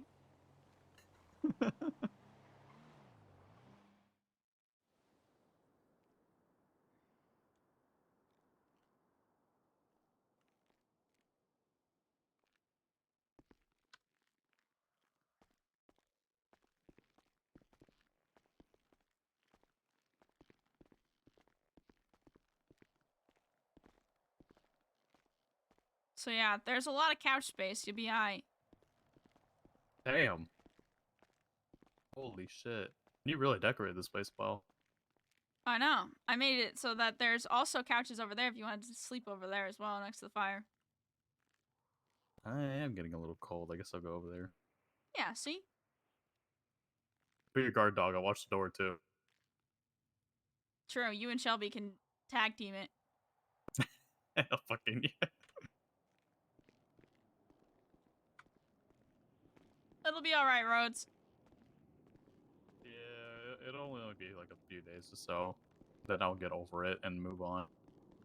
I mean, it's not something you just get over, but sure. Yeah, but I'm not gonna fucking let it destroy me, and then I'm just gonna end up like a lazy couch guy at your place, True. eating chips and watching TV. Okay, that's valid. That's valid. Yeah. Imogen did the same thing for me, so. Exactly. You got it. I just Hold on. rather be with family. Understandable. I will text Imogen to let her know. She doesn't Yeah, go, oh my god, there's a man on the couch. Please don't shoot me. I'm good. It's okay. I think she has a knife, not a gun. I don't want to get gutted either. That kind of hurts. Valid. Okay. Are you going out? Don't know yet. No. Well, if you go out, please stay safe. And I swear to fuck, if somebody stalks you, let me know. I will. It'll be fine. Yeah, this time I mean it.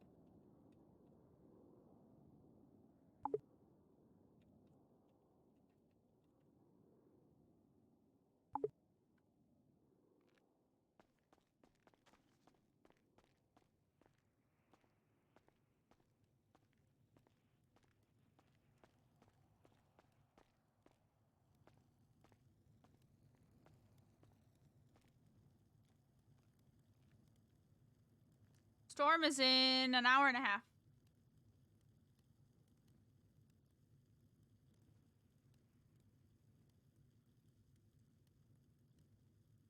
I wonder, hold on.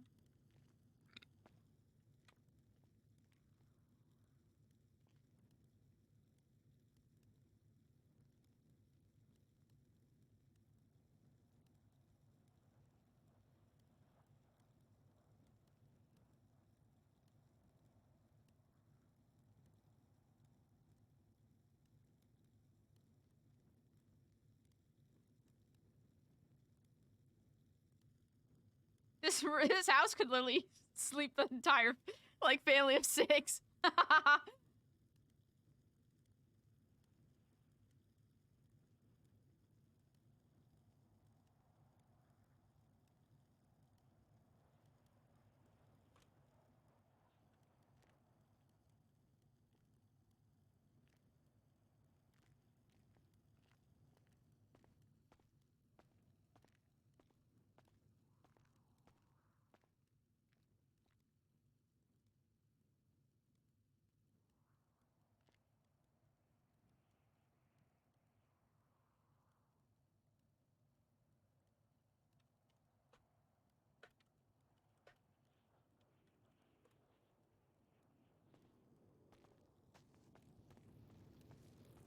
He said he forgot to place a scene, so.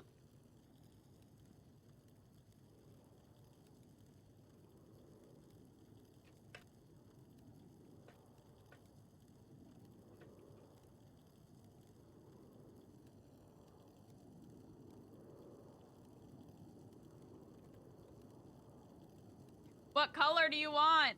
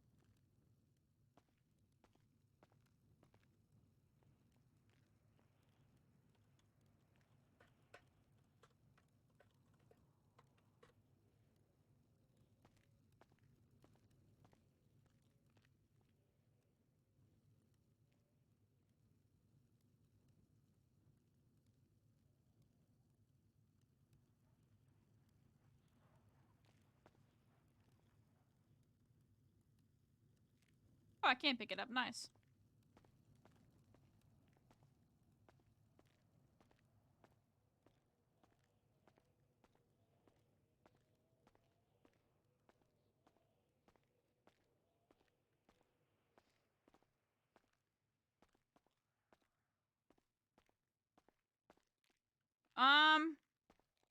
I might just solo get eggs.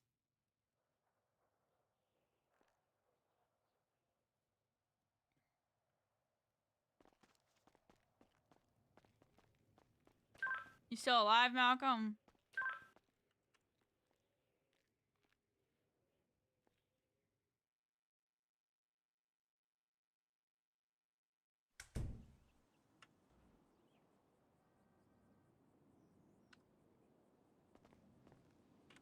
Fuck. My jug.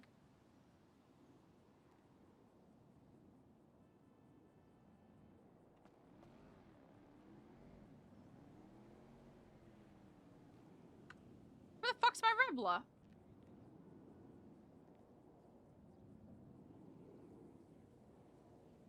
Oh.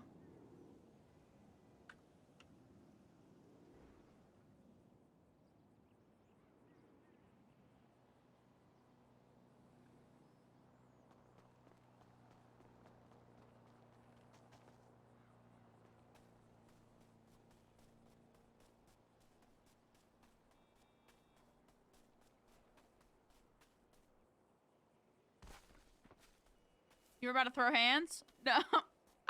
Maybe. I'm gonna collect Eggsy and then we can go watch more Jessica Jones.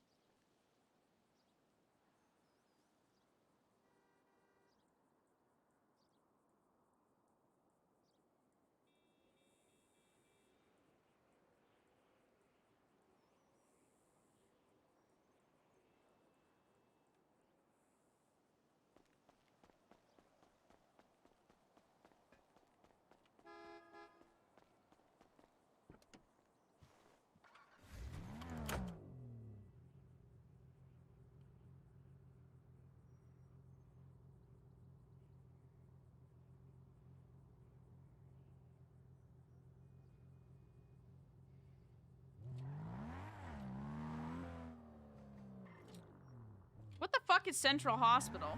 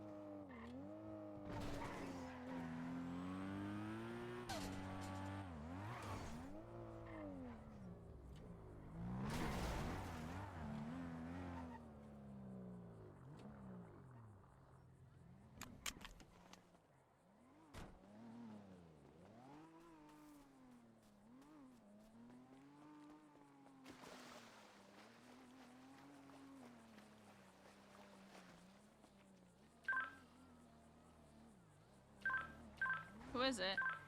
It's Malcolm. Oh, I'm getting eggs. You're getting Ed? Eggs. Oh, okay.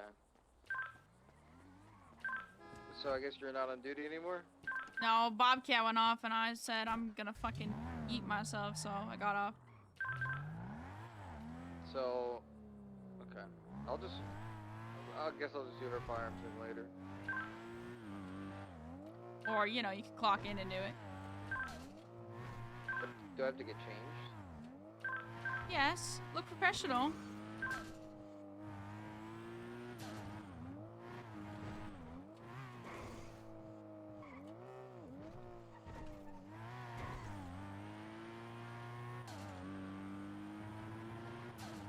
Someone posted the entire egg list on Leader during the academy and I yoinked that shit.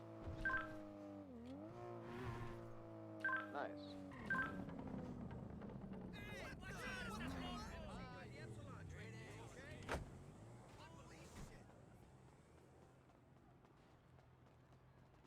Let me see them titties, girl.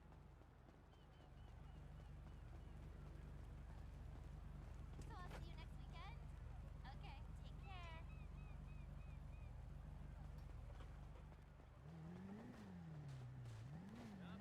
Let's go on the water tomorrow. Hey, dude, what's up? Hey,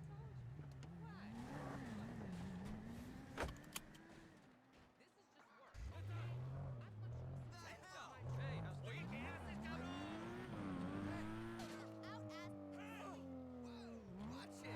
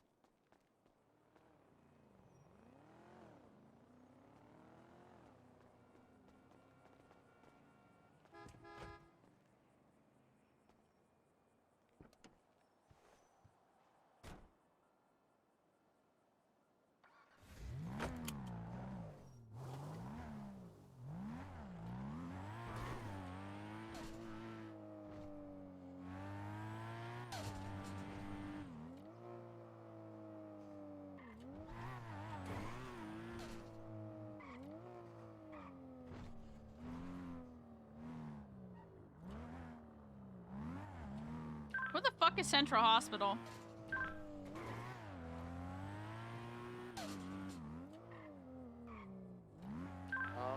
Is that like the one on El Rancho? No.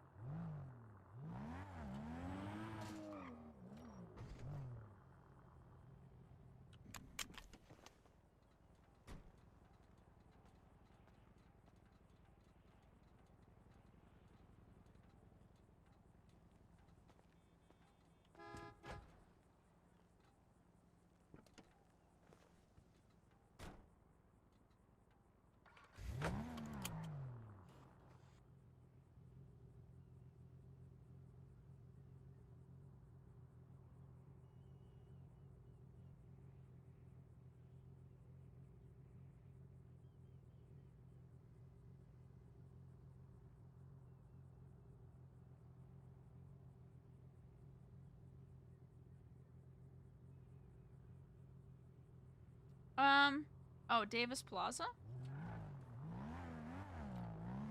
is the next one. And then lower pillbox.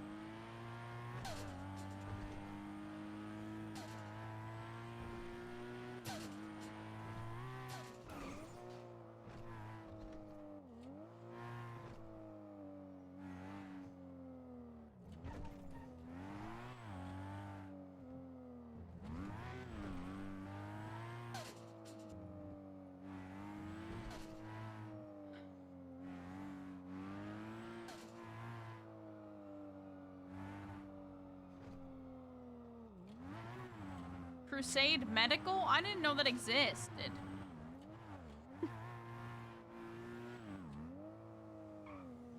It's not very central.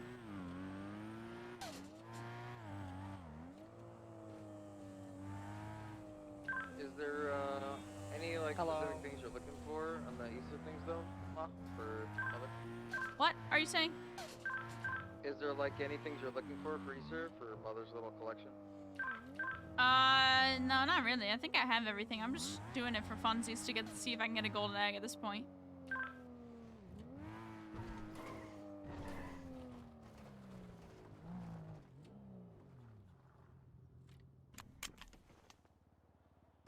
We already have every plushie, so.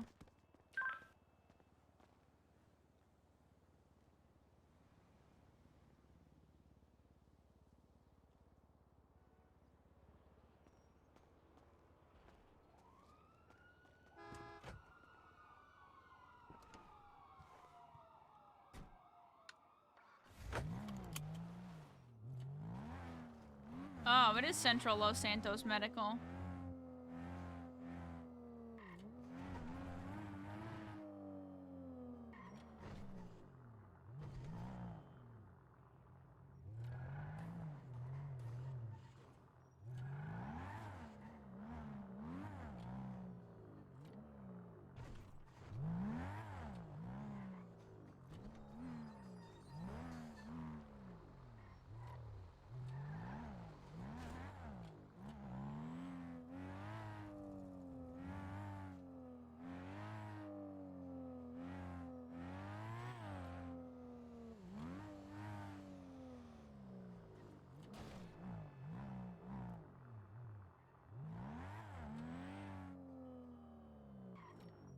What the fuck is it?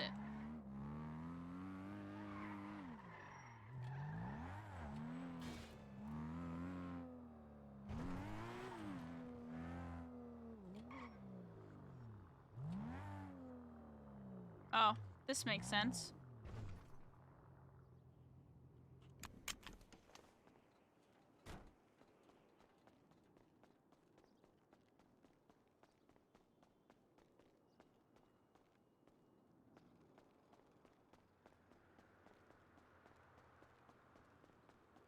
Am I fucking blind? Probably.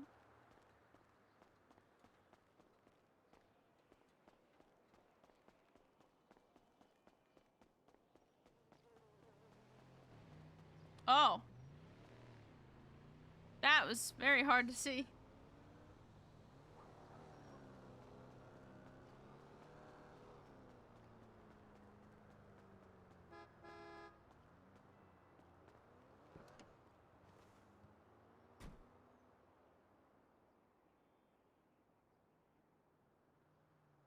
So, lower pillbox, and then I gotta bomb it to Sandy.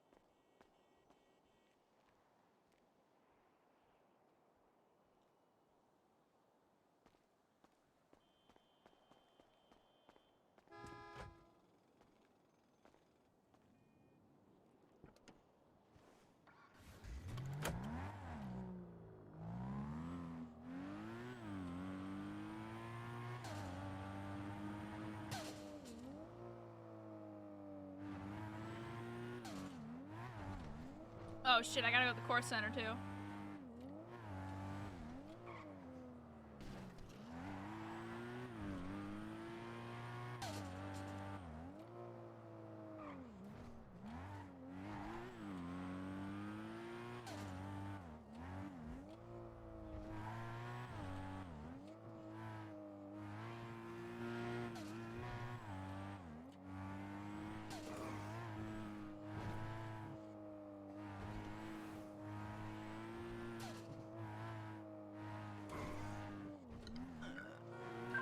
So what do you think about her, Ma? I mean, she didn't really talk that much, but she's chill. Yeah. I feel like she's a little high right now.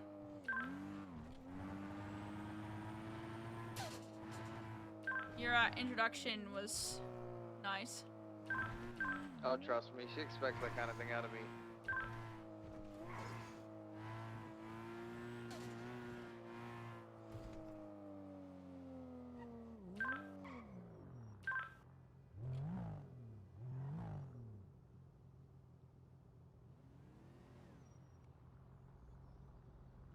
My shit's so bugged right now.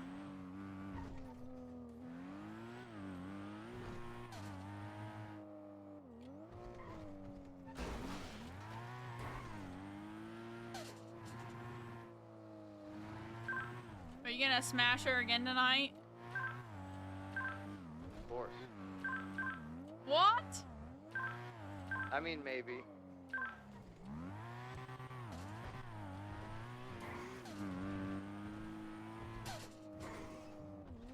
Don't bring her back to my house.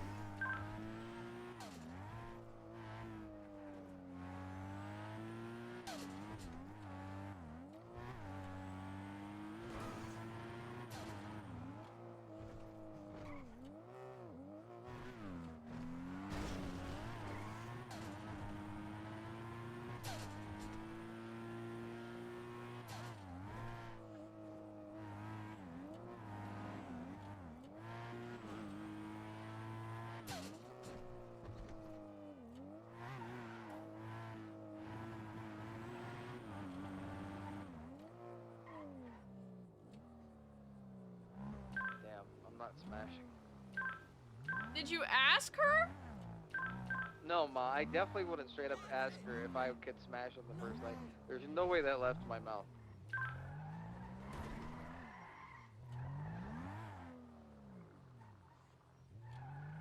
I didn't know there was an inside to the court center.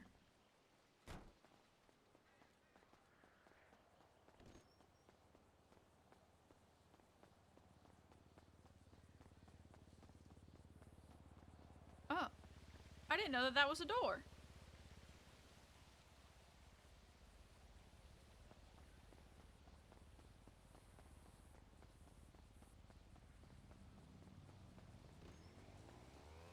I'm not in the business of making money. I'm in the business of making truth.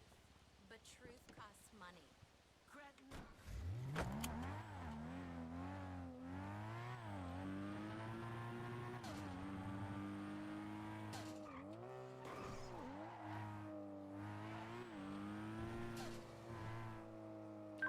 It's okay, Ma. She's used to me being a dumbass. Well, I figured, but...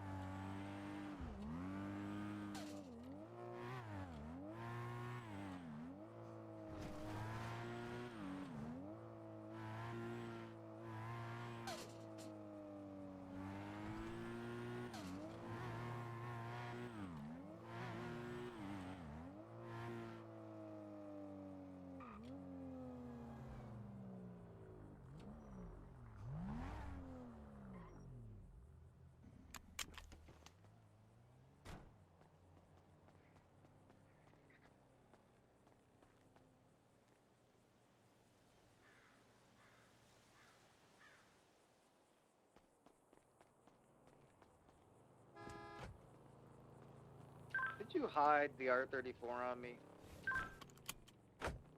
No, I'm driving it right now. Oh, never mind. I'm leaving my vagrant at the Didion house, so I have something there. I saw.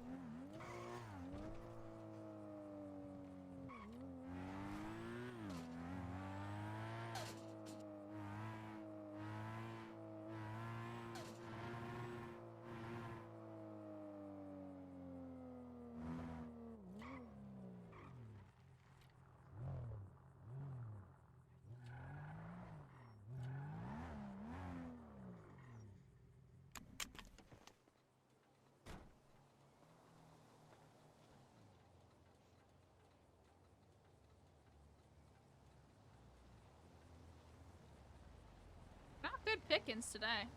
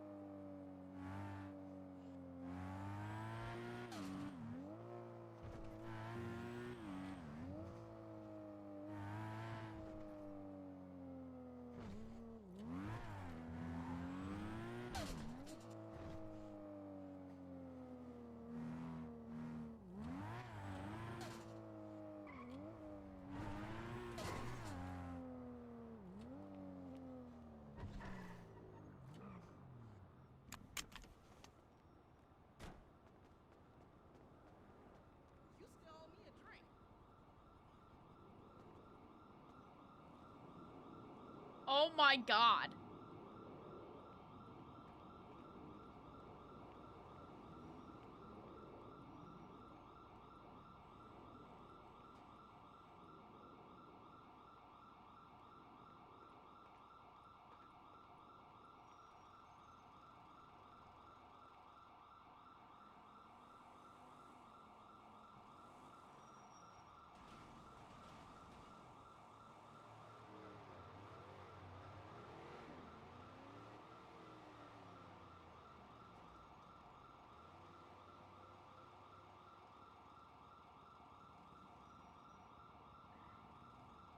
I'm adding to it.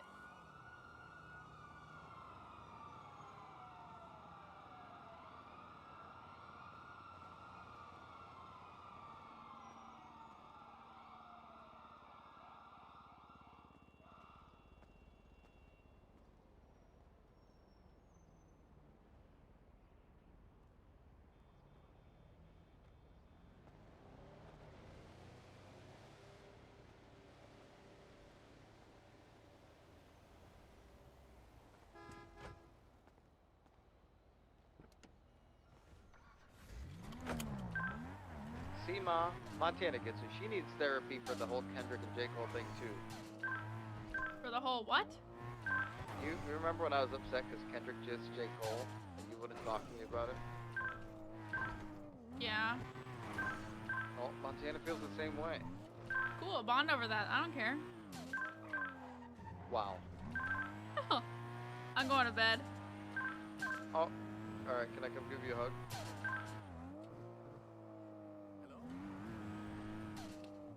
You really want to give away that you're a huge needy ass softie?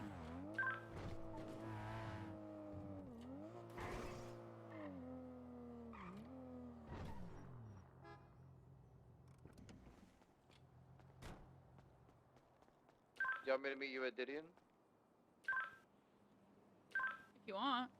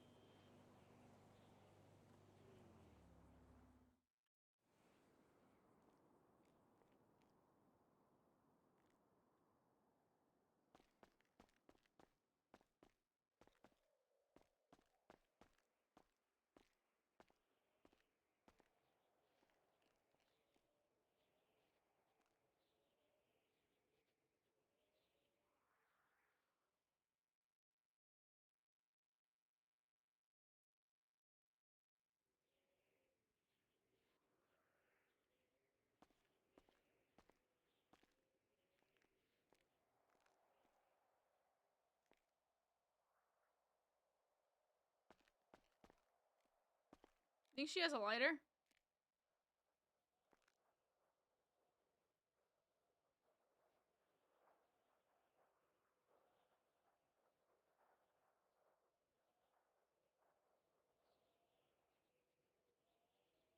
You think she'll notice?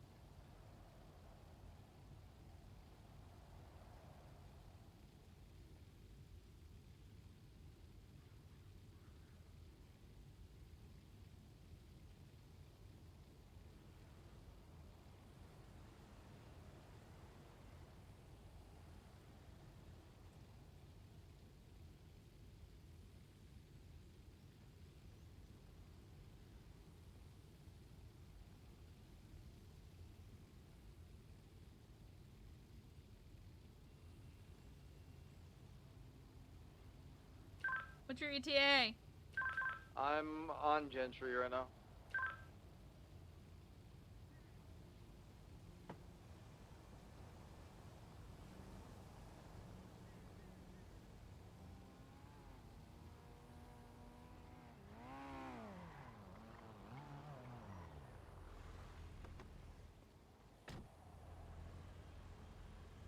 You're so close to I the love fire. you so much. What fire? Oh, I love you, Ma. love you too. Good night. Good night. Montana, say good night. Good night, Montana.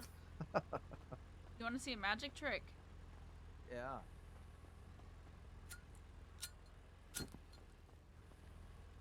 Fuck, didn't work. Yeah, that wasn't. It's kind of disappointing.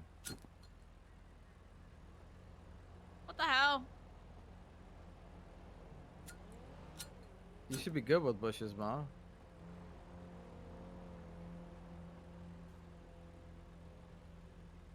Oh, I'm too close to a bush now.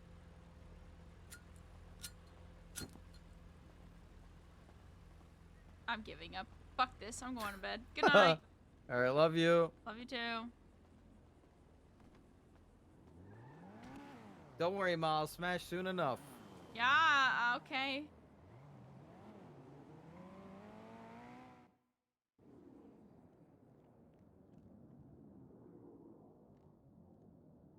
Okay, she's definitely gonna notice I used her lighter now. It's fine, I'll buy her another one.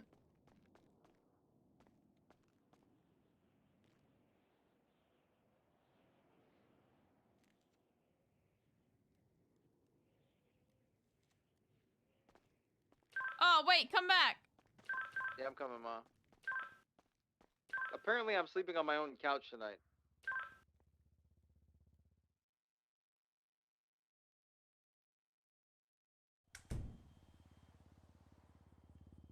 God, this car's so slow.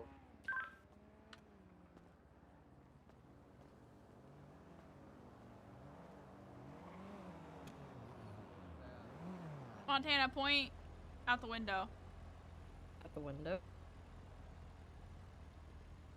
There you go. Oh my god, that's so cute.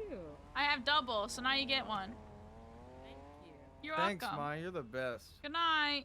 I love you. I'll miss you. I love you too. I miss you already. Jesus Christ. I'll miss you. Say it back. Stop looking so desperate in front of a girl. She just called me clingy. Yeah, that's what I Hey, said. Dee.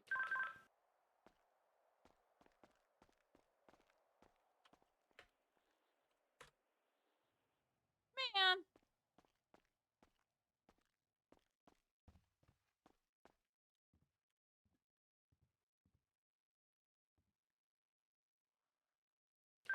I do have a date coming up, though.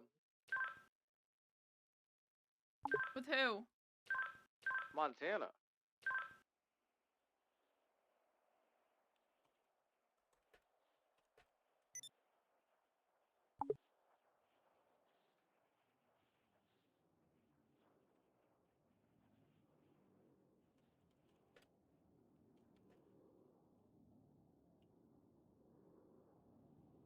She loves the bag.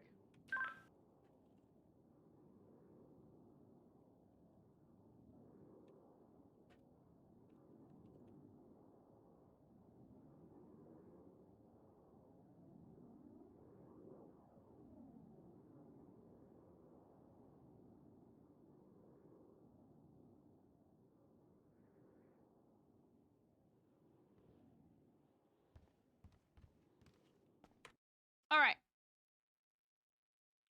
I think that's going to conclude stream tonight because I am still not feeling the greatest and I really don't feel like going forever today. Tomorrow I might be a longer stream, but tonight it's just going to be me chilling.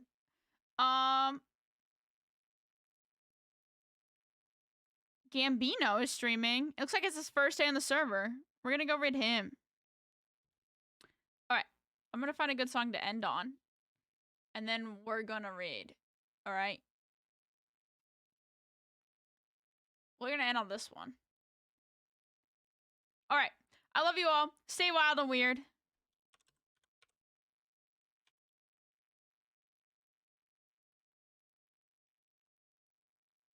And I will see you guys all tomorrow. Stay wild and weird. I love you all. Goodbye.